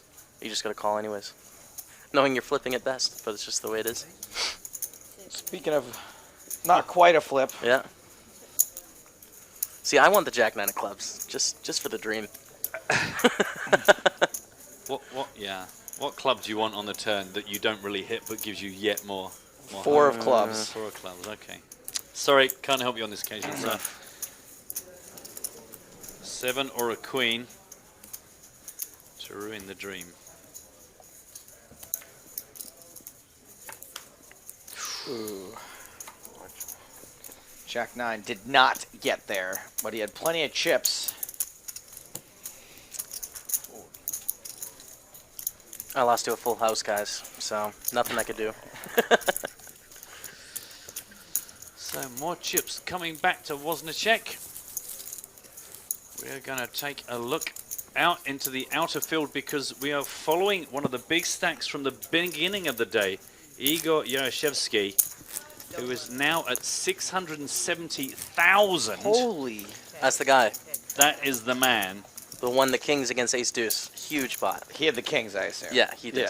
Yeah. Sitting very comfortably. Also, Jason Kuhn now up to 260,000. What a boss.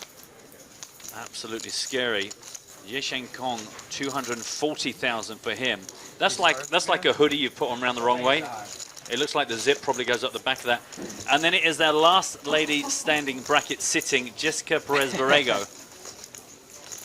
She is indeed the last lady left in our field of 99 players trying to get through the money at 71. Also, we have friends in Russia, which is very handy, who tells us that nobody calls Igor Yaroshevsky Igor. They call him Garrick, which is practically Russian's version of Gary. Gary. So, do you know, it doesn't sound quite like him. Here he is, chip leader, Gary. Gary. I will break you. I think Igor Yaroshevsky is where we'll stick with it.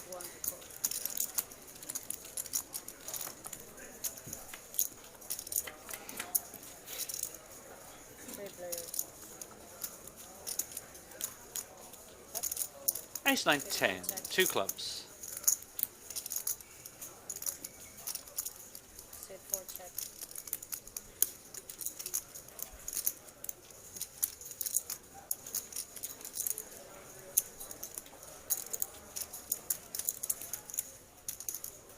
Big Sir gonna reach for some chips here. 16,000 in the middle.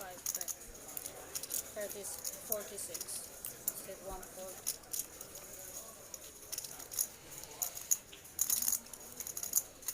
Got the other Canadian, Thomas Lafore.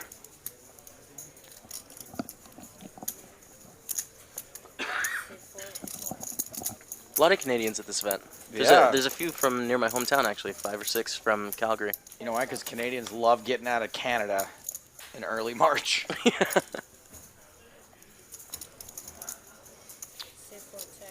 So Serge Pulio not only qualified for this event for $11, he also won a spin and go for the Bahamas for $10. Wow. So as Jamie Staples will put it, this guy's loving life. That's the dream.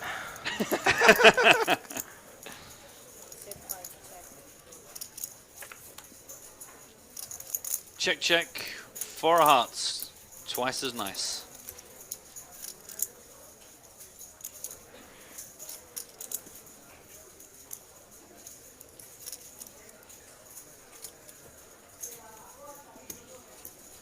You know, obviously we can't have like a fight, Matt. What, me and you? No, just like you can't like have Tito fight Eric Cagelet or throw Serge here in the mix. But what we could do, you know, be awesome, a dodgeball game. Oh wow, that's great. And you have everyone in the tournament pick teams, like old school gym class style.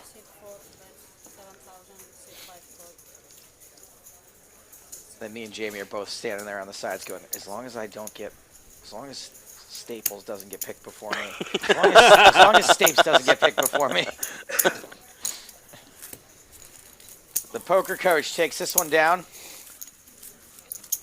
I think we should start doing punishments. Like the first Team Pro or Team Online that busts has to fight Tito Ortiz or something like that, you know? You know, there used to be last longers, Team Pro last longers back in the day. I think so. And the audience could win prizes depending on who they picked. Right. Good times. Tito was our focus. Now, I mean, middle of this table, but still 90 big blinds. Shorty stacked 51. Deep, deep, deep. 2.5 minutes on the level. And then we're actually going to begin the last level of the day, believe it or not. 1,000, 2,000 with a 300 ante. Going to push the pressure a little bit, but everyone just cruising. Well, apart from the people that short stacked or been knocked out. So I just want to really quickly retract that previous statement. But everyone on our featured table.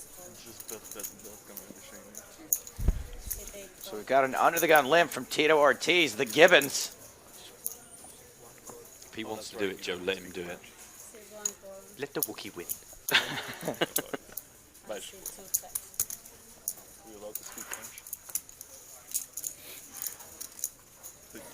And somehow this pot limps 4 ways. Wow.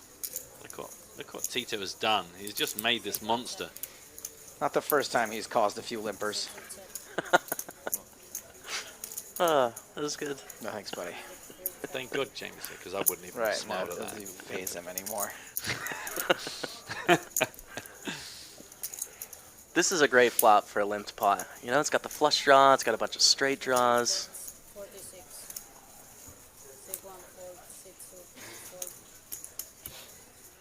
These are the kind of hands where I think everyone gets to just play some cards. Yeah. Do you know what I mean? Like, never mind poker. Like, everyone, let's just take a breather.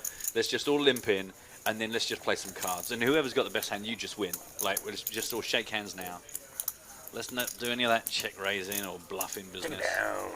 Yeah. That'd be an interesting format if you had to start on the flop. As like a special tournament or something. Yeah. Like you start on the flop. That'd be good. Would you add like an extra river card maybe to have it still 3 rounds of betting, or just 2 rounds, just turn and river? Yeah, something. Yeah, something to compensate for that. So it's kind of like it's almost like a stud game, I guess, if the flop's already out. Like you deal out all the whole cards on the flop at once. Interesting. Yeah. Or maybe we just go a 1 card pre-flop, you know? Go 1 pre, 2 on the flop. Yeah. But then people just, the problem is this sort of game has been played. People just fold if they don't have the card. Yeah. But it gets fun when you have, you know, the Jack, Queen of Spades, and there's a 10 of Spades on the flop. I think Courchevel, this game is called, right? Oh, Courchevel, maybe. There was a really great suggestion in the chat earlier that you deal the whole cards face up and the community cards face down. That's one for the next home game, for sure. Yeah, and then at the end of the hand, you turn over the cards 1 at a time. When you guys play, do you do the slow squeeze like they do on the blackjack tables? Oh, just like about an hour, just Uh, millimeter by millimeter by millimeter, and then you just see the top of something and you just keep Not it. me. I'm just like, oh, those are my cards. Cool. I'll do that thing the high rollers do where they bend it and then they tear it in half. Like, Yeah. man, like we've only got 8 decks of these RFID things. Like, you're killing us. I also look at my cards immediately. Right. Which obviously most people frown upon. See, I don't. And then I'm hold starting to them go the other way. like a frisbee, ready to fold them. Ready to fold, yeah. Like, these are so bad, I'm not even bother capping them. I'm just going to keep my hand on it. Like Sorry, what were you going to say? Well, people started looking at their hands one at a time to try and get reads on the other players, right? I think that was my understanding as to why people waited. Well, it was a really old school, like 15 years ago. It was one of our like top tips. Only play pairs of 7s and up, and sometimes ace king, and always wait until it's your turn because you're missing the opportunity to watch everyone look at their cards and gain that huge volume of information. Because most people get their cards and they go, and then they look up and there's already been a call and a fold, and they're like, well, you've not really managed to pick up on anyone's reaction. I still do it a little bit. I think everyone appreciates the value of the fact that when you wait till it's your turn to look at your cards, everyone is looking at you. They're looking at you, yeah. It works both ways. Yes. It may not have worked both ways 15 years ago. Right. All right, I'm changing my mind. From now Don't on, I'm listen looking to me. immediately. I will say that some of the dumb things that I was chastised for doing a long time ago are now in style. Yeah. Standard, like defending your big blind out of an 8 big blind stack and stuff Right. like that. Like, people just do that now, and I'm like, when I did it, I was a donkey. But the game takes a while to catch up with you. You know, That's it's right, like yeah. in both fashion and dating, like you are a trendsetter.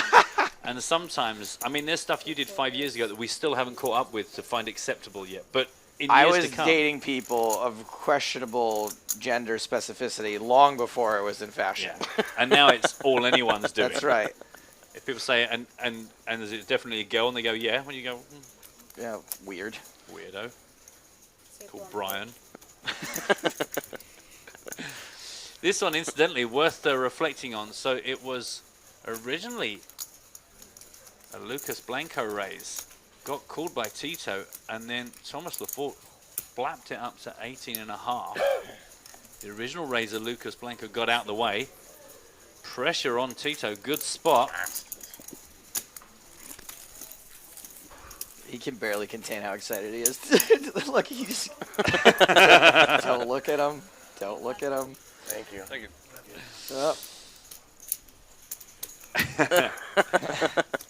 Meanwhile, look at the range of emotions flying through Thomas Laforte's face right now. Kill me. He looks like he's fighting off the hotties. You know, when you get that feeling in your stomach and you're like, oh, I gotta clench it in, and it'll go away. We have rolled over into level 12, incidentally. This is the last level of the day.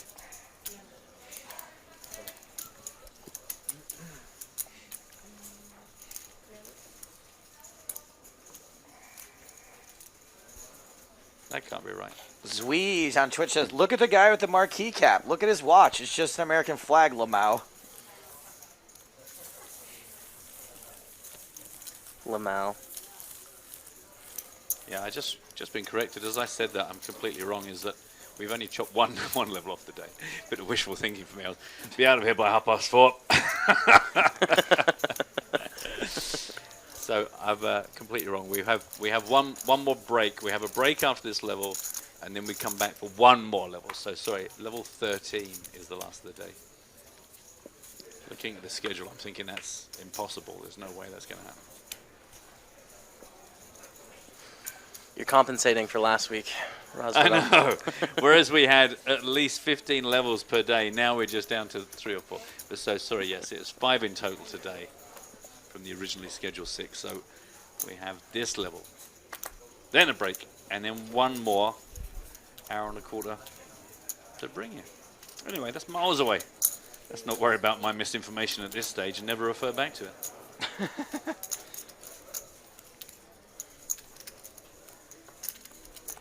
Limp from Wozniak, a raise from Tito, Min raise. All the kids are doing it.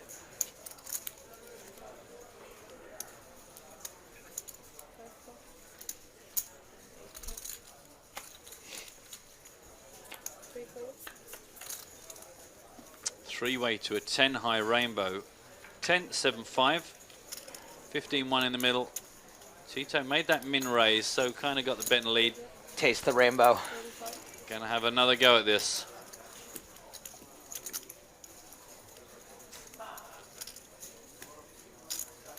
Another small bet. Yeah, kind of third pot. It's one of those spots like you just talked about. It's, you know, people think it's bad now, but it's going to be fine. It's going to be the standard in the future when we're all min betting. It's the only way to get value. It's cyclical.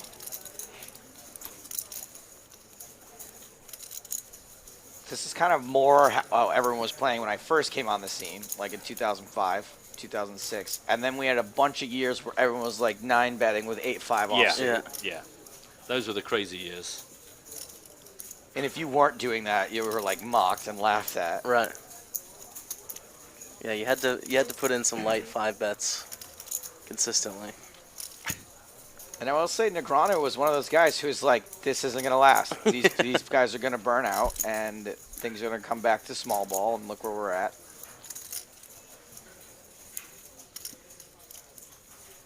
Min raise pre, continued post flop, now that the pressure's back on Tito Ortiz.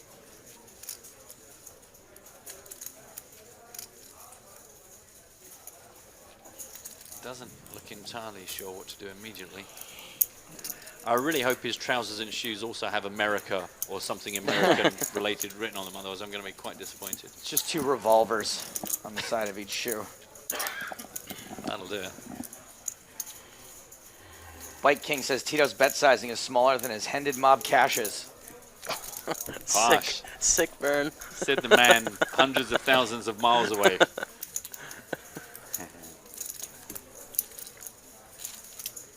Bosnicek, who was all in a little while back, is now climbing back. And now the shortest stack at our table, but with 52 big blinds. You can see where he is back up to from the start of the day, 106,200. Big winner, Larez, 134,700 on top of his stack. Tito has lost a considerable chunk, but started second in chips behind Igor brackets Gary. So he is still in good shape. My name's Gary Yoshevsky. Nice to meet you. Gary Kasparov has done pretty well for himself. Maybe his round was Igor Kasparov, but he just thought it was such a cliche.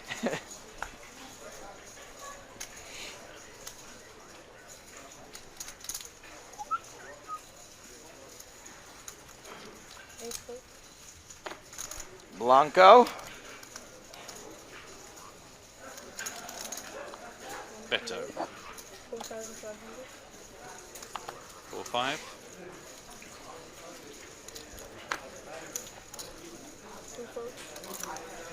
All right, here we go. I thought he said pot. I was just going to say, I thought he said pot. I was like, oh my God. Pot. Very, very strange, man. Tummy flipped. Hey, the new cash game is going to be pot limit pre-flop, no limit post-flop, just like the old big game. I love it. My favorite show, the big game. Mine too. Yeah, you were on it. Yeah. My favorite invoice of all time. 180 episodes. Do you think I like that show? You bet your ass I did.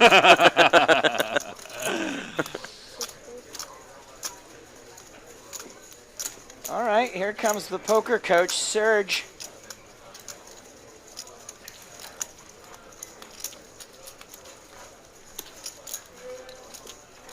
I hope he's got one of those thick French Canadian accents. I love this. I make it 3 bets in there. We were betting and raising each other.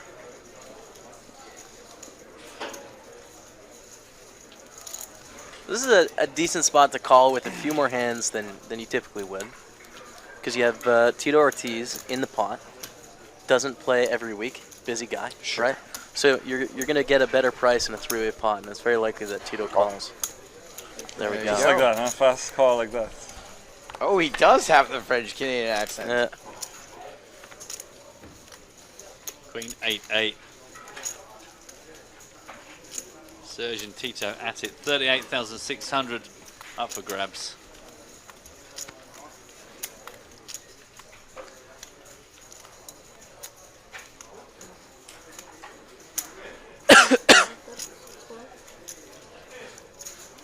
Took me by surprise, that one. Me too. I nearly Oh, wow. sold myself. A very quick raise to like what looks around 40,000.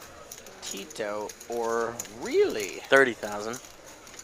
He seems frustrated. Do you guys get that sense from him? He's lost a couple pots where he's limped and had to fold on the flop or something like that. So you think this is him trying to force it, maybe? I think that there's more of a chance that he's making a move here.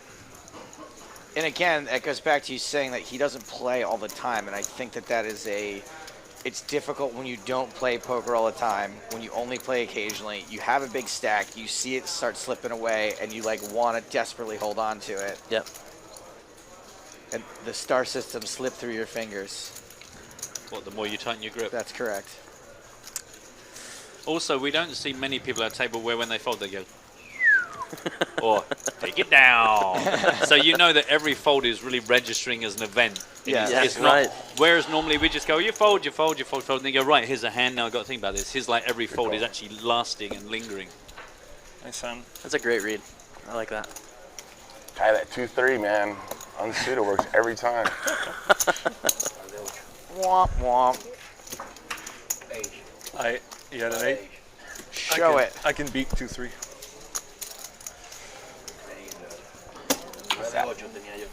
See how he has to hold his right arm down with his left arm because it's so so powerful. Urge to punch.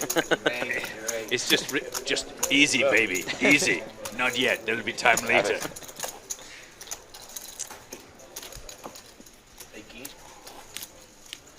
Something like that.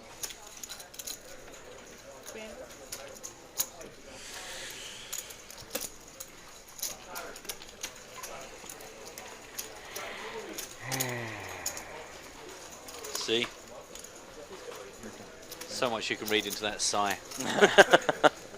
I think certainly it's fair to say it just means a lot more to him right now in this instance. Anyone that's going, you can't win, you can't win the tournament here at this table. This is the business. You just tick-tock, like every minute to Tito is like rubbing your hands together. This is something special.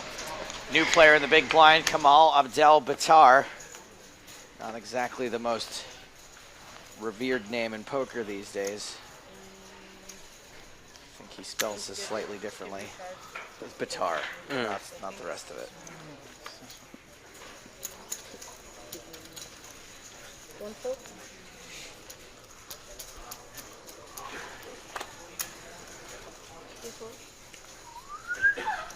Yes. See? I was asking him last night. He said he played a little bit of the commerce, so does play some poker. Mom, I said don't ring.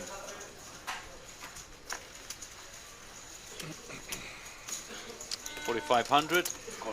Thomas the Fort. Larez gonna look him up in the small blind. Just Battar, our new player in the big.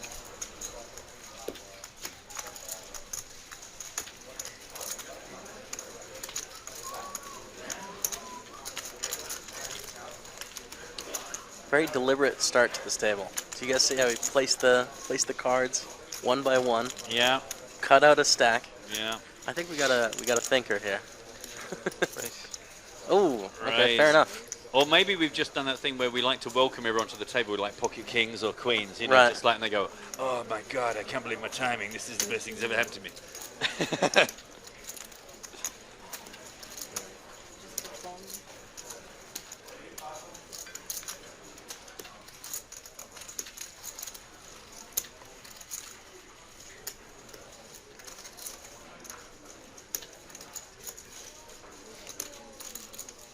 Got to worry about Larez in the small blind as well, let us not forget, as we stare at Thomas. Yeah. Well, it's it's a spot that's always changing. The 3-bet or the squeeze out of the big blind, because it's really popular nowadays to defend almost all your hands in the big blind. So people are calling so much that you're not quite seeing enough 3-bet bluffs from that position, because so many of those hands they may have to do that with are just going to call and see a flop. So it's really polarizing in that sense. But of course, depending on what level you're on, it goes the other way, that people are aware of that, and all of a sudden they're getting out of line. Yeah. So we don't know anything about this player. It's just the whole second-guessing thing that makes poker just baffling to me still to this day. Right. You're like, well, he's all in. He probably has it, or he could have nothing. Yeah. And it's just like always a flip side to the argument. It's annoying.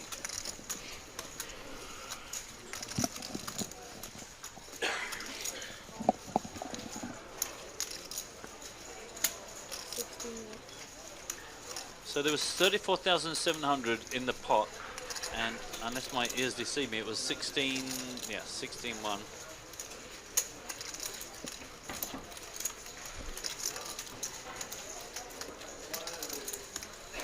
This is a flop that Abdel is going to continue on quite a bit. No flush draws. You know, if the 8 was a 10 and there was a flush draw or something like that, it could be a different situation, but I think Abdel has to bet whether he has it or not.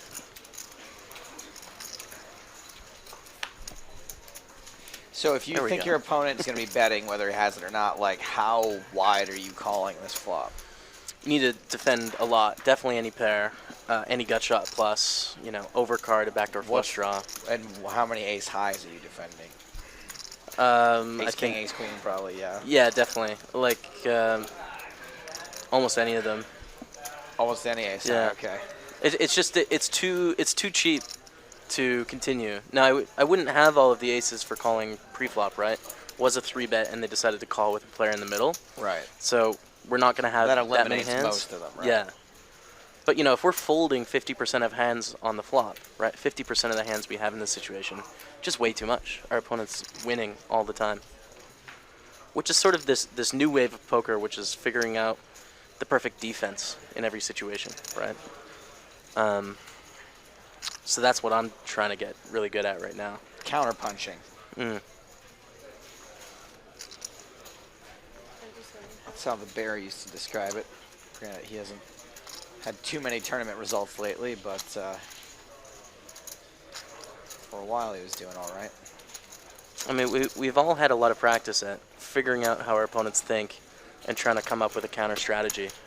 But what we're learning now is what the default is. So where to deviate our strategy from. Emmeline. What's that line? Oh, here we go. Emmeline and a fold. Snap fold. Welcome to the table, Kamal Abdel Batar. And he came to fight. Yeah, that's one Batar is not in hiding.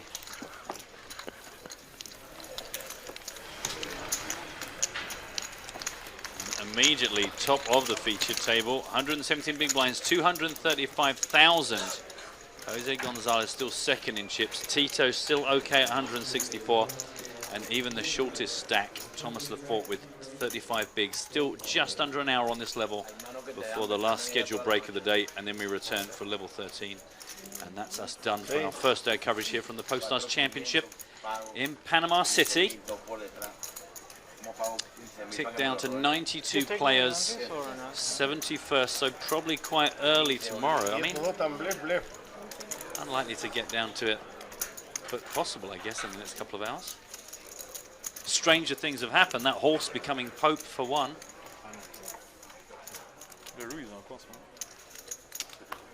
Jamie, can we talk about the time that I tuned into your stream and you were naked? Well, it's close. You were like looking at a pair of shoes on Amazon for like an hour. A pair of shoes. What was it? No, you were on Amazon, just slippers. Like slippers. Slippers, yes. Yeah. Reading reviews of a pair of slippers. I mean, the theme of that stream was the good life. So we were trying to figure out like what are the small things you can buy in your life to just increase your quality. So we were looking at towel warmers and like real nice slippers. Warm towels is one of the little things that really can bring you some joy. Just like great socks, like those Great socks those things. I don't get slippers. Slippers annoy me. The first thing I do is take them off. Like, Wow. Sick circulation break. That's awesome. Oh, is that what it is? People with cold feet? I see. Yeah, when you get older, Joe, and things stop working properly, you've got two options. You either cover them up with something warm or you have them replaced. Or I mean, I guess if you're going to shuffle around your house, you need slippers if you're going to shuffle. Well, it depends how much is carpeted and how much is just, you know, stone or... Oh, yeah, my apartment in LA is 100% carpet. Well, except for the kitchen. In LA? Yeah. Oh, nice. Yeah, I got a sweet pad in LA. I saw a photo the other day of traffic in LA, and I was like, oh my god. LA traffic is horrific, but I will say it's so amazing living there that you just deal with it. Right. Yeah. It's like having a really hot girlfriend who's kind of racist. You know? You're like, well... Could be worse. She could be a mass murderer. Right. You know what? It's like rough with the smooth. She's with me. Jose Gonzalez opened this up. He raised pre-flop, got called by 3 spots. Jack 6-5, 2 clubs. After a check from, wasn't a check, continued for 5,000.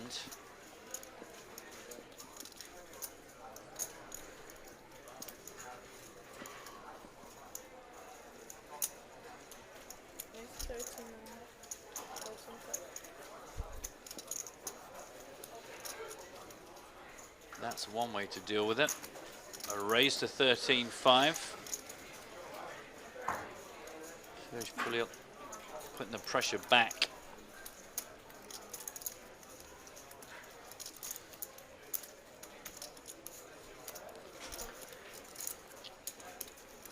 And I believe that's a fold win. Can I ask you for a water? Thank you.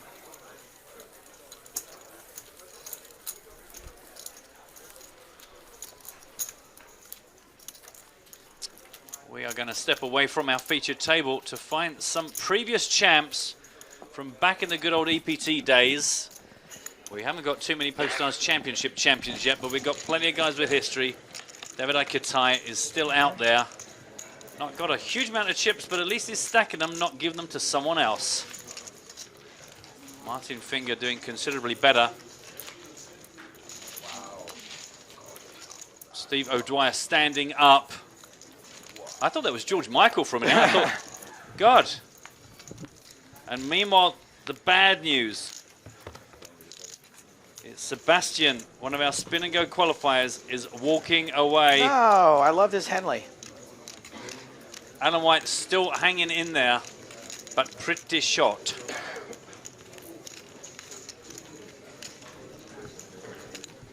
I would really love to see the prison guard having a little more fun.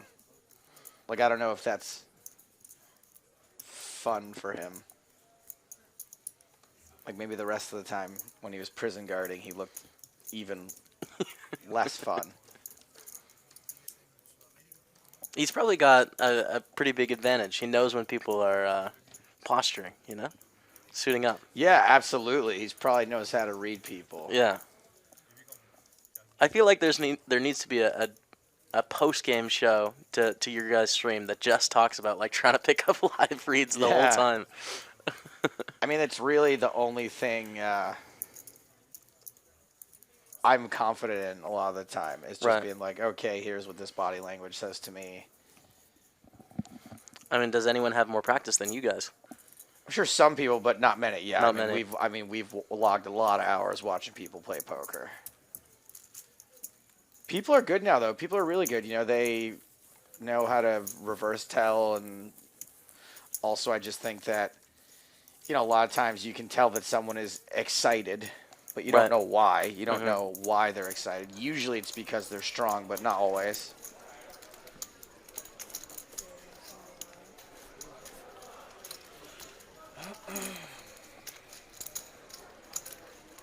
Kaz Cap on Twitch, excuse me, on Twitter asks, "What's the bubble, guys?" The bubble is the part of the tournament where it's the last person who doesn't make any money.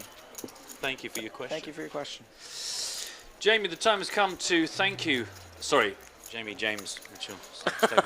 Time to release you back into the ocean. What are you doing for the rest of the day, my Inquirer?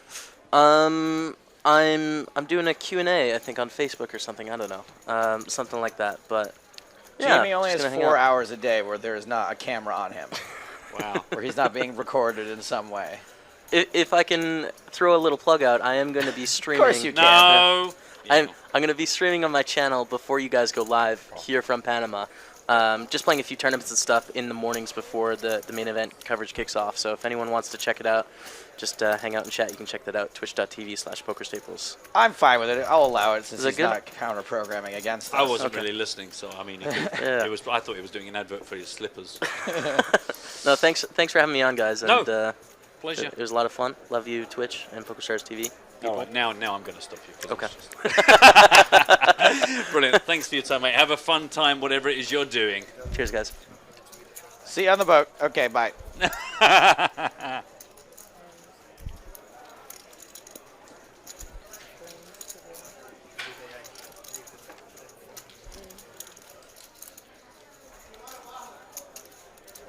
Actually, now that he's mentioned his shoes, there does look quite comfy. He's kind of, you know, just not too tight, just right.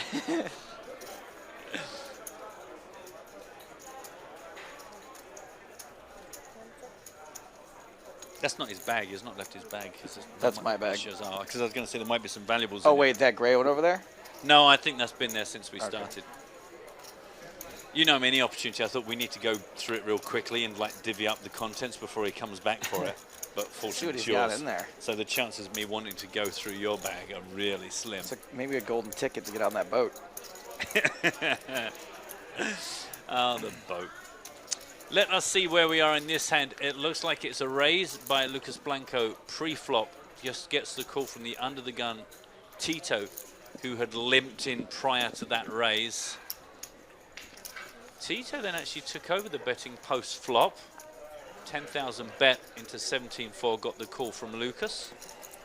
There is the recap on your screen.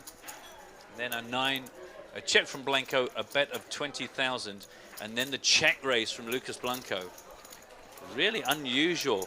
It does feel like people are playing very differently against Tito.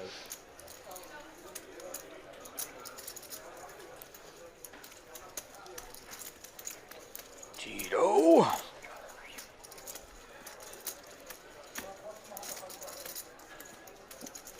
This would be me. I raise. I'm so sorry. Mr. Ortiz, it's just I'm raising. Nothing personal. I'm gonna look away now.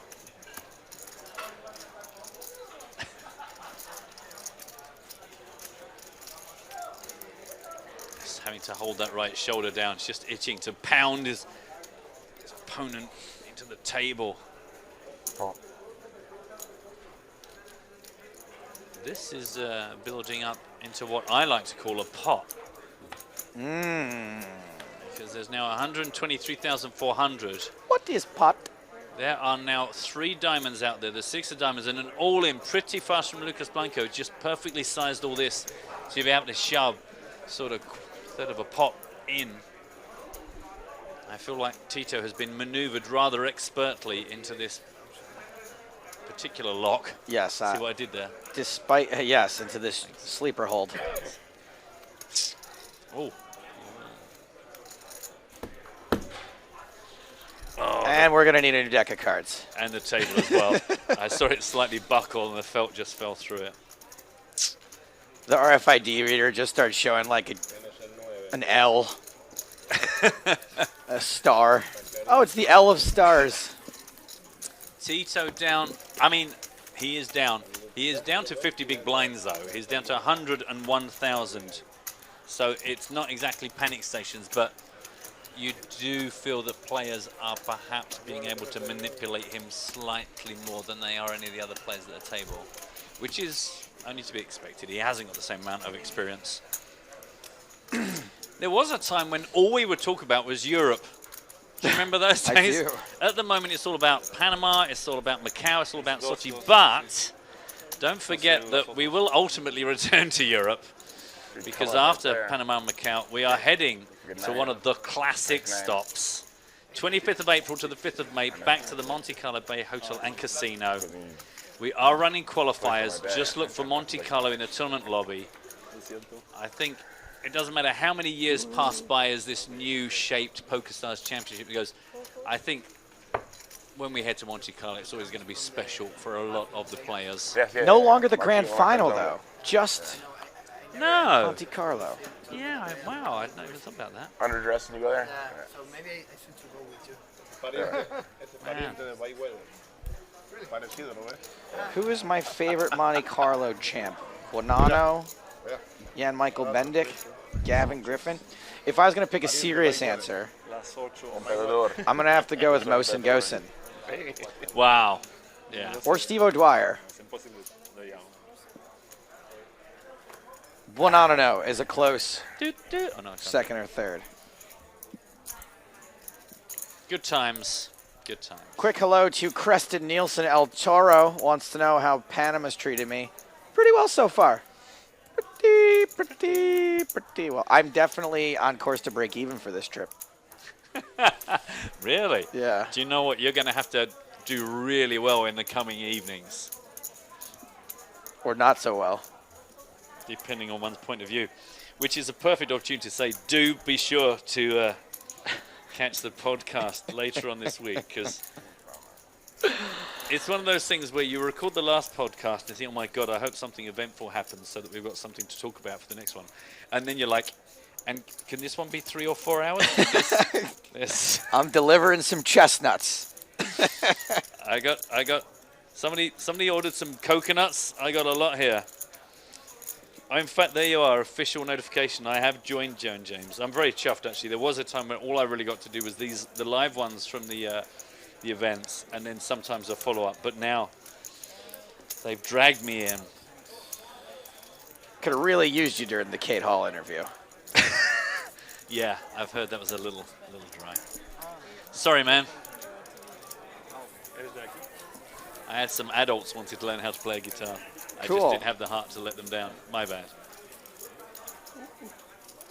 The weird thing is, I went into the Kate Hall interview with some risky questions and or funny gags within the game, and she was so clearly not picking up what I was laying down that I had to abandon all of it. And I kind of feel like that if you had been there to prop me up a little bit, maybe you would have had that. Yeah. Right, we're gonna do this. Yeah. Yeah. But you know what James is like when things start going well. He will not only will he throw me under the bus, but he'll like call the bus specifically and tell it where to be. In fact, at exactly what time. Yes. He's had 6 weeks crash course in learning to get his HGV license so he can drive the bus. It feels like it's one of those Roadrunner things where he would dress up an area of the road to make it look like it's a nightclub and it's full of hot women. And there's a free buffet with buffalo wings. And it's inflatable. It's F-list celebrity night. Yeah. If you've ever been on paid programming before, you get free entry. And he's spread the rumor that Bill Perkins is there looking for people on the boat. And Joe turns up in his banana shoes and his suit. And but that's it's not. It's the building is actually a bus being driven by James. And the handle that you think closes the door is actually one that opens the trap door that just lays you perfectly. So he can just drive over you. Good times.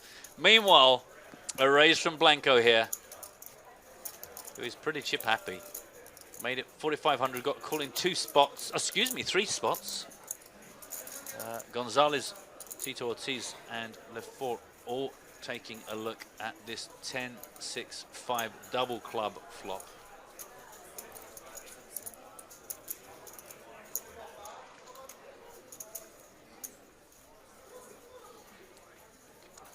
Check to Blanco, the original aggressor.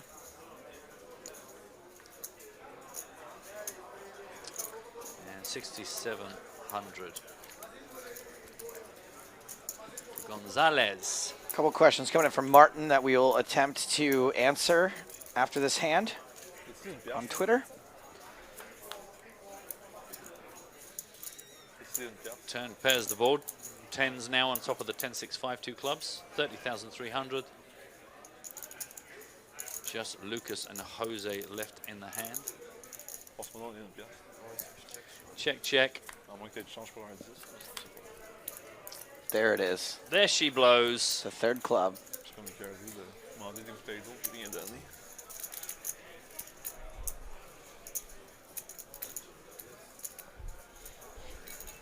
I'm really devastated. You know when we went to see Deadpool together? Yes. Is that he said a line that I've been saying for years, which is, it's the moment I've all been waiting for, which is something I've been doing in the band for like, sometimes when you play in the band, the audience aren't really listening to you. But and I guess it's a little bit like sometimes what we do here is I'll make a joke and it's just for you. It's like, I know everyone can hear it, but it'll just pass them by. And it's a bit like that. Sometimes my job in the band is just keeping the band going. Yeah. And that was one of my things. Was I go, you know, we might play for an hour and no one's even looked at us. And so I would start making bogus announcements, and I always used to pretend there's going to be a meat raffle, right? A raffle for the leg of lamb. I would say we've just had a tweet from the coach. It's stuck on the A13, like because there'd be this empty venue. Or I would say, okay, ladies and gentlemen, it's the moment I've all been looking forward to. It's part two. And I'd be saying, so when he said that in the film, I was like, I now can't ever say that. Because people think you got it from Deadpool. Go, oh yeah, I love that film. I'd be like, I can't say that line for years. years. I was saying that for you. Has that happened to you? Have you bumped into someone who said a line that you're pretty sure you invented and now you've got to... Well, when I saw the movie I Love You, Man, there was a bunch of lines in that movie where, like, bits I would just do amongst my friends. Like him playing the bass, I believe there's a scene where he puts his arm out the car window to play the bass, and I used to do that as a bit. Right. And I was like, no, people are going to think I got that from this dumb movie. And I don't, look, I have no illusions that someone, like, didn't see me or hear me do it and put it in a movie. It's just someone else came up with the same gag. Thought, yeah. A couple of questions have come in from Martin. He says, any of you know the rules regarding exposing hole cards by a player when there are 2 remaining players at river and one is all in? Is it illegal to show your cards when making the decision of calling or folding by retrieving info? Yeah, you will face a penalty if you're heads up and facing an all in and you turn over your cards to try to get information from your opponent. I don't think they'll kill the hand. I agree. But you'll get a warning and you'll get a fair penalty out of it.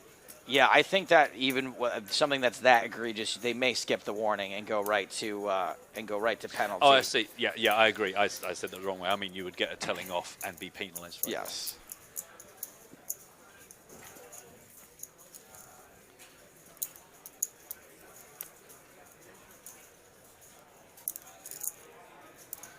I think I've seen that in a couple of like small town games where they just muck your hand, so you expose your hand. You know, it's sort of sometimes it's just like really. You want to be clear on the rules of the house before you do it. And also, there's a difference, I believe, too, between doing it on purpose to gain information and accidentally thinking your bet was called and tabling your hand. Yeah. I think that there are probably more severe penalties for the former.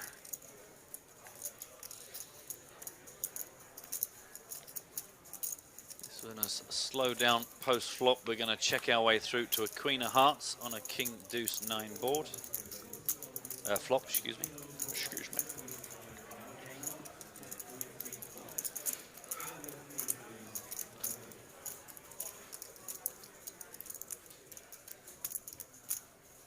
You want more?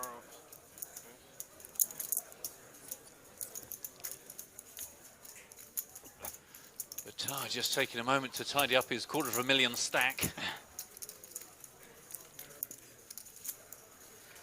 J-Cat, he agrees with me. That guy's hat is slightly crooked and it's bothering me tremendously.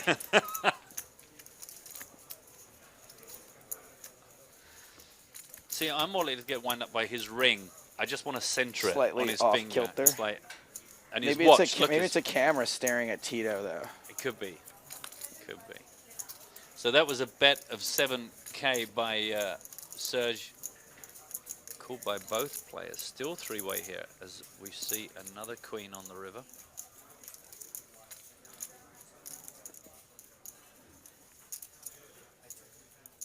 He checks. Jose Gonzalez also going to take a look at this for free. Best cards win. Simple as that. Ain't going to be Gonzalez. King 10. I think there was another king there. With a weaker kicker. Benny Blanco.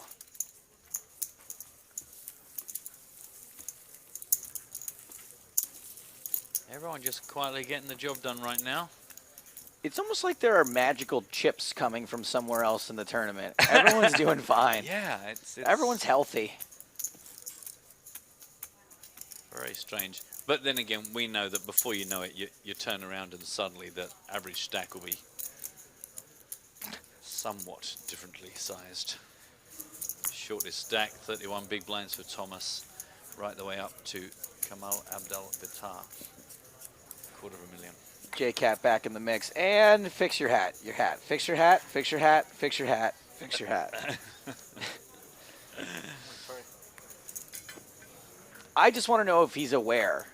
Like, if it's intentional, that would make me feel better about it. If he was like, no, this no, is his style. Yeah, This yeah, is- fine. this is But how I work. if I just want him to know that it's crooked, because maybe he doesn't know. And he's going to go, oh. Oh my God, he's gonna hit the bottom. I can't believe none of you guys told Right. me that like this was about 1.5 centimeters to the right. Because now I look like I've got a wonky head.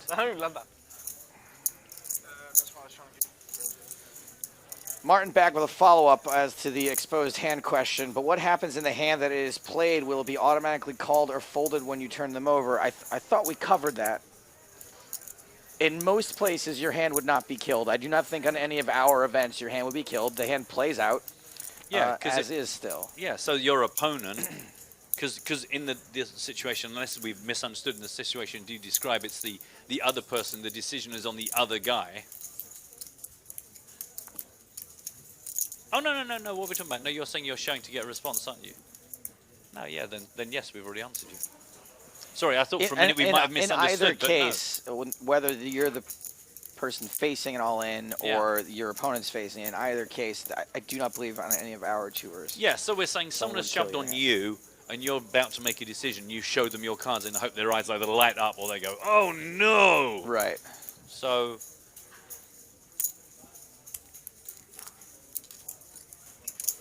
Thank you for your question.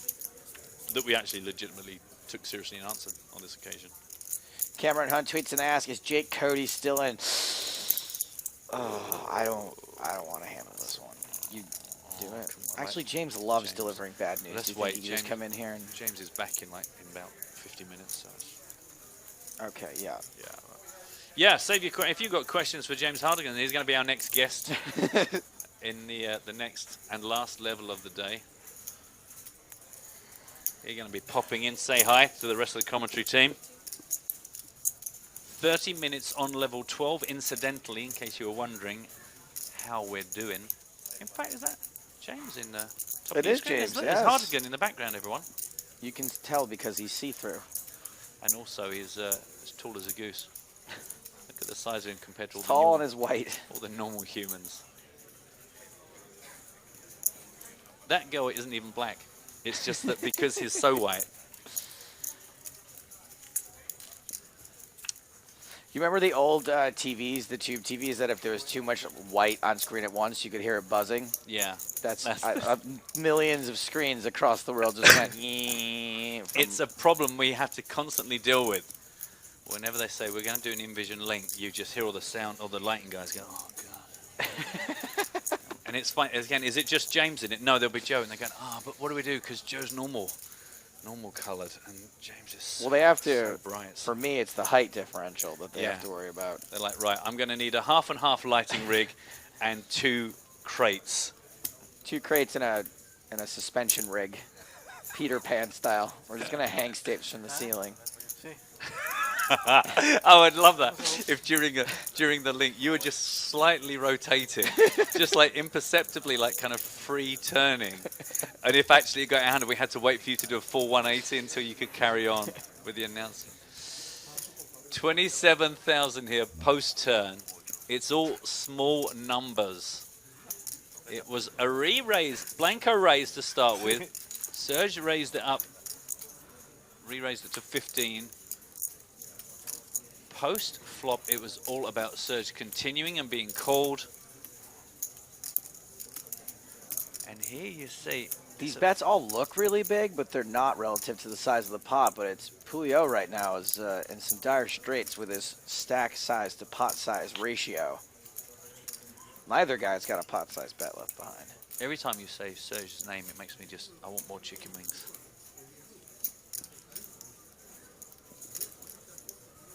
Oh, Pulio. Man, I thought I'd lost you there. Thanks. I Thanks was for coming back.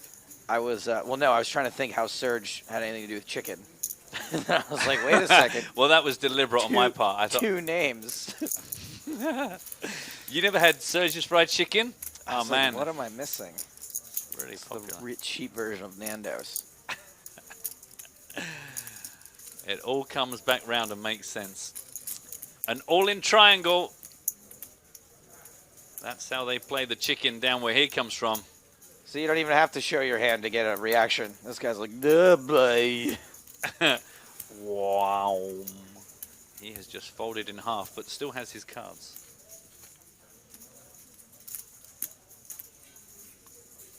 Just wait. I believe he's just waiting for a total count.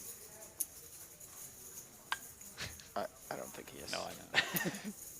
He just looks so confused. He's enjoying his last few moments of being in this tournament.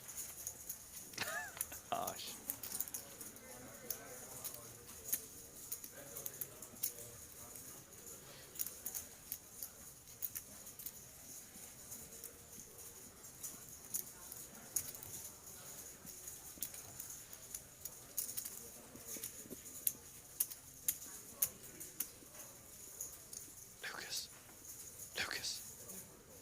Lucas.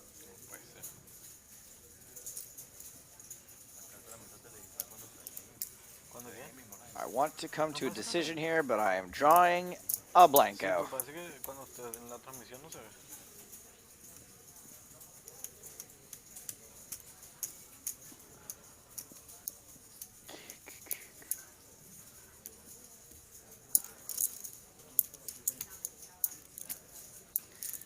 I don't think he's going to get much information staring through the wonky brim.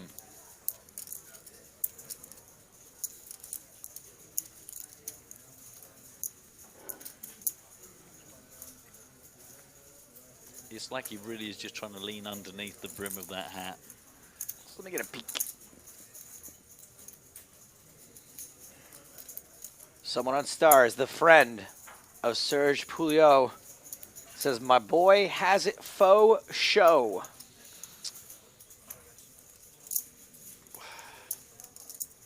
Two minutes in the tank.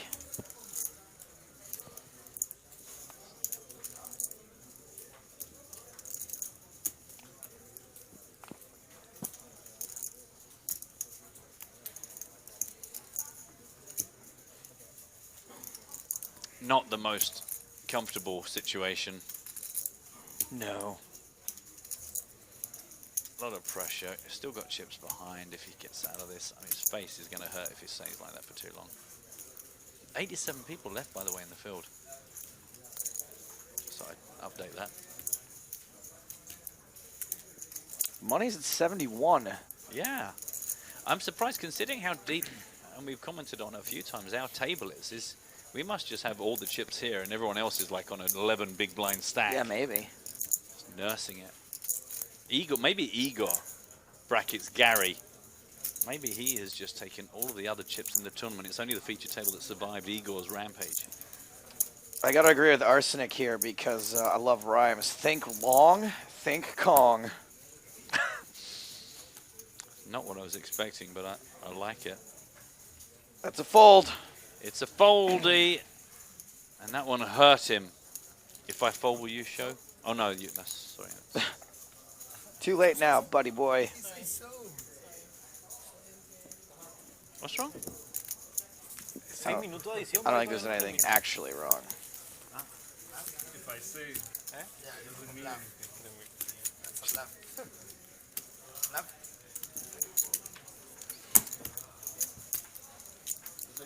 You're bluffing? That hand? Lucas is not happy in a variety of languages. Great news for Serge. He is up to second here, 230,600. Tell that you're sure.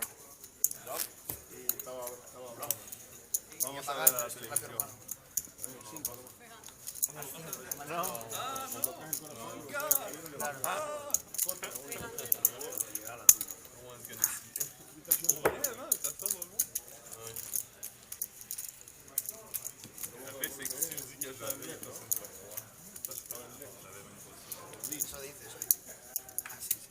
Ah, well, soon that hand will be but a distant memory.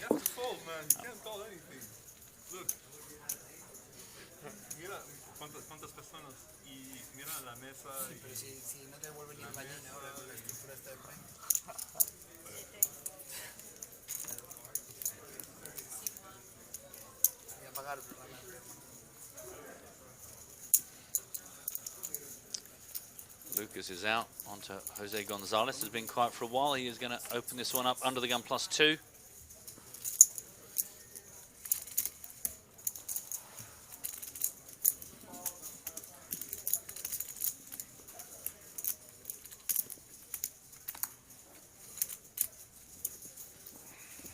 I got a horrible feeling Tito Ortiz is going to explode at some point, and I don't mean like physically. I just think he's going to get bored. Like he hasn't had enough chips in the middle for a while. Yeah, he just. The thing is, if you aren't used to just sitting still, mostly doing nothing for 6 hours, this isn't why you come and play poker. You know, you want to make things happen, and I'm sure we've all been victim of that, and you just start playing really speculative hands. It's not just like I'm going to play this 7-8 suited in late position. You just start looking at the deuce 5 of diamonds, and you just want to see some flops and try and give yourself something to do.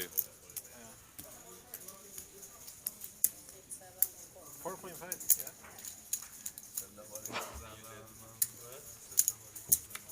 yeah. Who's that blonde guy? He looks like he's about to get stung by a bunch of bees and die, breaking the heart of Anna Klumsky. Wow. My Girl reference. I don't know if you... No. Macaulay Culkin. My Girl. Spoiler alert. Incidentally, 302 people left in our free roll. I just thought I'd better give you guys a bit of love. Hope you're enjoying yourselves. Man, top prize is 215 bucks. Never mind the bounties that have been taken.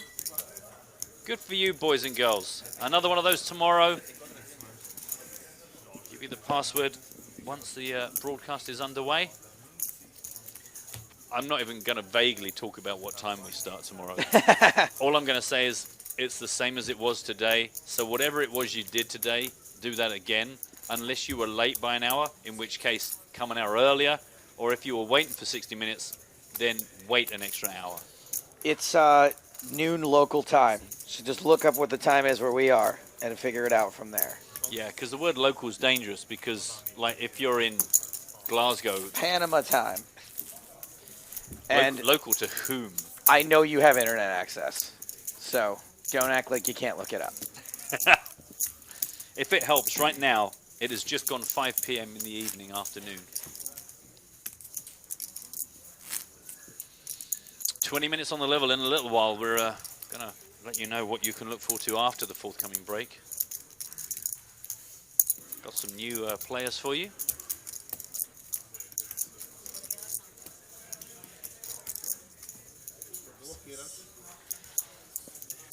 A couple of folks on Twitch are talking about how it seems like only Europeans have more fun playing poker than other nationalities. And I can sort of see what they're saying. The Brits seem to have like a little bit more of a good time out there, even the winning ones, right?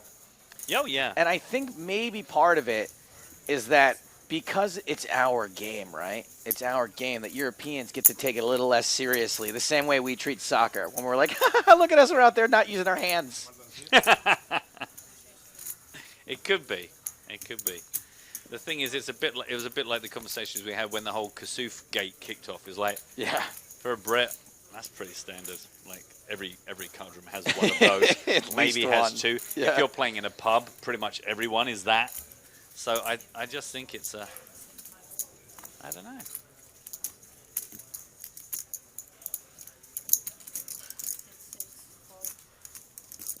The thing is, I know that I've done a bit of Kasufing sometimes. I will suddenly become far more cockney than I actually Really? am. Oh, yeah. I'll sit down and get... All right, everyone, we all have a nice time, are we?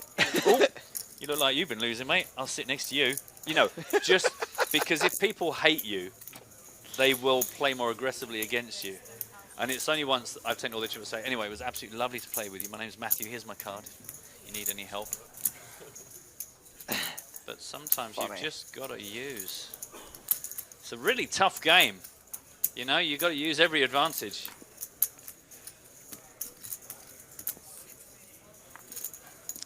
Man, Tito looking for an excuse. He keeps trying to limp in pre, and I just think there's going to come a time where you got to realize that that is no longer an option.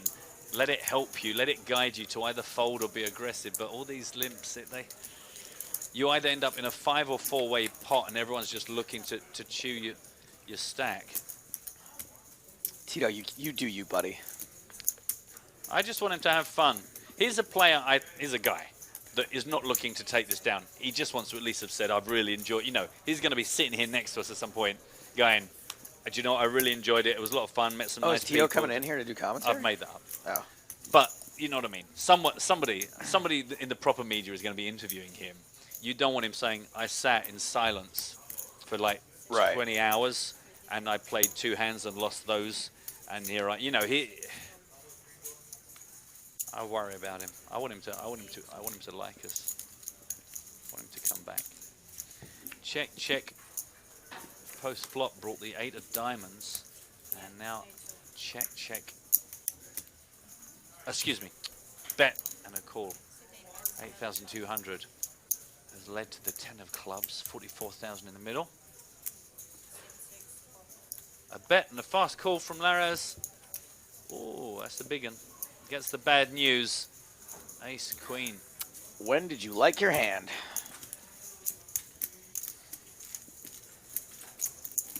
C. Kingfish asks, you think we will see the bubble burst tonight? Our original guess was no.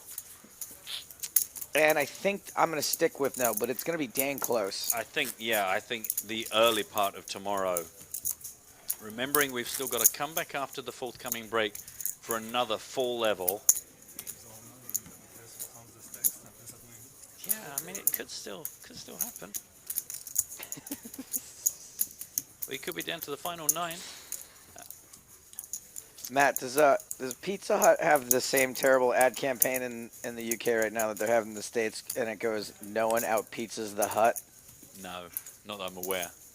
J Cat says, next time you scoop a pot, make sure you say, no one out pizzas the hut. And this is god-awful marketing. It's so bad. Are they specifically referencing Spaceballs? Even if not, what does it even mean? Who is the hut, and how are you going to be out-pizzaed? Nobody out-pizzas the hut. Like, what does it even mean? Well, you're Pizza's talking about not a verb. Look at you advertising your pizzas. Look how you've been drawn into it, you shill. I don't know. I'm very fortunate. I very rarely ever see adverts for anything anymore. I'm either walking along like a zombie staring at I my just mobile. read something online that most kids don't know what commercials are. I can understand that. Well, aren't they about, I think, is it next year they're going to make it that you can't skip the adverts at the beginning of YouTube clips? And that's going to blow people's minds. To not have to wait for that 5-second and then just click the skip if you're stuck. I know every time I fire up Twitch to watch someone, I get hugely annoyed by that 20-second advert that I just can't get away from. Matt, nobody out pokers the stars. See that? I mean, that's awesome. To be honest, that's not the worst slogan that Stars have ever had. No, it's not. It wouldn't even be the worst slogan they currently have.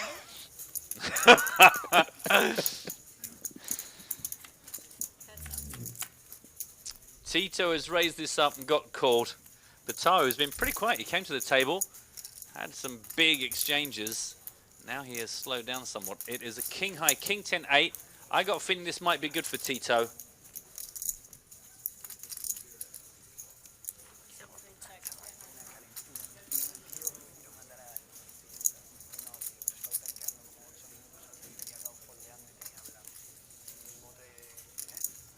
Pizza party, party, pizza party. There's a party. really great pizza place down the road from here, by the way. Really? I discovered last night that, you know, when we're feeling like we need some cheap, dirty, local grease, because the place here is pretty. There's pretty lots swish. of cheap, dirty local grease roaming around this casino on a nightly basis. And you're including yourself in that. That aren't is you? true.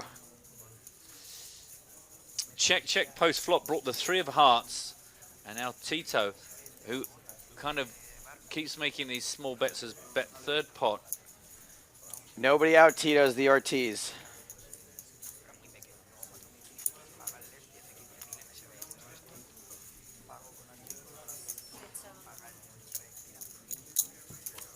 Staring down. Don't stare at Tito. He will crush you. And now the Jack of Diamonds. I don't feel so good for Tito anymore. The bad news is for Bitar that if he's about to try and bully Tito off, he's going to call with whatever he's got. He's just committed to this. Yeah, just bet a third of his stack. Yeah, 25,400 in the pot after the previous Streets of Action. Now 20 grand. So having bet a third of the pot now. 20 into 25.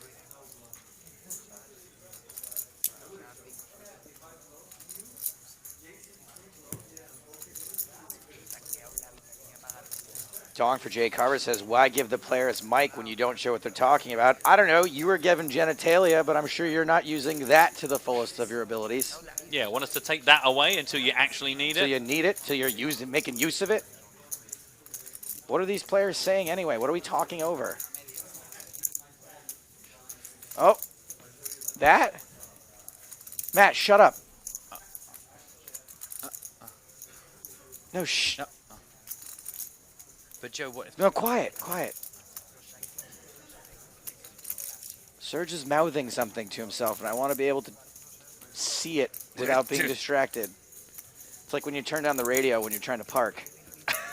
I've never understood that, but it helps.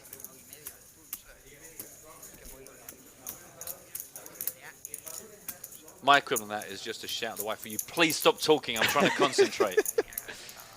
Look at Tito smiling. That's the smile of a man who's kneeling over you. He's got your arms pinned down with his knees somehow, and he's just punching you in the face. And you're sitting there going, this really hurts. Why is it I can't move? And he's just, that's the face. You know when somebody's physically just doing a lot, but they've no sweat and there's no emotion. I mean, I've been the guy on the bottom half of that before. So Yeah, at the moment, you're not really aware of the face being made. All right, it's a call. And cool. Tito's got it. Yeah, Bitar knocks the table. Ace queen for the nut straight. That's good for Tito. That will perk him up some such. Been a couple of quiet hours for him. Wonder what Gary's up to. Meow. You mean Igor Yarashevsky, don't you? No, Gary? Well, I got some good news for you, Joe, because in 10 minutes there's a break, which is good news anyway. But when we return, we are actually going to go to a new feature table, and it is going to feature the man who started the day with 219,600. Now he has got 710,000. It is Gary Igor Yarashevsky. Next to him, Berlin 2012 runner-up Andrew Chen. We don't know the other players involved right now, but we are going to come to know and love them, both actually and physically. So that is what you can look forward to in about 30 minutes' time. We've got the last break of the day scheduled in 11 minutes. That'll last 20 minutes. And then we're back for level 13. 86 players remaining. Bubble burst at 71. Our initial projections are that we wouldn't get through the bubble until tomorrow. But you just never know. Never say never. Apart from if someone says, would you like to work with Joe much more than you currently do? Nobody out Joe's the Stapleton. I asked Lee Jones about the origins of his Big Horse nickname, and he told me about these cowboy boots. Oof.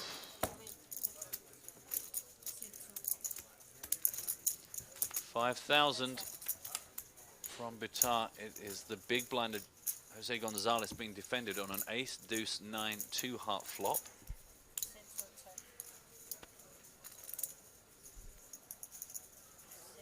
Check back by Bitar. A free heart, the 6 of hearts on the turn, 13,400. Pretty windy out there.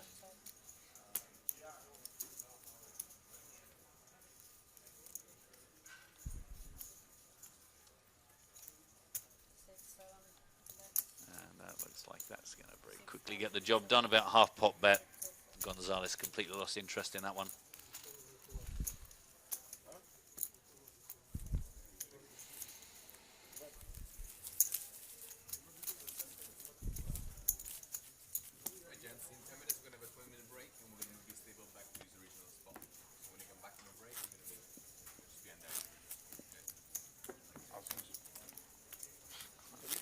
So pick up all your chips and put them in your pockets. No, don't do that.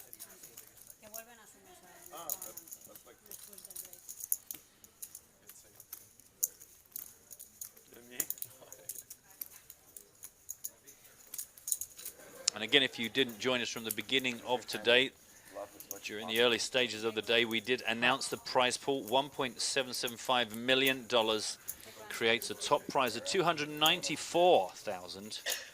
First payout will be $7,720. Everyone between 48th and 71st spot. This was a $5,300 entry. Our first time here in Panama.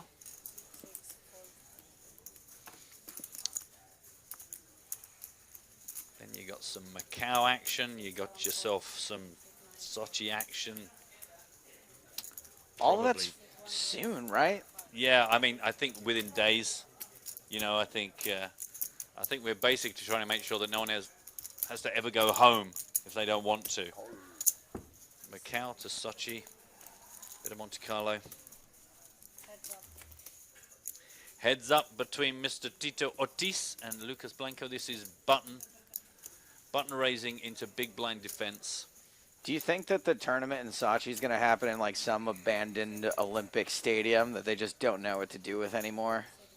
What looks like it came out of I Am Legend? Yes, exactly. Where there's just like replete with vampires.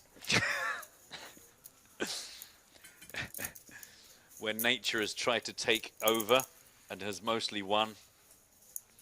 I have no idea.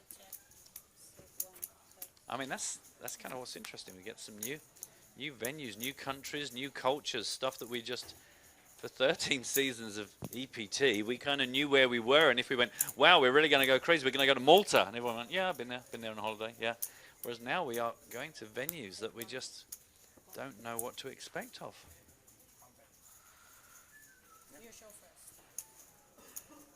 Tito doesn't seem too thrilled to show. Pair fives. Oh, pipped.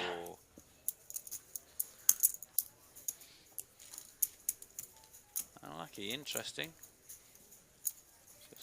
Just the defense on the big blind. No attempt to push back with that. Interesting to try and get a feel for the way Tito's playing his hands. The old 9-5, the old Dolly Parton. Oh. Interesting. You're playing advertising mottos with people, aren't you? Down 77 grand from the start of the day. He did come in second in chips, sandwiched between Jason Kuhn and Igor Yurashevsky. We know Igor is now 710,000 chips to the good.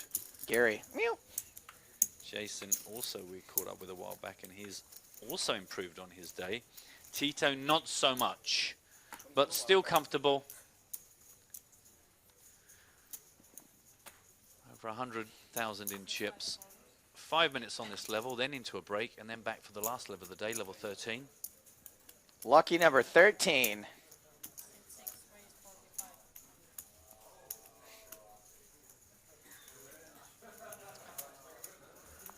in case you don't need to visit the bathroom, this is what's coming up in the break.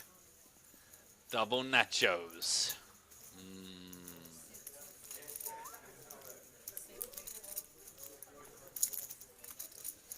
Wow, setting the time machine for 2010.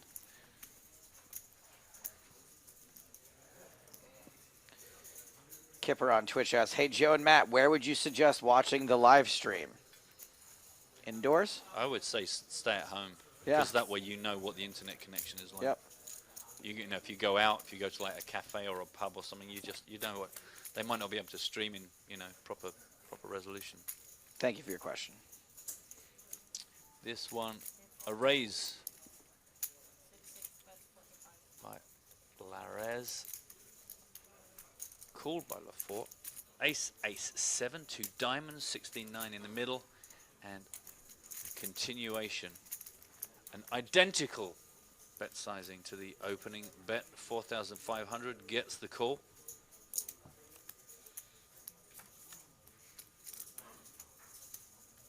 Four hearts on the turn. It was a big blind defense from Thomas. Ibrahim Larez is going to keep on firing out here. Pre-flop, post-flop, and now post-turn. Pressure still being applied. Yo, Brahim. That's a great name. It's a name and a greeting.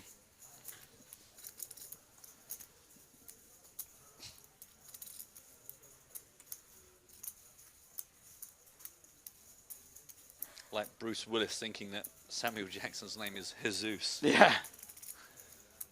No, Zeus. He thought his name was Jesus. Yeah. Yeah. He wasn't saying, "Hey Zeus." He was saying, "Hey, Zeus."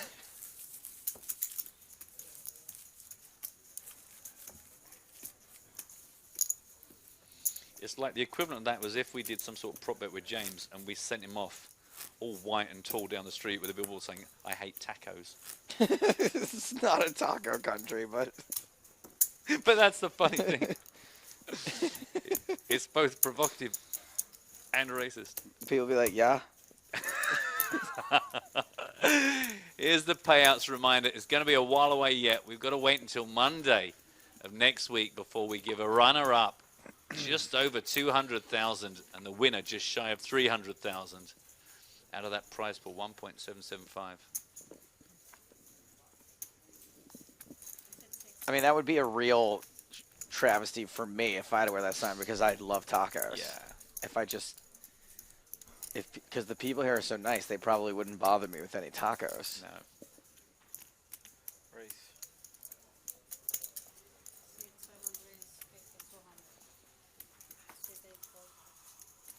Raise up under the gun plus from Bitar, 5,200.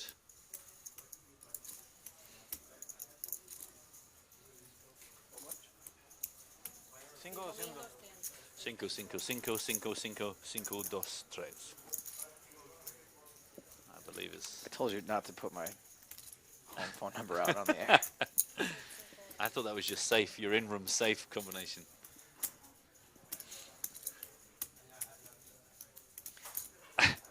Just made me think of, I won't say the actual code, but the code to get into the commentary booth in the Czech Republic. The woman just went up to it, who was the card room manager, and went 2, 2, 2, 2, 2, 2, 2, 2, 2, and was pulling on the handle, and it opened, and I went, "I'm sorry, so what is this?" She went, "Well, I normally just keep pressing 2 until the door opens," and it turned out it was like 2, 2, 2, 2. That's such a funny.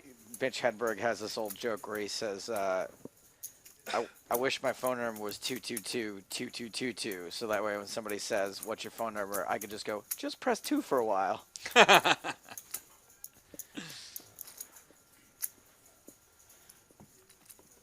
All right, well, we've got a raise, a call, a 3-bet from Tito Ortiz. This is going to mean business. He has just 3-bet 25% of his stack. And it looks like your boy Serge. Nope. Neither Canadian is getting involved. We are back on the original raiser, Abdel Bitar, who wants a count from Tito.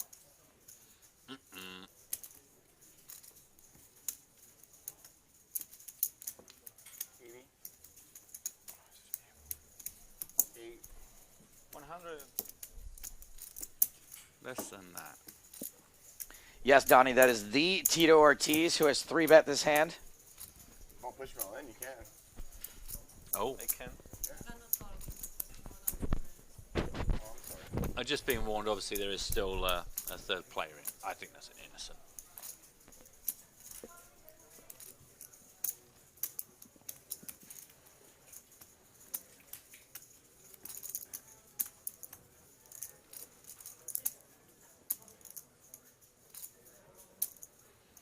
Other players leaving our feature table as the break has kicked off, but we will stick with this action. Hopefully not for 19 minutes.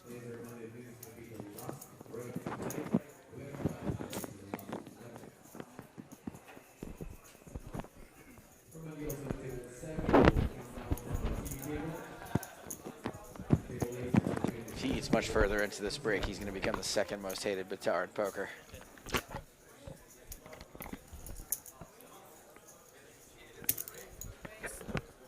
A raise. Now this is going to be the question, does Jose Gonzalez really want to get involved in this? Because Tito has already invited Batar to push in all in if you want to. Here's my issue with Gonzalez. He had a lot of time to think about what he was going to do here already. He could have asked himself, I wonder what I'll do if Batar calls. I wonder what I'll do if Batar folds. I wonder what I'll do if he shoves. And then that's it, instant. Go on, ask him how much. Unless Gonzalez has a monster and this is just some muck about time play.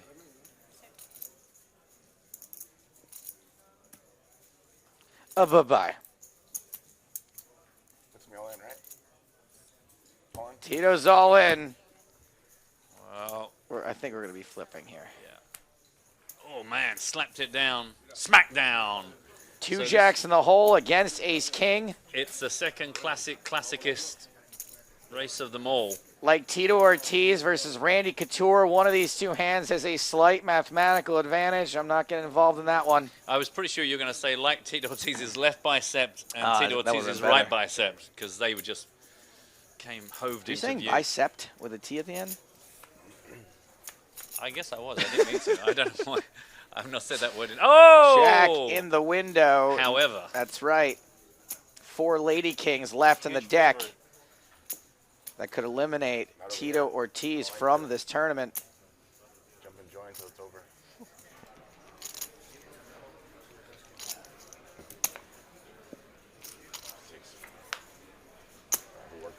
You don't have a queen in there?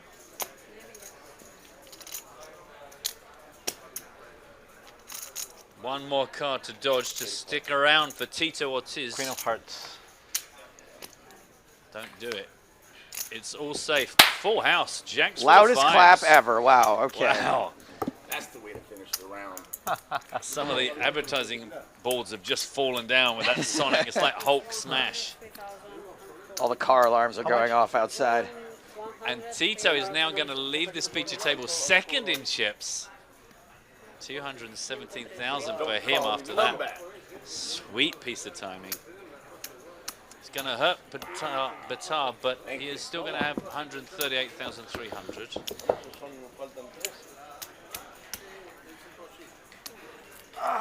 This is how things do look then as we release these players back into the field. Well done to Tito. He lives to fight another day. And after the coming break, we will have a brand new feature table for you featuring Igor Yoshevsky and his huge 710,000 stack. Come back to us in 16 minutes for more here from the PokerStars Championship Panama, live from the Saltis Hotel in Panama City. Fine.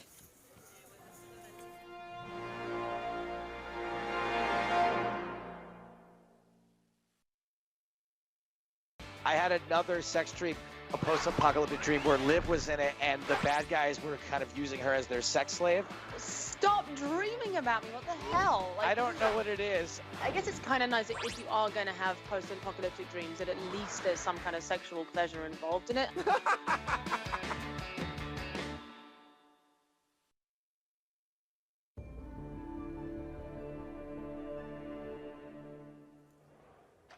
David, 24 players remaining. What can we expect today? All these players have one goal in common. They all want to make the final table, which is the final 8 players. So I think you're going to see a mix of cautious play by the players who are less experienced and a lot of aggressive play from the ones who've been there before.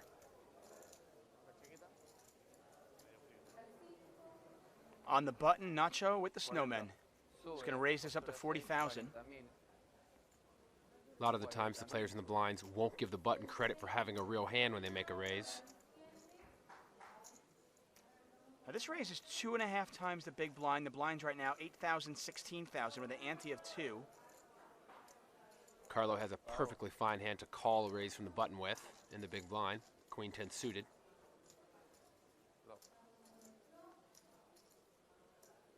And it could be a dangerous flop for the magician. Carlo flops top pair. Barbero with middle set. Lopez checks.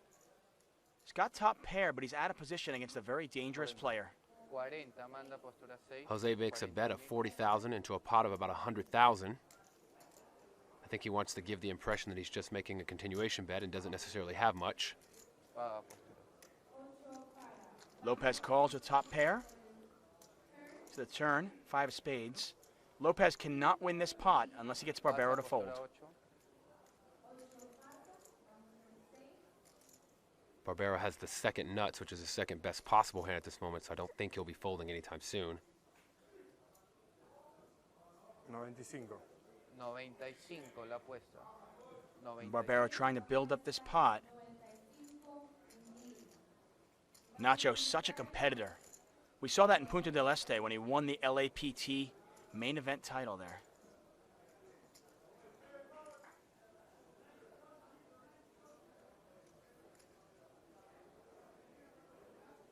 Carlo Lopez going to call again. Puts his 95,000 chips in the middle. And this pot, 374,000 chips now to the river. River's a deuce of clubs. I thought maybe if a heart fell on the river, it would slow Barbero down. 170. Barbero's certainly not going to slow down now. Lopez checks. Barbero bets 170,000.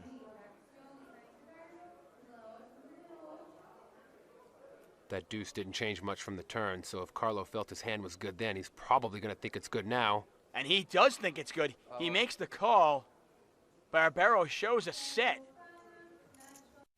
And Carlo Lopez, well, the only magic trick that he did there was make his chips disappear. 6 setup. Nacho looking at Carlo with a little bit of disbelief. With that monster pot, Nacho Barbero is now the chip leader. Action on Nacho. And forget about the cards. He's playing his position. Nacho's not going to wait around. He wants to make that final table with chips. And Conrad finds a hand that suited him well earlier, ace-queen.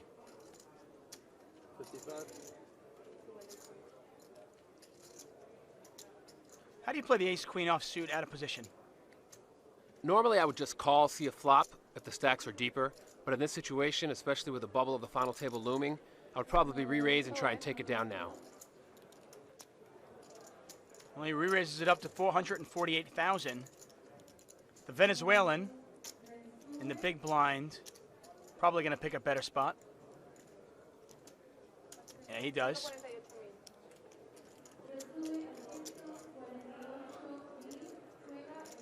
It's a big 3-bet from Conrad. Obviously wants to take it down before the flop. A few things are happening here. Nacho's definitely not thinking of calling. And Barbero's all in. Right, I was going to say he's thinking of either moving all in. And Conrad calls. Wow, what a call. This is sick. I was going to say Barbero's either just posturing so it doesn't look like he was raising with nothing, or he's thinking of making a big move. Oh, he makes the big move, and Conrad calls with ace-queen. And Barbero is all in. I think Barbero should have learned from the previous hand with Suleiman that Conrad's not one to make a big lay down. So there's not a lot of upside to making a move with 8-4. And the reigning LAPT champion. You can hear he's shocked that 700,000 was called by ace-queen. But Conrad showed before. Well, he's willing to gamble, that's for sure. 9-7 deuce, nothing there for Barbero yet, and he's a 3-1 dog. Once again, it is Barbero's tournament life on the line. And once again, though, Barbero finds himself not up against a big pair, but with 2 live cards. Needs an 8 or a 4 or running cards. Turns a deuce of hearts, and Barbero is 1 card from the exit. The dream of back-to-back just about over. This would be a sad way to go out holding an 8-4 offsuit on a pure bluff. Oh, it's the 8 of spades, unbelievable. Barbero catches a miracle and doubles up into the chip lead with 1.5 million chips.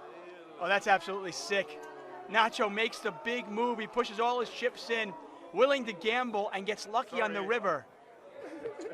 Are you really though? Nacho Barbero, proving it's better to be lucky than good. That's one of the things about making a big move like that. Even if you are called, there's still 5 cards to come. Unbelievable turn of events right now, and Nacho Barbero in great shape as we get closer and closer to the final table. Queen Jack offsuit for Conrad. And he pushes all of his chips in. His chips are reluctant. They don't want to go in. But he goes in for 270,000. Only 9 big blinds. Valerio gets out of the way. Herrera's not going to call that.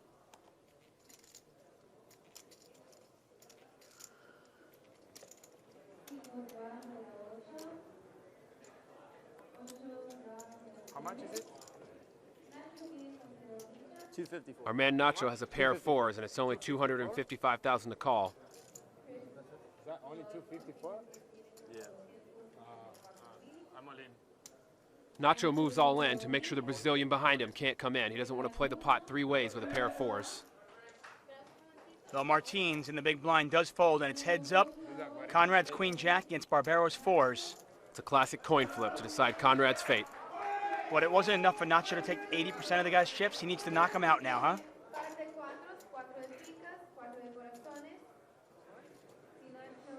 Nacho a slight favorite, but this was a virtual coin flip. And how quickly things change in No Limit Hold'em. It was just Barbero's tournament life on the line just a few moments ago. Now it's Conrad's. And there's a 4 on the window, and it is pretty much over. Conrad needs running cards to make a straight. If the turn is not an 8 or a 10 or a king, Conrad is going home. Well, that is not an 8, a 10, or a king. And Conrad indeed is going home. Irrelevant 7 of diamonds. And Nacho Barbero. The 1-2 punch, knocking out Conrad in 11th place. Haven't heard much from Ben Barrows. Ace-6, maybe something here? No, he's going to pick a better spot. Jack-10 for Nacho. You know he's going to play these, though.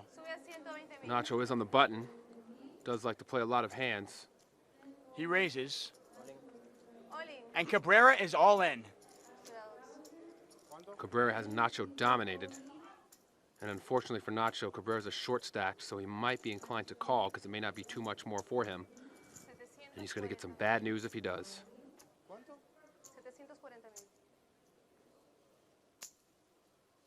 If Nacho makes this call, he'd be getting about 1.5 to 1.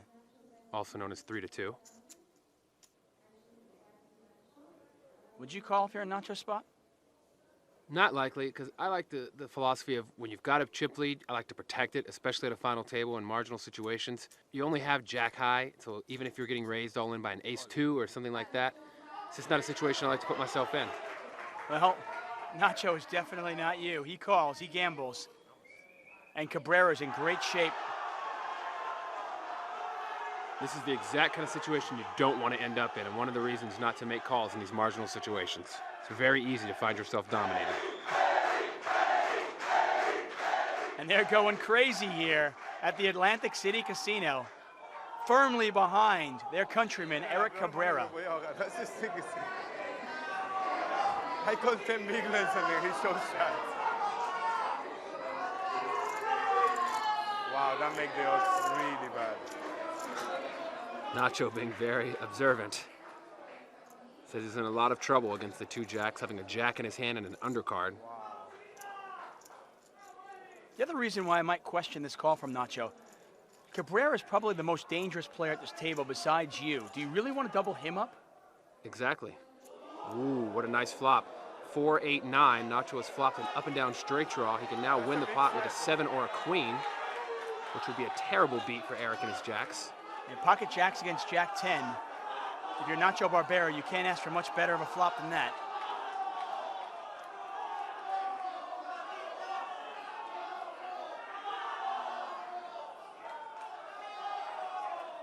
If Cabrera loses this, there might be a riot. Here's the turn. It's a 10. Now that takes away all the outs for Nacho to win, except for another 10. He can win with a 10, but his straight outs now would produce a tie.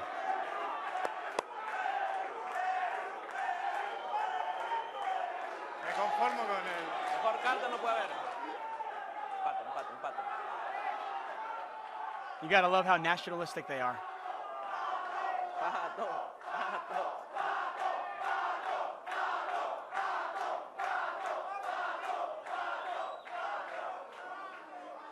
To the river, 1 card remaining. A 10 and only a 10 will eliminate Cabrera. It's not a 10, but wow, oh. It's actually a really, really bad beat for Cabrera. It's a chop pot. Both players make the straight. Yes, Nacho's got to love it. He got his money in as a huge underdog and gets to get all of his money back. Blind still 40,000, 80,000, the 10,000 ante. And the action has really been between Nacho and Cabrera. Ben Barrows almost seems content to glide into second place if he can get there. Well, I think he just wants to make it to heads up, and then perhaps he might be one of those heads up specialists, and that's where he figures his play will shine. He wants to let these two guys battle it out. It's clear that they have something going on between them. Barbero, Cabrera, heads up. There was no raise. Barbero limped into for the small blind, just called. Cabrera checked, and Barbero flops a straight against top pair, top kicker for Cabrera. Barbero checks with his straight and allows Cabrera to take the lead. Cabrera does with his top pair, top kicker, betting 120,000 chips. He's got to feel good about this hand. And there's the check raise from Barbero. We saw it earlier. Barbero check raising when he has nothing, and he's bluffing, and here is check raising when he's got the nuts. Right, he's been playing very tricky, so it's going to be very hard for Cabrera to put him on having a real hand.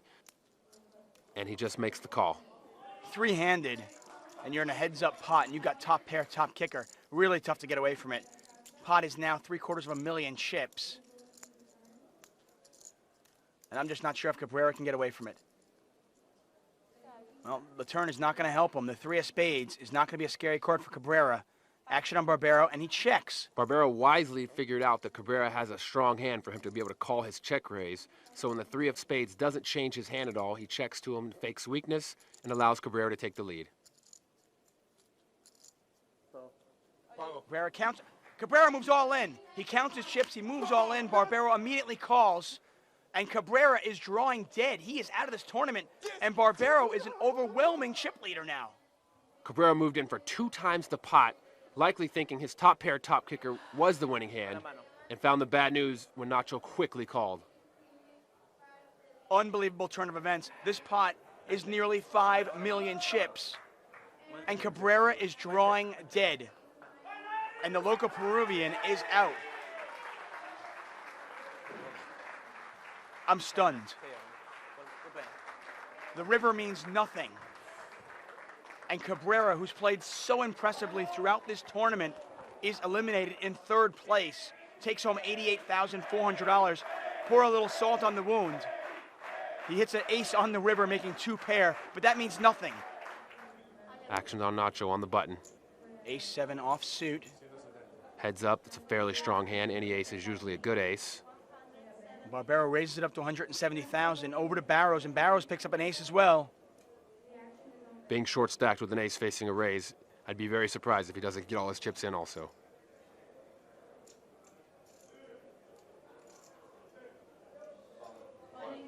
And he does just that. Barrows all in. Barbero immediately calls. And this could be it. Pot over 2 million chips. Well, we knew if Barrows is going to win this tournament, he's going to have to get lucky a couple of times. This could be the first time he does it. Let's see. Nacho has got him out-kicked. Barrows is going to need some kind of diamonds, a straight, or a deuce to overtake Nacho's hand.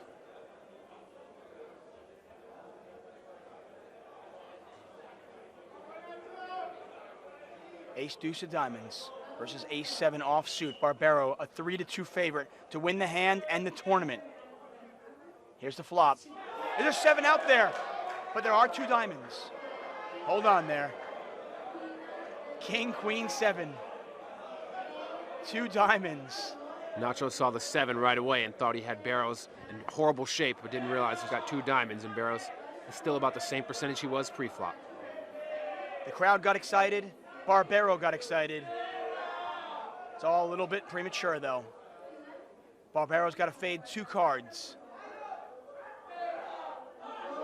Well, more outs for Barrows. This one's getting sticky. Barbero, a 3-1 favorite to win the hand and the tournament right here. Barrows needs a diamond or a deuce.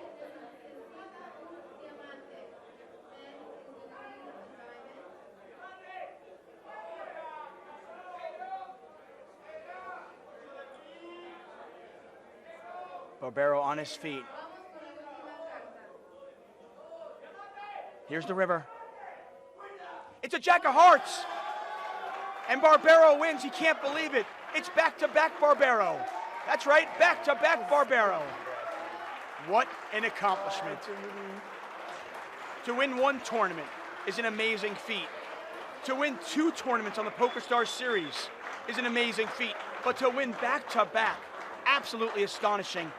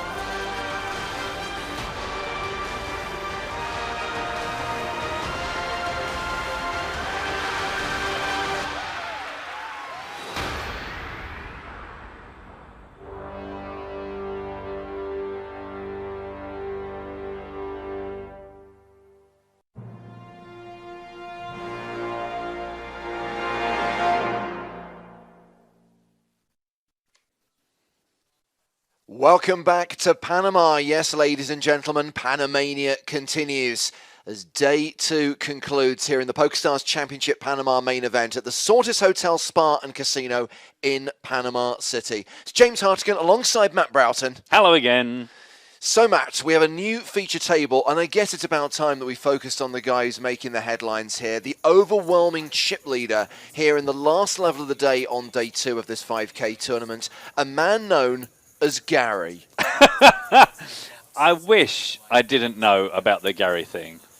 Igor Yarashevsky, he is the tournament boss with 710,000. Those are the other chip leaders. They include Jason Kuhn and Denis Timofeyev. But look at the chip stack of Yarashevsky. Just to put things in perspective, the blinds right now are 1,200, 2,400 with a 400 ante. Yarashevsky has more than 300 big blinds. Yeah, but you say that, James, but I mean, this is no limit hold, and we all know the sort of trouble you can get into in just one level. So, you know, don't count your chickens. Also at our new feature table, James Salmon from the USA, Andrew Chen, the runner-up in Berlin in 2012. At the short stack at the table, Dmitry Ivanov, who's playing just 13 big blinds. Now, I'm not going to lie to you, Matt, I am a little bit worried. We defiantly said at the start of the day, we're not going to hit the bubble till the start of day 3. But here we are, with 84 remaining, 71 getting paid, so simple math tells you 13 players gone, and that means we're in the money. And we have been losing 3 tables every single level so far today. So there is the realistic prospect that we are going to make the money on day 2. Well, that's fine. I mean, what will be will be. I'm sure we will adapt accordingly. But yeah, they certainly are playing pretty fast and furious across the board. So this is level 13. I'm sure those of you who are regular viewers of main events here on PokerStars TV know that we normally play 6 75-minute levels on day 2. With a smaller field here in Panama with just 366 total runners, we've decided to shorten our days slightly, and that means we're only playing 5 levels today, so play will conclude in just under 75 minutes time. On our first hand back from break, first hand of the new level, first hand of this feature table, we see a raise from Gary, the chip leader. He's made it 5,500 from the hijack. It's just too good, right? It's too much. It's too good to be true. It's a gift. We've been gifted Gary. Now we have a 3-bet from the second biggest stack at the table. James Salmon has made it 13,500. Looks like the action has come back around to Yarashevsky. All right, Gary.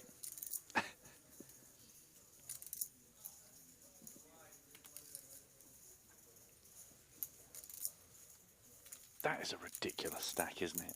this early.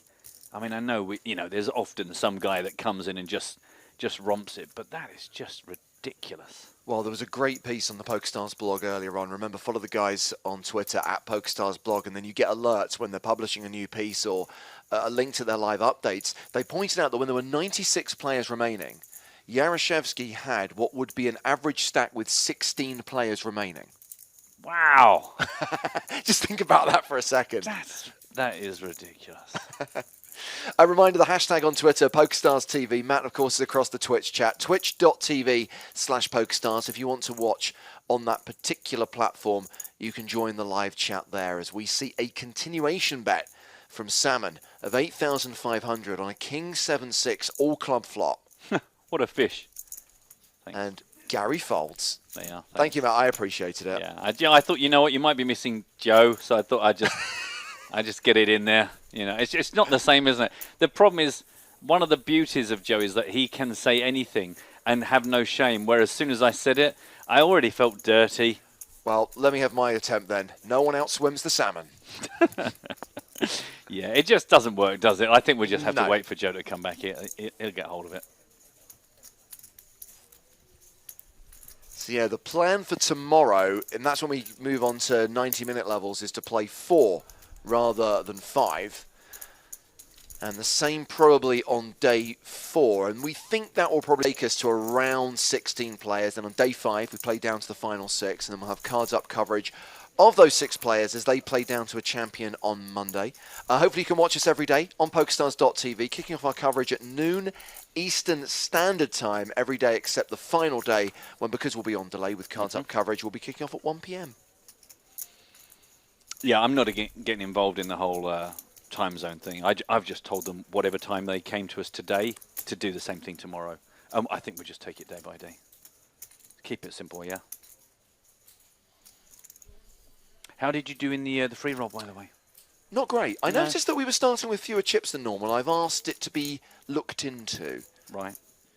Meanwhile, Undersea Monkey points out, okay, Yaroshevsky, who's raising here from under the gun +2, he has 300 big blinds, but who among us hasn't dusted that off in a matter of minutes in a cash game from time to time? Well, as I said, that's why it's called No Limit. You know, is that he can do whatever he wants with those chips. I've got a feeling he is not someone that is going to be doing anything rather stupid and rash anytime too soon, though. I think he is going to be a mountainous chip leader for some while to come.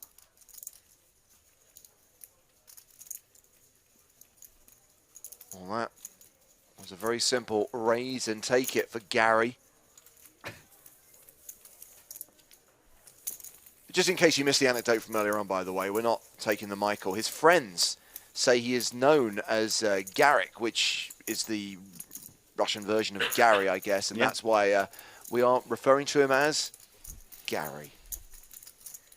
And we were wondering about Garry Kasparov, the famous Russian chess master, whether he was an Igor who was simply known as Gary. Anyway, anyone want to Google that? You help yourself. Fill your boots.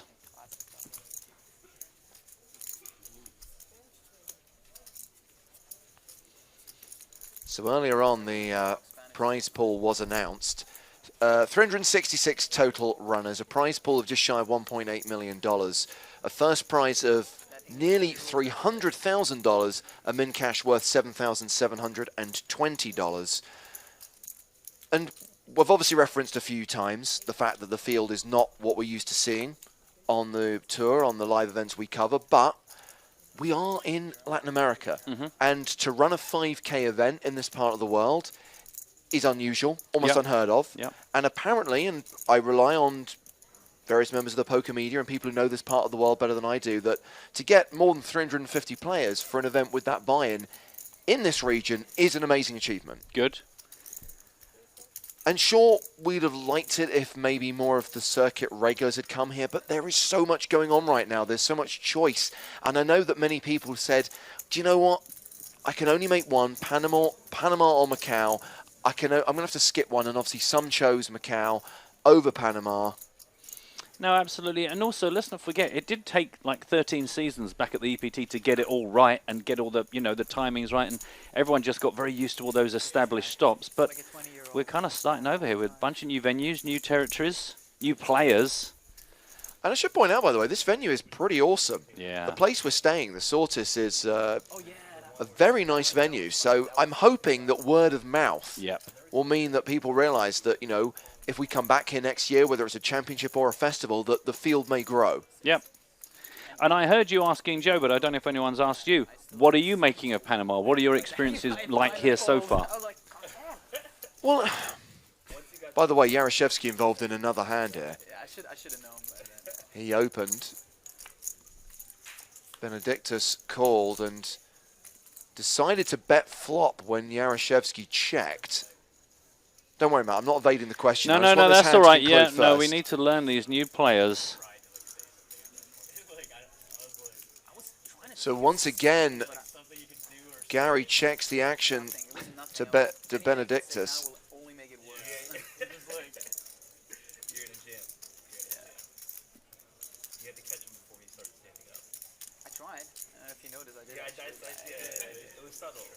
Yeah, it has to be. I'm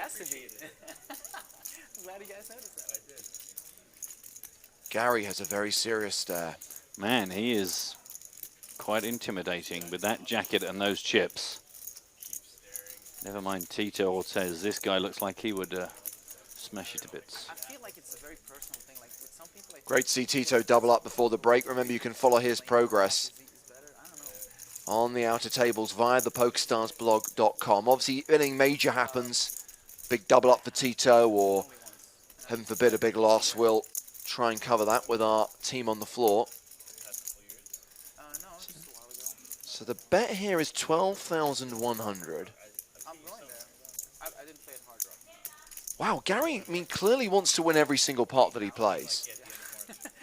Surrender is not in his vocabulary. He calls the bet. Oh, nearly. Oh, nearly. Now he does. Yeah, it'd be interesting to see if he is just an absolute action junkie, because that stack can't have just come about by a couple of big key hands. He's just clearly looking to get involved in every single hand. Well, this is going to get checked to showdown once the board pairs on the river. And with a jack, Gary is good, and he wins another pot, adding another 30,600 to his stack. Man, it might just be that if you're on that table, you have to just forget about him, avoid him, and just play a little sub-game. You know, just the guys with 72 big blinds down to 12. Just make a smaller ring of it. So we mentioned Tito Ortiz going back out into the field. Obviously, we wanted to catch up with him during the break, and our man on the floor, Paul, asked him about his stint on the TV stage. Okay, so you've just spent the last 2 levels at the feature table. How's it gone? Ah, God, the beginning of it was just horrible. I was just getting bad hands, bad beats, and I found myself as being almost a short stack. And the last 2 hands actually turned out really well for me, really well.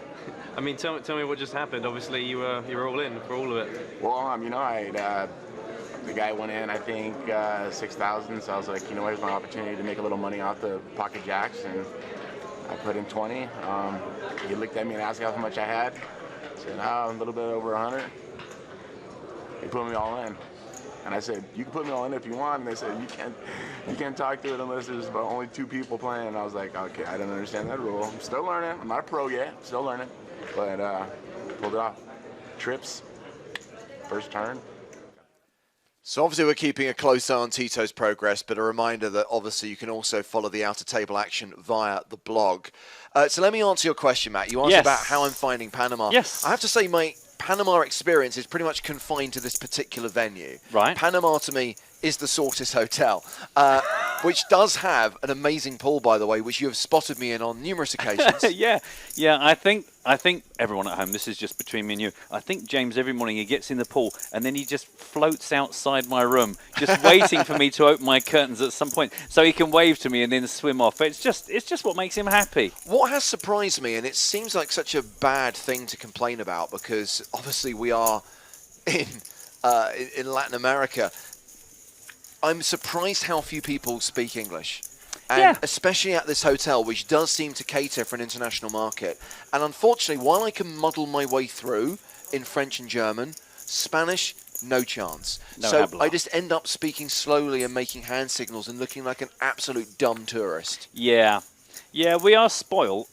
But similarly, this is somewhere where, you, as you rightly say, you would expect to sort of get away with it because it's a tourist trap. It's an amazing location. It's a gorgeous hotel. So you kind of expect that everyone is probably going to talk better English than you do.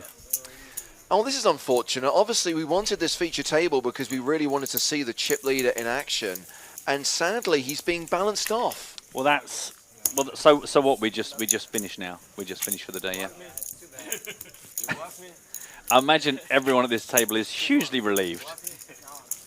The man with all the chips is disappearing as we say goodbye to Gary, which is a great shame, but that's the way it works. Obviously, he was due to take the big blind. They needed to balance the tables. Yep. They take that player. They're not going to let our live stream requirements get in the way of the running of the tournament. Well, quite, and every now and then it is just good to have something like this happen to remind people that we don't influence the tournament badly. We just watch what's happening anyway. It's one of those things. We've still got Andrew here. We know him. We've still got some new friends to meet at this table.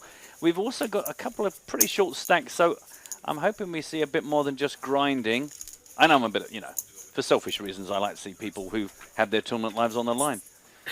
Meanwhile, Michael Zajac has got in touch on Twitter, hashtag PokerStarsTV. Michael played in the recent PokerStars TV home game. You may have missed out on this one. If you don't listen to the podcast, you wouldn't have heard about it. Michael says, thanks for being terrible at poker, Matt. Just kidding. Because Michael eliminated Waster from that tournament, claimed his bounty, which was the PokerStars shark, which has clearly arrived in the post, because there is a picture of said shark with Michael's cat. No, it was a pleasure. Yes, I'm glad that I was poor enough that all of you had a good chance at my bounty. And I'm glad the shark appeared in one spot. Bob, incidentally, is followed up to the Gary Kasparov. Yes. Saying his given name is Garrick, same as our Igor, our chip leader. Garrick is usually the diminutive form of Igor, just not in Kasparov's case. So it's just a Garrick thing. So there's Garrick as a given name and Garrick as a kind of a diminutive form of Igor. How strange. It's like you've made a name shorter by making it longer. It's like VWs and Volkswagen. So let's pick up the action here, which was all about Gary, but now he's gone from the table. Some other players have a chance to try and win some chips. This is a raise from Roman Pavliuk in the cutoff. James Salmon in the big blind. Defending by the looks of things, so we'll have a flop. Heads up action. Queen 9-9. Right.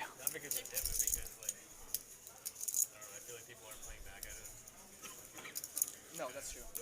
I could actually... I mean, maybe not. If it was like, if it gets really close, then I think it's pretty boring. Yeah, it will vary. It would just be, everyone would be stalling.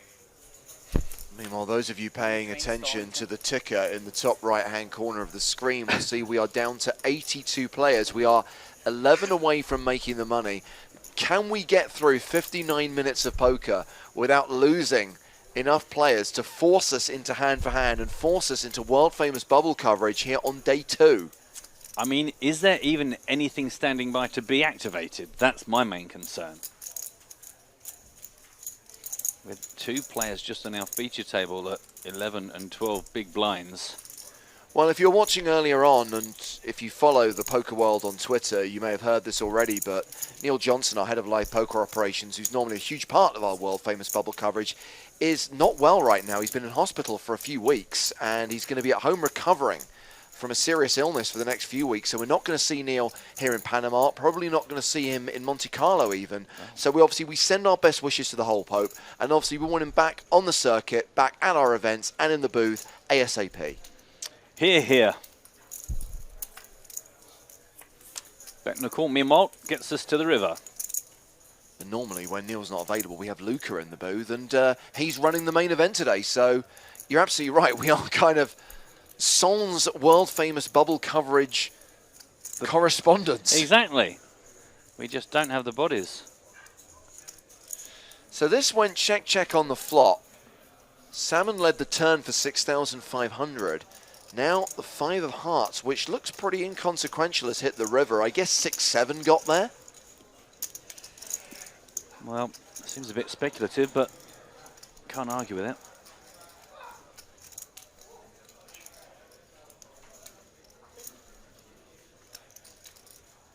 Check from Salmon. Back to Pavliuk. Thanks to Andy Gibbons for pointing out that the bounty he claimed for knocking me out of the PokerStars TV home game has also arrived in the post. There is Andy modelling the everyone loves a chop pot baseball cap. Limited edition. I bet a 15,000 from Pavliuk on the river gets the job done. James Salmon, table chip leader, by the way, now that Gary's departed. 160,000, which is just above average. 134,000 the tournament average with 82 players remaining. So we've got two short stacks, two players in the danger zone. Danger zone! Dmitry Ivanov and Roman Papacek. I heard, Joe, earlier on you threw an extreme danger zone at him. I thought he was gonna pop something the way he went for it. I think had Joe's throat been in better shape, we might have seen more of a dramatic danger zone. I think he's got a couple more levels in him.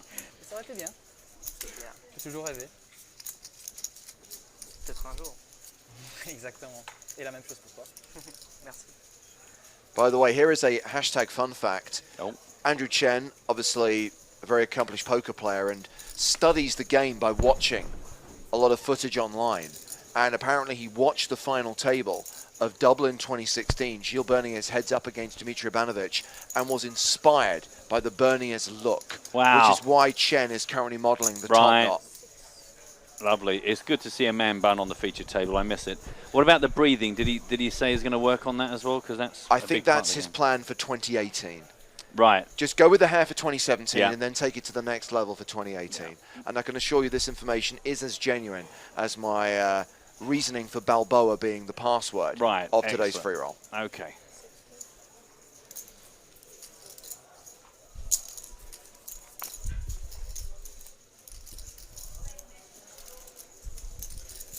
Ruben is curious to clear up, what was it that Tito Ortiz was talking about when he said about only two people in the hand and not being allowed to speak? I think he was referring to the fact that there were two opponents, so effectively it was three-way action. Yeah. And obviously when a hand is heads up, a certain amount of speech play is allowed, but when there are three people in the hand, you shouldn't really be discussing what possible holdings your opponent might have or how strong your hand is. The rule is there are certain things you can't say at all, but it's a lot more liberal when you're just heads up.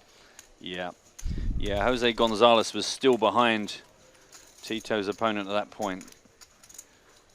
There is the Bernier's look. Someone's breathing heavily into their microphone. It Yes. may not be Andrew Chen, but someone's got a touch of the Gilles, who, by the way, was on my flight on the way over here. I'll tell an interesting story about that when we record the podcast in a couple of days' time. Oh! Poker in the Ears and Eyes, Panama edition, coming your way probably during the last 2 days of our coverage here on PokerStars.tv. As always being asked, why don't we show the whole cards? You're going to have to wait until Monday when we're down to our last table, our final table. Generally speaking, we'll come back with 6 for that last day. 1 p.m. local time here in Panama. I'll let you work it out.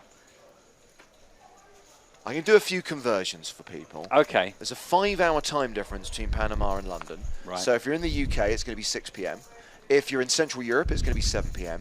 And just to be clear, if you're on the east coast of the United States, who is that breathing? It's not me. It's just a wind-up now, right? Maybe Joey is out there somewhere. I mean, the fact that when I drew attention to it, it got worse. I'm starting to think that it's someone on our team, and this is just one huge troll. It could be Pavliuk maybe. He's kind of his head down, and maybe his nostrils are just perfectly aligned with our microphone. And now it's stopped. Now that he's looked up, I'll come back to you on that. I'm on it. I'm investigating.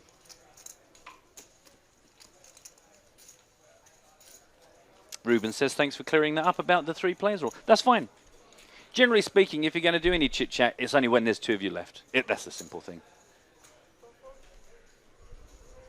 And even then, wherever you play, make sure you know what their rules are, because it's not one of those things that's very consistent. You might find there you go to give it a bit of the old speech play, and actually suddenly they mack your hand and give you a penalty and you're out of the tournament. So generally speaking, anything that isn't black and white as far as hand rankings and blind structures, wherever you're playing in the world, make sure you know what their specific rules are when it comes to things like that.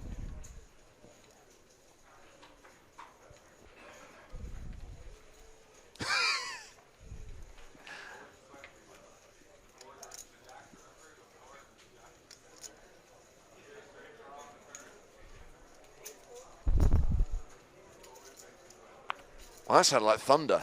I know we've had some heavy rainstorms here in Panama City. They come out of nowhere. Yeah, I don't think that's thunder. A raise from Andrew Chen. Looks like that's going to get the job done. Oh, no, I tell a lie. Jonathan is going to defend his big blind.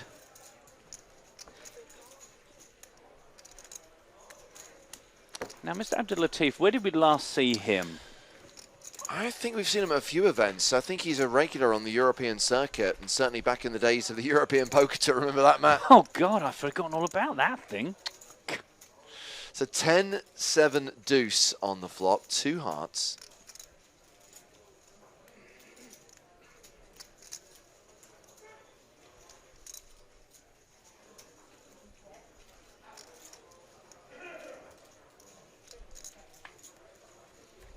Looks like the action's gone check, check as we get the king of hearts. Another strawberry on the turn and the board gets flushy. Well, one would imagine a large percentage of the time that might be all the ammo that the pre-flop raiser needs to have a little pop of this. 15k in the middle. And sure enough, Andrew does find a bet. A little under half pot.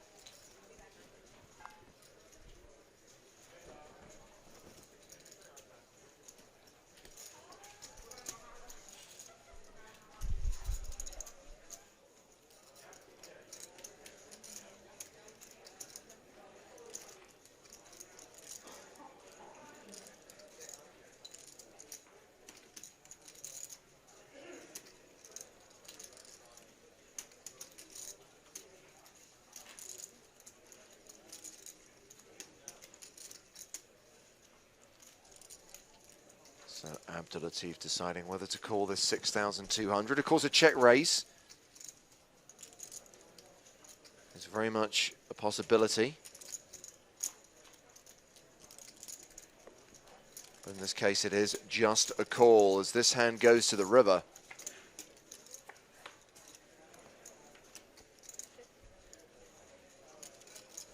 Oh, it's now paired. King of diamonds. Abdulatif has quickly checked. It's 27,400 in the middle. Decision on Chen.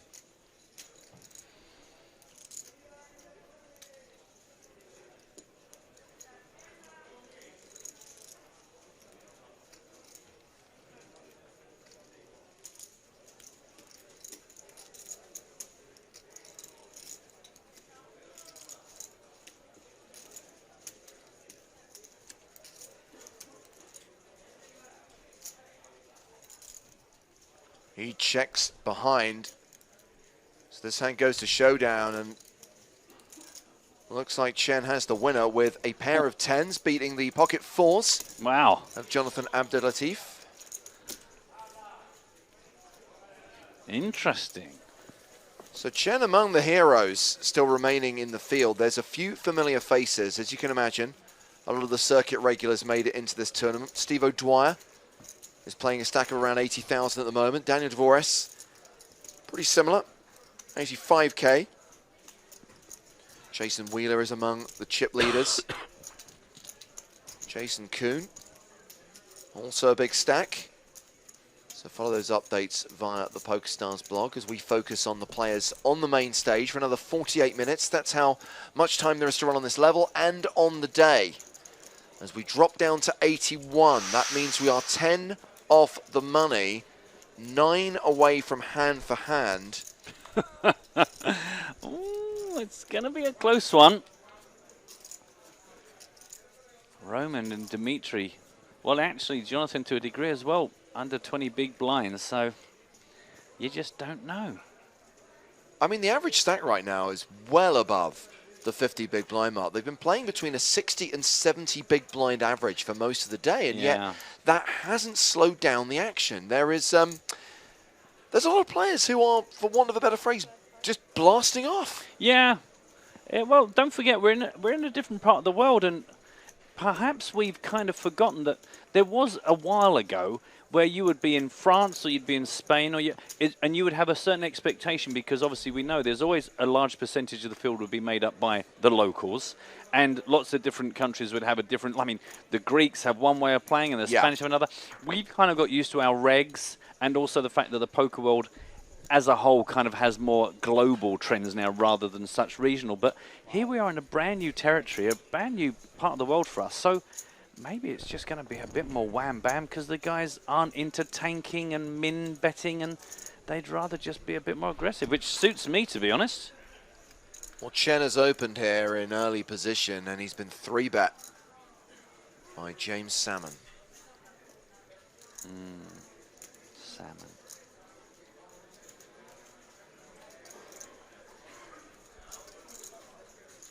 Chen calling, playing a 3-bet pot out of position without the betting lead. The flop, ace, king, jack. Pretty swift check from Chen back to the aggressor. I mean, the thing is, you know, you look at Andrew's opening raise with that original range, excuse me, that original raise. The fact he was prepared to call the re-raise from Salmon.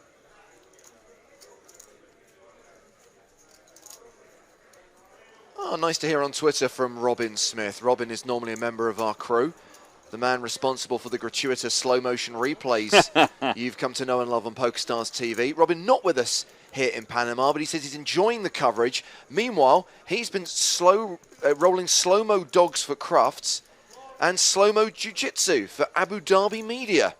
See you in Monte Carlo. We will see you there, Robin. He is very much the world premier slow-mo guy. I think anyone that wants slow-mo, they go to Robin first. Maybe he's not available, maybe it's the dogs or the jiu-jitsu, but when he's available, no one slows down video footage like he does. As I'm sure you know, the next live stream here on PokerStars TV will be from Monte Carlo. We are not going to be in Macau. No webcast from the next leg of the PokerStars Championship, but we will give you 5 days of main event coverage from Monte Carlo, and indeed from Sochi, which is happening at the end of May.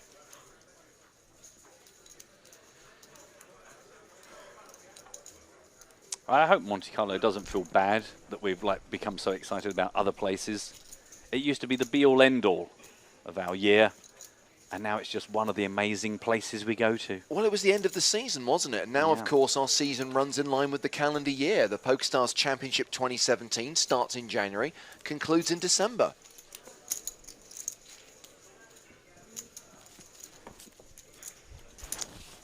So the rich get richer, top of our table. James Salmon now with 187,000. Andrew sitting in third spot. Bye-bye. Dmitry Ivanov with just 24.4 thousand, 10 big blinds. Yes, in case you missed the announcement, we added an event in between Monte Carlo and Barcelona. The Sochi Casino and Resort is going to host the biggest poker tournament Russia's ever seen. It's taking place at the very end of May, just before the poker world heads to Vegas, and you can qualify now for the main event on Stars. Just search Sochi in the tournament lobby. They're guaranteeing the prize pool. The reason why we say approximately $2.6 million, the guarantee is in rubles, and at the current exchange rate, it's 2.6 million, but that could fluctuate slightly. But it should be a pretty juicy event. If you want more information, head to PokerStarsLive.com. 30 tournaments in total, including that main event, with a buy-in of approximately $5,000 US. It's a place that's familiar to most people in the world from hosting the Winter Olympics a few years back. And it's now one of the few places in Russia where you can legally play poker, and has this brand new casino that's just opened. Facilities. Although I'm being asked on Twitch, why aren't we going to be beaming from Macau? Logistics. They are. I don't want to bore people with the realities of transporting equipment and bits of set around the world, but it was always going to be tough with Panama, Macau, and Monte Carlo back to back. And we always knew that we were only going to be able to do 2 out of the 3. And just in terms of what made sense from a date point of view, it made sense to skip Macau, which obviously we're disappointed about. We'd love to be there, and I know Joe is absolutely beside himself because he loves Macau. Yeah. He never shuts up about the blooming place. But also I think time zones. Yes. The reality is, here we are, you know, on Eastern time in the US, which obviously is hitting the evening in Europe, so it works. Yeah. Macau, we'd be going live at noon local time, which would be like 5 in the morning in Europe. Not really ideal. No. And ultimately, that's where our core audience still is. Not that we don't love you, rest of the world.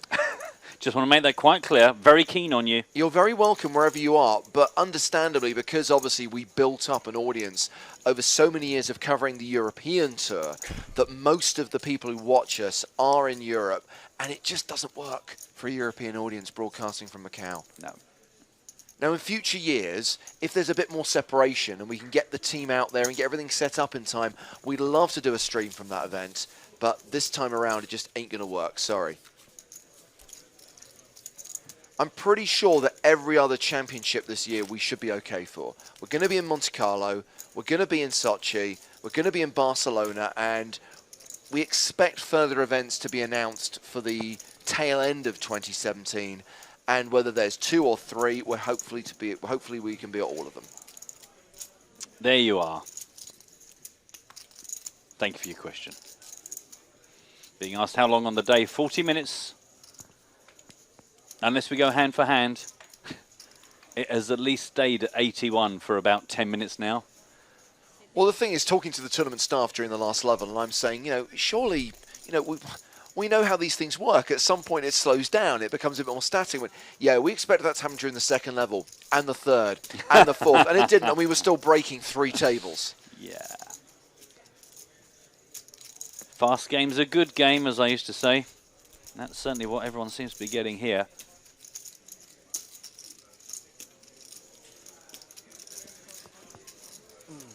Folding round, just blind on blind. Roman Papacek against Andrew Chen. And that's an all-in from the second shortest stack at our table. Andrew does not look like he's about to call that.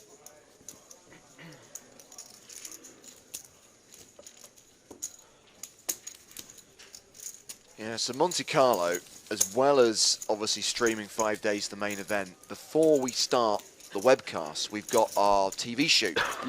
As people know, we're doing this new cash game series, the PokerStars Championship Cash Challenge.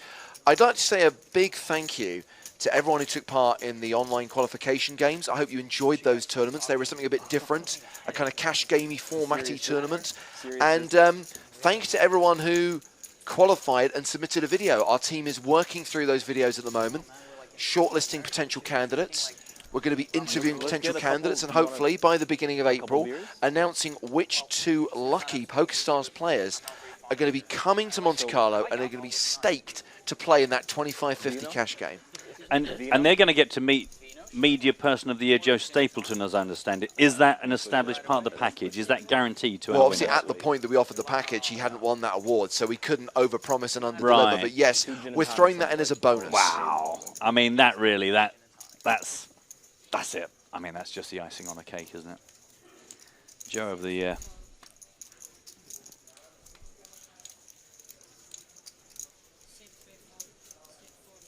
Being asked a couple of the usual questions about how many Polish in the field, how many badgers.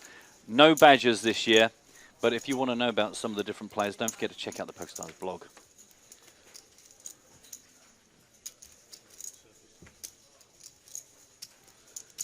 And follow them also. Don't forget, they're not just there for a website. And Papacek is all in again. Seems like any opportunity. Andrew and James still in this small blind and big blind. So open shoving from the button. Chen with the decision in the small.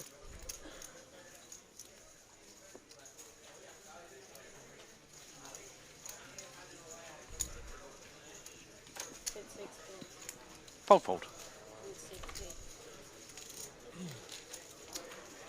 Big blind you call. Oh, cheeky chuckle. Big blind you call. Probably. Gin tonic or? How long do we play? Any idea? Oh, that's who it, is that's that? I think it's Nostrils. I think it's Roman Pavliuk. He seems to like have his head down, and I think his nostrils are just perfectly aligned with the microphone. You want to flip for who's paying? I have an edge here because I'm taking something more expensive than you do. Just Okay. I mean, you would know that. But That's fair. I was gonna pay anyways, but we could. That's fair. That's more fun. We can bet on like the next flop we see if we ever. Red or black? Yeah. If we ever get to a flop in the next 36 minutes. Should I leave black to you, or is that, What are you trying to say? is that not okay for me to say that? I feel like that had a racial undertone. Well, no, I'm just kidding. But I'm gonna go black. No, I wasn't. No. I'm gonna go black. You're gonna go black? It's explicit, right? Yeah, that's not really an undertone. I mean, like, just stating it. Well, yeah, actually it is, yeah. I didn't just get this haircut because I like it. I mean, It's like, I have the stylish. extreme right. I can't grow. It's like done. That's it. That's all I got. It's gonna be tough, yeah. Yeah. It's But over for me. You wear the hat really well, so. It's my best move.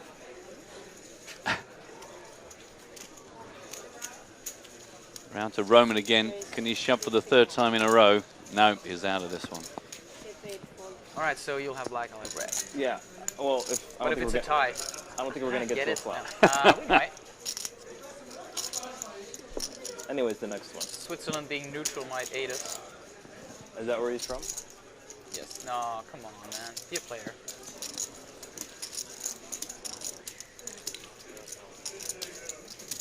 Just to facilitate things, I'll make an EV minus defend when someone opens on my blind, just so that we can scope a flop. You have 2 black cards.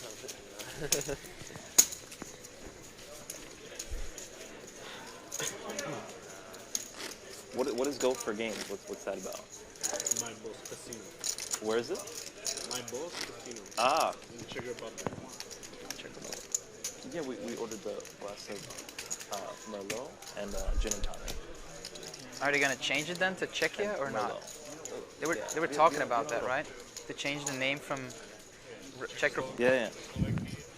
No, yeah, I know, yeah. But I read an article that there's like gonna be a vote that they're gonna change it to Czechia instead of Czech Republic. But no one.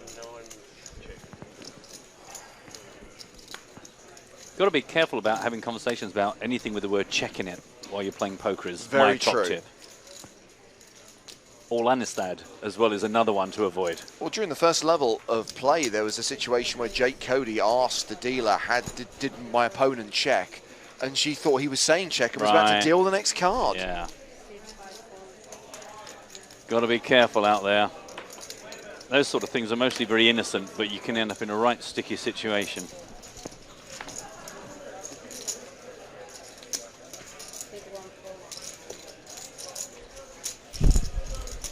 So a raise under the gun from Jonathan Abdul-Latif. Big blind Dmitry Ivanov, who is the shortest stack of the table. That's going to hurt him to give up the big blind. But of course, a player under the gun raising always is going to look strong. The fact that he's raising into the big blind of a short stack kind of makes it look even stronger.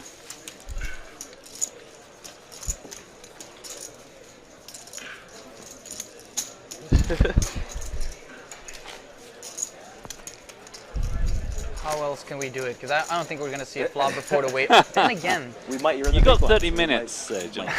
That's true. This is the greatest chance, I believe. Also, there's a fact that if you order anything here, you feel like they have to brew it first. So. But it's right there, no?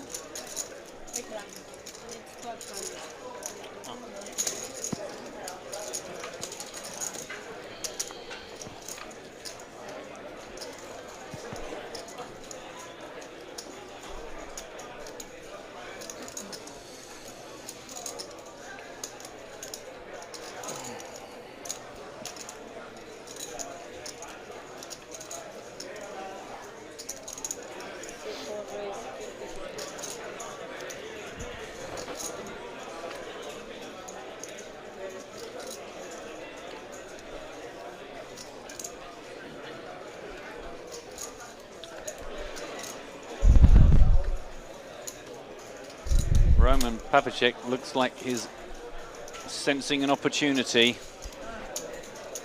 Nah. Tempting, but not tempting enough.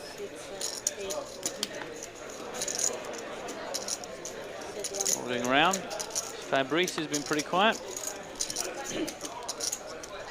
Very aware of the short blind of Dmitry Ivanov.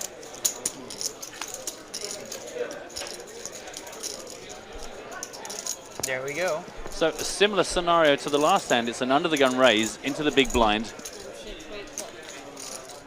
Jonathan, of course, not under any kind of chip-related pressure.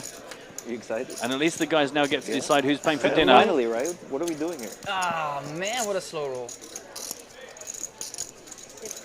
And in case you're interested, I think that means that Jonathan has to pay for dinner.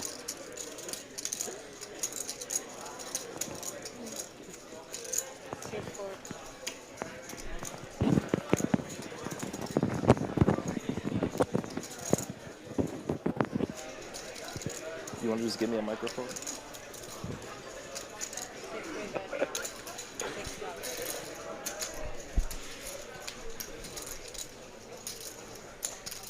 Well, check after the flop, and now Jonathan going to put the pressure on Pavlik, who's going to come along. Deuce of hearts on the end, 26,600. Pavlik started all this and then gradually looked like he'd lost interest in it. And maybe just a cheap showdown is going to be good for Jonathan here.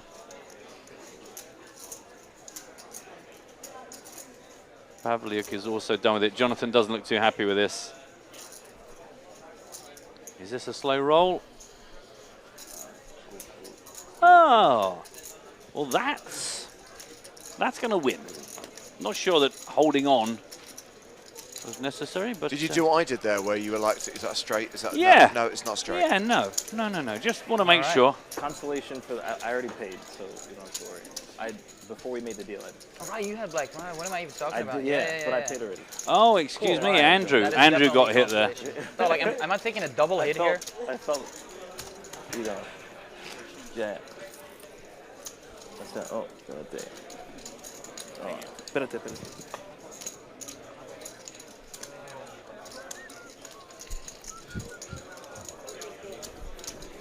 Good news is 30 minutes to go and still the 81 players remaining. It's very much a race against time. James. And you, Jonathan? Senor.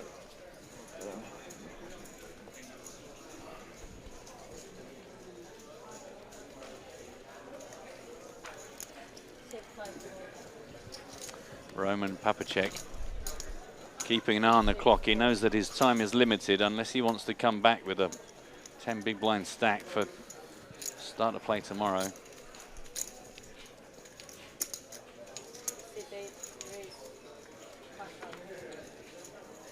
Remind you, we're at 1,200, 2,400, 400 ante. James Salmon makes it 5K to roll. Salmon roll.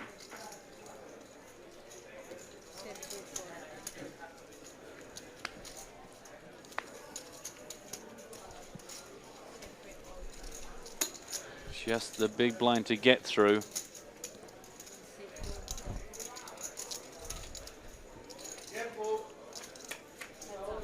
Pavliak versus Salmon. Roman is going to be first to act. Ace 6-5. 2 clubs, 14,000 up for grabs.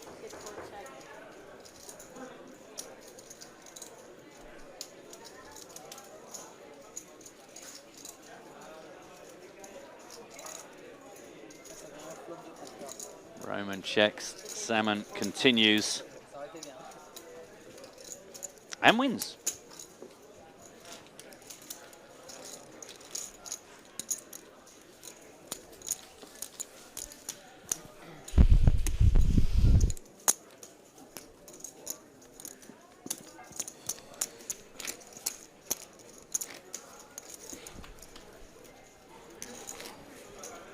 Salmon up to nearly 190,000 now, just shy of 80 big blinds at this level.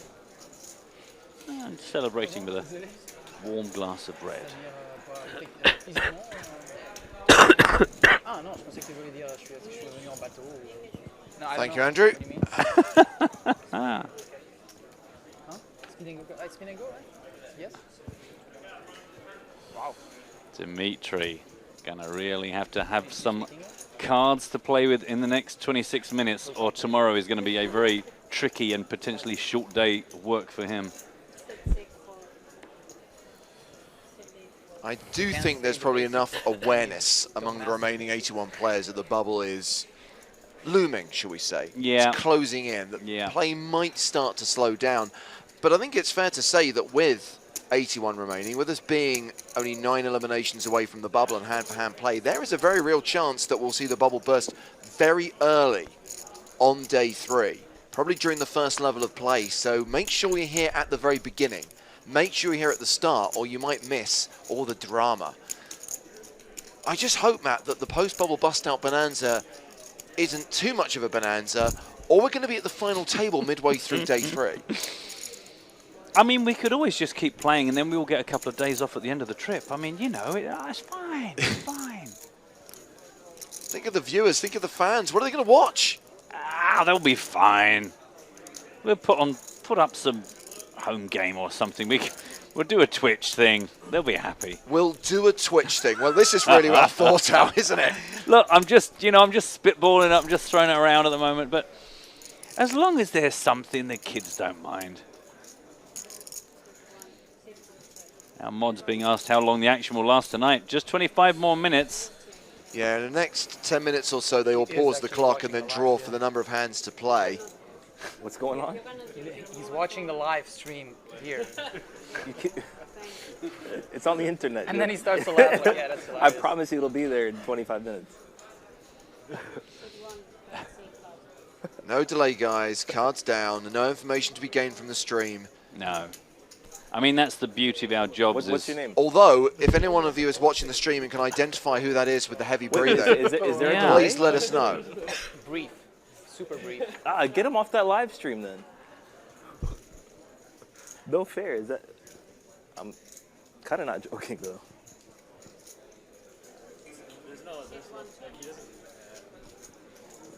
I think mostly when people have come wow, to so our you featured saw the table. last hand between you and I. Did you see that one yet?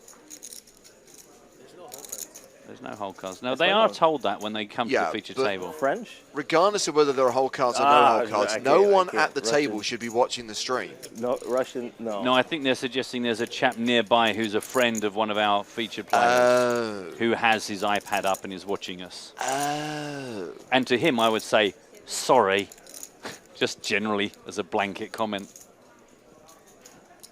Lo siento. Oh, Jerry Rice, 80. 9 away from the money now. You're allowed to watch the live. Sorry, guys. Like, You can't watch it, guys. Sorry. You can rewatch yourself. yeah, like at the end. Yeah. All in from Take it away Jonathan before it's the last Abdusalif. hand. No, it's fine, but just in case. No, I'm sorry. Yes. Ah, there's no whole cards. Yeah, no. Ah, okay, I had it then.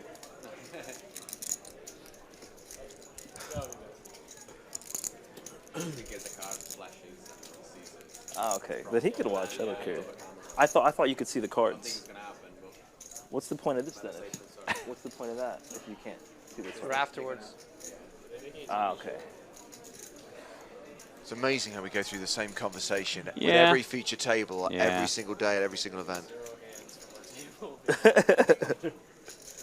The Jack 3 hand, I mean, that was kind of interesting. Yeah. Yeah.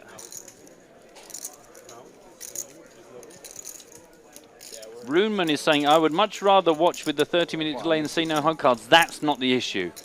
It's just we can't do that for every single table left in the tournament, and therefore it would be simply unfair to these players who've been put on the featured table. Meanwhile, a different Ron says, I'm watching this in my car while locked out of the house.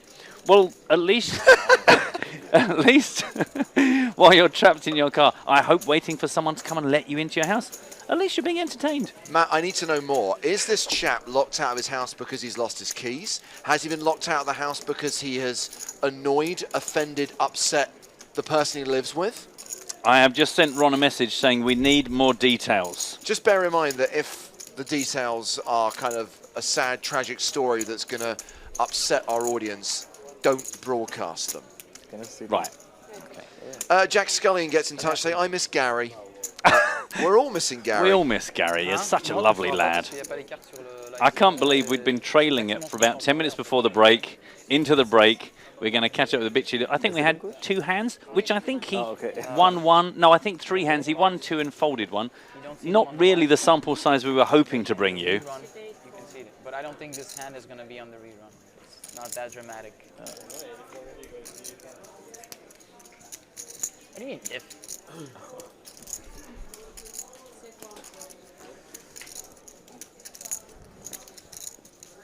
Looks like we've got a new player coming in, filling the seat that Gary was forced to vacate when we were balancing tables a short while ago. Obviously, with 80 players remaining, we're down to 10 tables of 8. I've got a Ron update. Oh, yeah. He left the house and left his keys in the kitchen. So he's left the house, he's pulled the door shut, and the keys are still... I mean, you've got to do that pat down. You've got to go phone, wallet, keys. That's really just basic man. My issue with this anecdote is that while it's not a painful, sad, tragic story that's going to upset everyone, it's also a really mundane and boring story. Well, you know what? We wanted something in between, something that had, like, you know, a bit of zip to it, but not so much zip that it was going to basically make the stream go off in a direction it shouldn't be going. Okay, look, Ron, can you come back to me again with a slightly more embellished version, yeah? Just, you know, try and just pizzazz. Pizzazz is what I'm looking for. You know, even if you just add in a leaky dishwasher in the kitchen where you left your keys. Yeah. We got an all in here. Papacek shoving from the small blind. Abdertalif open from the cutoff to 6,100. The shove is for just shy of 37,000. Sorry. What happened was I tried to like take my drink away, but the straw got stuck to my lip, and it just like. Oh, the classic. Yeah, the classic. I feel like this, like they slow it down too, so it's like it's like. You can see it happening. You're like, oh, this is so embarrassing. Somebody's calling shenanigans, pointing out, how did he get in his car then with no keys? Well, I don't have my car key on the same key ring. No, nor do I actually. I was trying to inject some. Oh, drama. I see. I'm Yeah. sorry. Yeah, I mean, I know there's an immediate It's like high school and all over again. boring answer to that, but.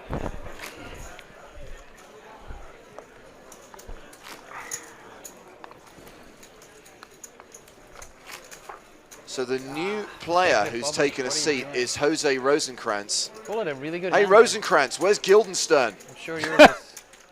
Oh, names. But was it a flip, you think, or not? No. Yeah. Ace Jack. That's right, ladies and gentlemen. You get fart gags and Shakespeare references here on PokerStars TV.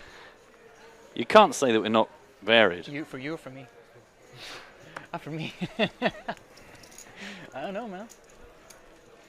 The sad thing is, it's only day 2 of this tournament. We've already exhausted all of the fish that. salmon gags. Yeah. Yeah, it seemed very quickly we got through the 3 salmon-related jokes we could think of. Maybe Joe will sleep on. Maybe Joe right now is hunched over a laptop just trying to come up with salmon-based jokes, but.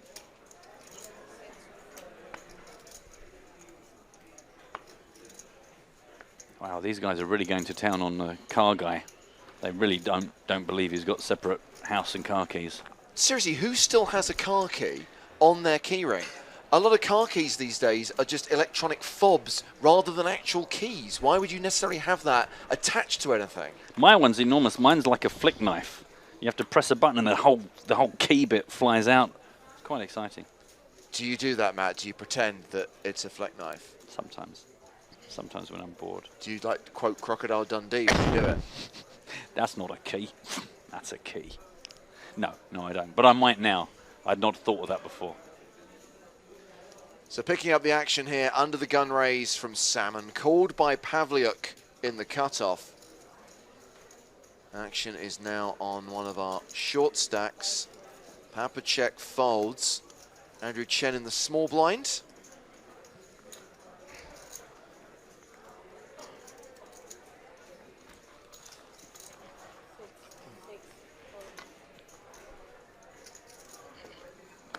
Looks like Chen is calling. And Rosenkrantz folds. So we're going three-way to the flop.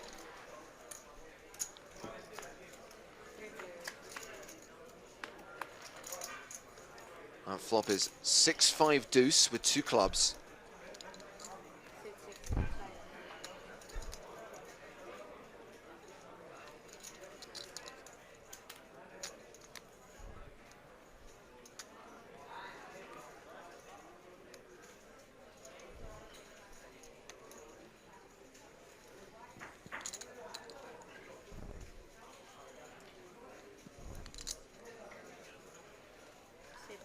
You can tell that some of our viewers are cultured because Jane Windsor's version of phone wallet keys is phone wallet keys glasses book. Because if you can find the time to just catch up on a bit of literature, why wouldn't you? Pavlik reacts to the 2 checks ahead of him with a bet of 10k into the 22-1 pot.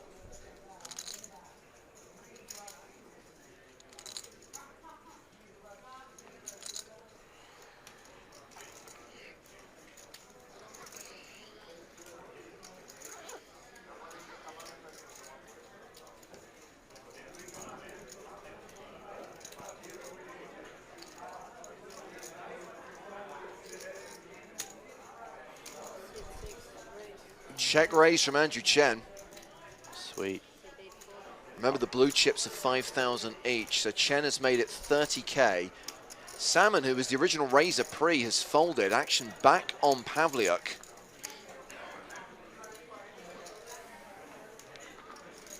As we see Salmon take a swig. Why? No, Costa Rica. Costa Rica. Pavliuk calling the check raise, heads up to the turn, and there is 82,000 in the middle. Neither player has pot behind. Action card on the turn, complete straight draws, flush draws. In Costa Rica. Honeymoon. Yeah, I had in Costa Rica. Yes? Yeah. Where? 1 hour, 20 minutes from San Jose. Okay. Like in some mountain. It's like a yoga retreat. Yaco? No, pero Jaco Beach, we went. It's no sand, it's like rocks. No sand? Yeah. There's rocks? Chen does not follow through on that check raise on the flop. He checks the turn. Unless this is another check raise scenario he's hoping for. Pavliuk is playing with his chips. By the way, I didn't need to hear about what type of car keys the entire audience has. Well, you kind of showed an interest in it, didn't you? No, I didn't. I was just defending the guy who told the story on Twitch against all the non-believers. What I didn't want to do is create some crap mid-morning radio show phone-in. What kind of car key do you have?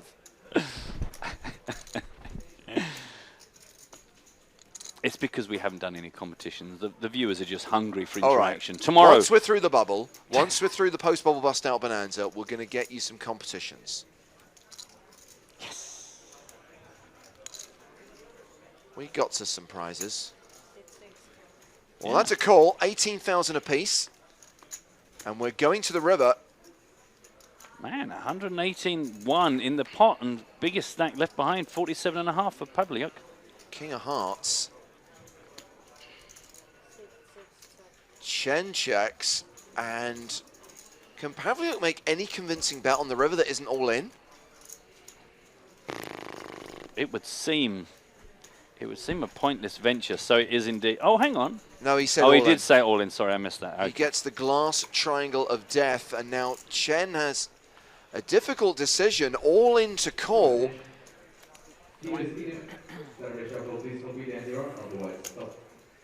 Clock has been paused, which means very soon we'll be drawing for the last number of hands to be played tonight.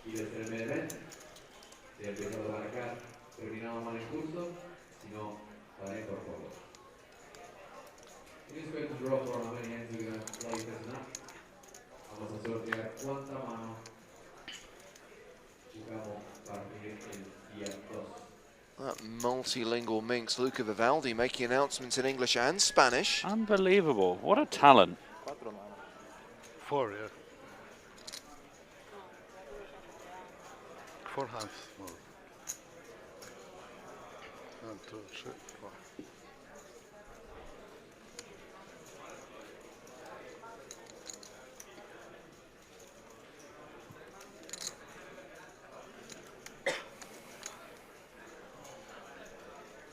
Decision for Andrew Chen's tournament life, potentially.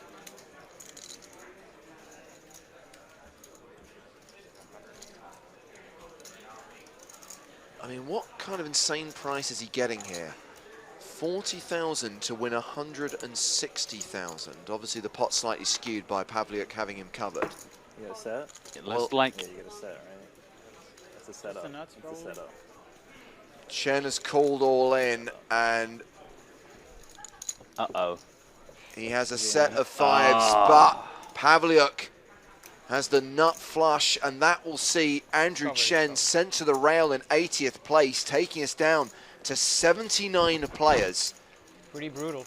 Yeah. Man, and Roman up to 204,900 now. Good timing. That will send you off to dinner with a smile on your I mean, face. it's tough to fall against these young online whiz kids, but what? Flatting with day 7. Little fish in them. On the check raise. What's that? Flatting where? On the check no, raise? I'm saying you made a comment and then I said flatting with day 7. Oh. Don't worry. Everyone does what he or she wants to, right? Yeah, of course. I don't really think you should be talking about how a player played the hand when they're sitting right next to you. Maybe they've already established that his English isn't good and it's strategy just... at the table is not what we want to be doing. Oh, they are, boys. I don't know why you keep going at it. Like, I really try to avoid it, but okay. I'm just going to say it out loud, you know? It's pretty clear. Stating the bleeding obvious. Well, the guy's sitting there with 85 big blinds, so good for him. Meanwhile, Tito Ortiz, who obviously is now one of the outer tables, will very soon be drawing for how many hands we're going to play before day 2's in the books. The deflection, yeah. Fernando. I think a more interesting way would be to see how many people he can choke out in a minute, and however many people he can render unconscious. That's how many more hands we'll play. Trying to deflect, but then women have this... Evolution has made it so that they are very tenacious and ignore the deflection. And Yeah, they keep just bringing you back to it. What? So there's really no escaping. They're relentless. Yeah. Okay, let's give Tito the choice of cards and let him pick how many more hands we're going to play on day 2 of this main event. Punch it. What is it, Tito? What is it? Oh. What a decision. Big decision, yeah. Oh, he's changed his mind. They say go to the middle. And the winner is Emma Stone, La La Land. 3 hands. Thank you, Tito. 4, 5, and 6, right? Oh, great. And that's the lowest one that wins, right? Right, you're going to play the last 2.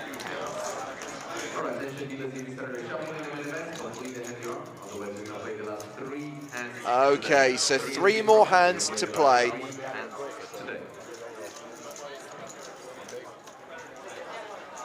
And we are going to be done for the day after those 3 hands. I think it's safe to say, Matt, that with 79 remaining and only 3 hands to play, it's now unlikely that we're going to hit the bubble tonight. Oh, James, you know you've done. You've gone and said that Yeah, out loud, I haven't knew you? it was a really daft thing to do. As soon as you started the sentence, I thought, oh, God, he's going to go there.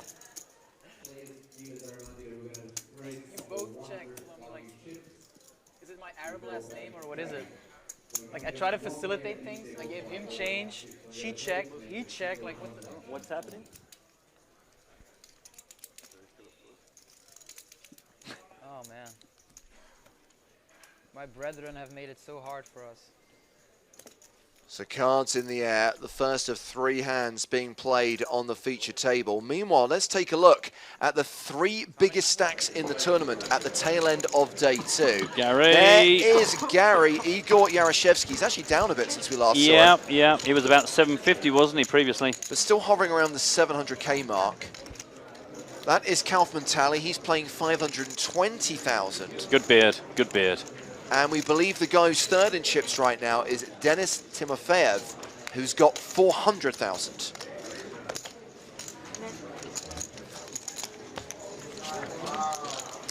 Well, meanwhile, let's see how the first of our last 3 hands is rolling.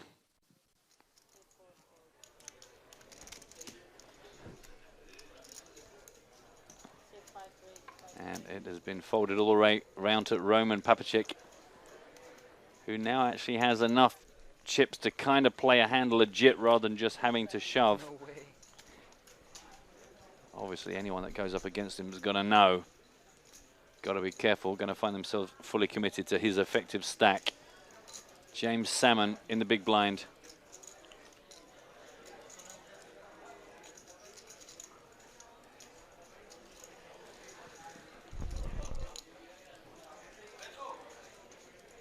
James not afraid to tangle with the Roman.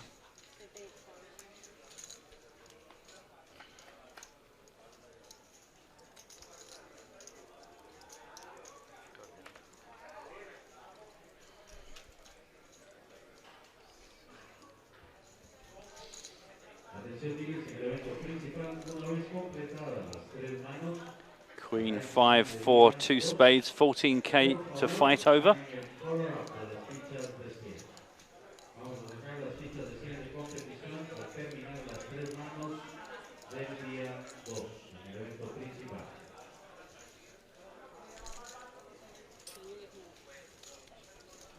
Seguro.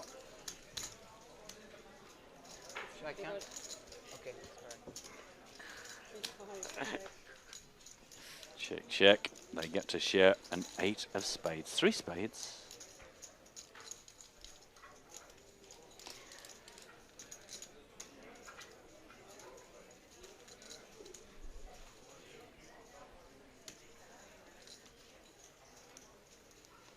It must be so tempting. I was going to say, it must be so tempting to take a shot at this, but Papacek's just got the sort of stack where if he just suddenly shoved back at you, you just, one, wouldn't be surprised, and two, might hate life on a number of different levels.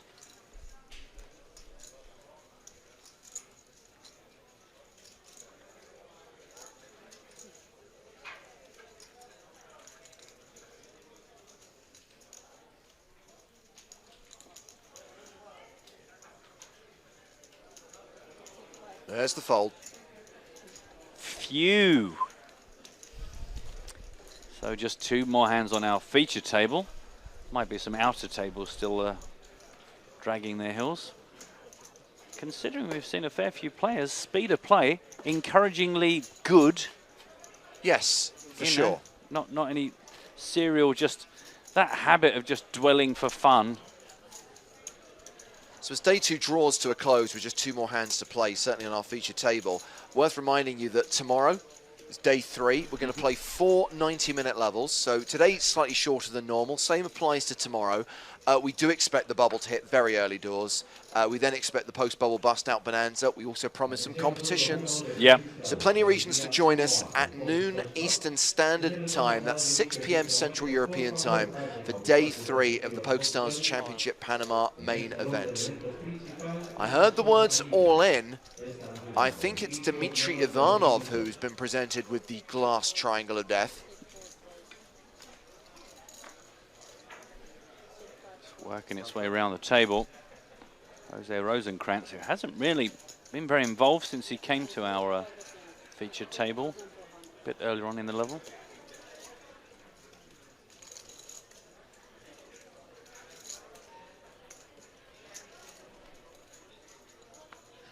It is his button. Looks interested.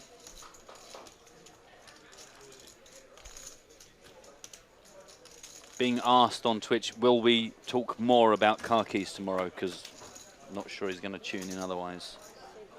We'll pick it up. We'll see what the audience dictates there, Sorcerer. People watching on Twitch, press 1 if you want more car keys chat, 2 if you'd rather steer clear of this dull topic.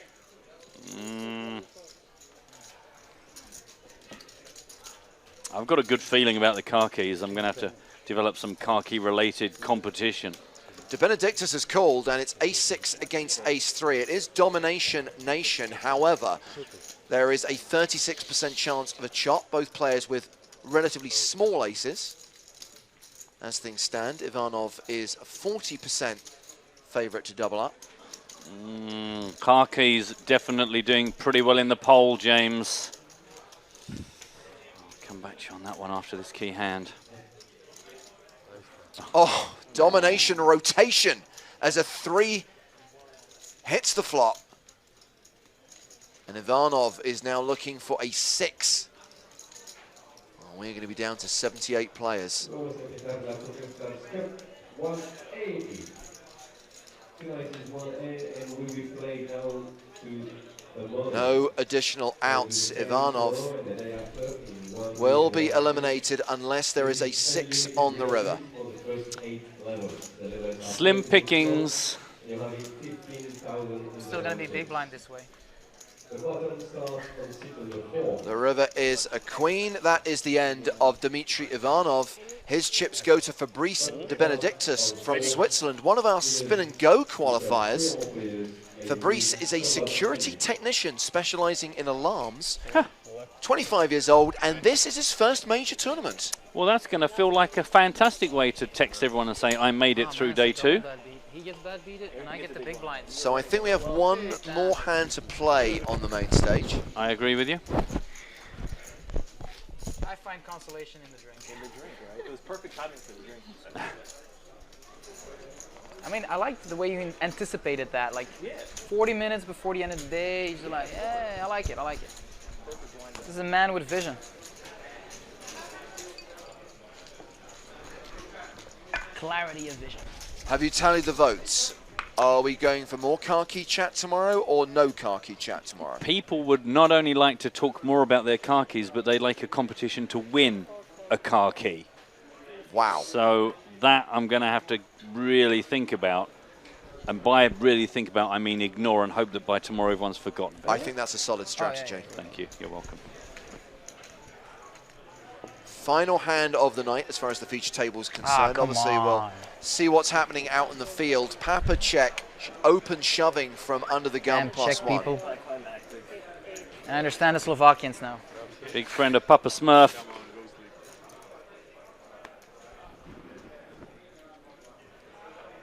Is this where if Joe were here, he'd say Papa check, more like Papa shove? Probably. Good day. He's a liar though, so I would count it. Good day. I'm kidding, I'm kidding.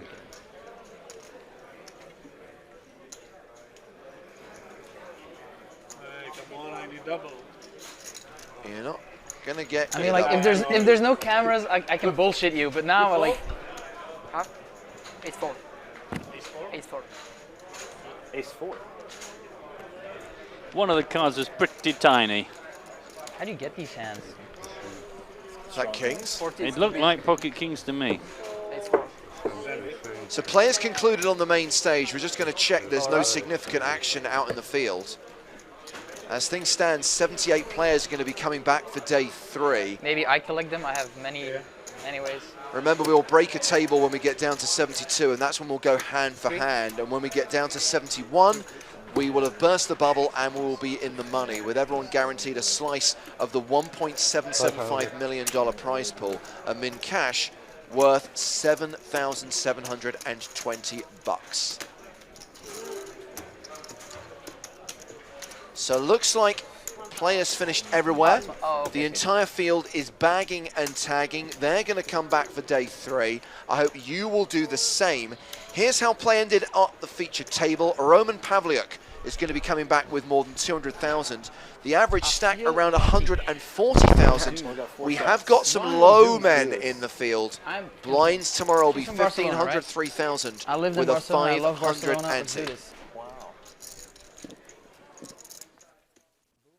So remember, if you want a full roundup of day 2, head to the PokerStarsblog.com. Remember, they're covering the side events here in Panama as well. Full coverage of the PokerStars Championship via PokerStarsblog.com. Follow them on Twitter at PokerStarsBlog. And join us tomorrow when we will bring you live coverage of day 3. We are live at noon Eastern Standard Time. That is 6 p.m. Central European Time. We look forward to your company here on PokerStars.tv. But for now, from day 2 of the main event, from Matt Broughton, Joe Stapleton, and me, James Hartigan, it is good night from Panama City.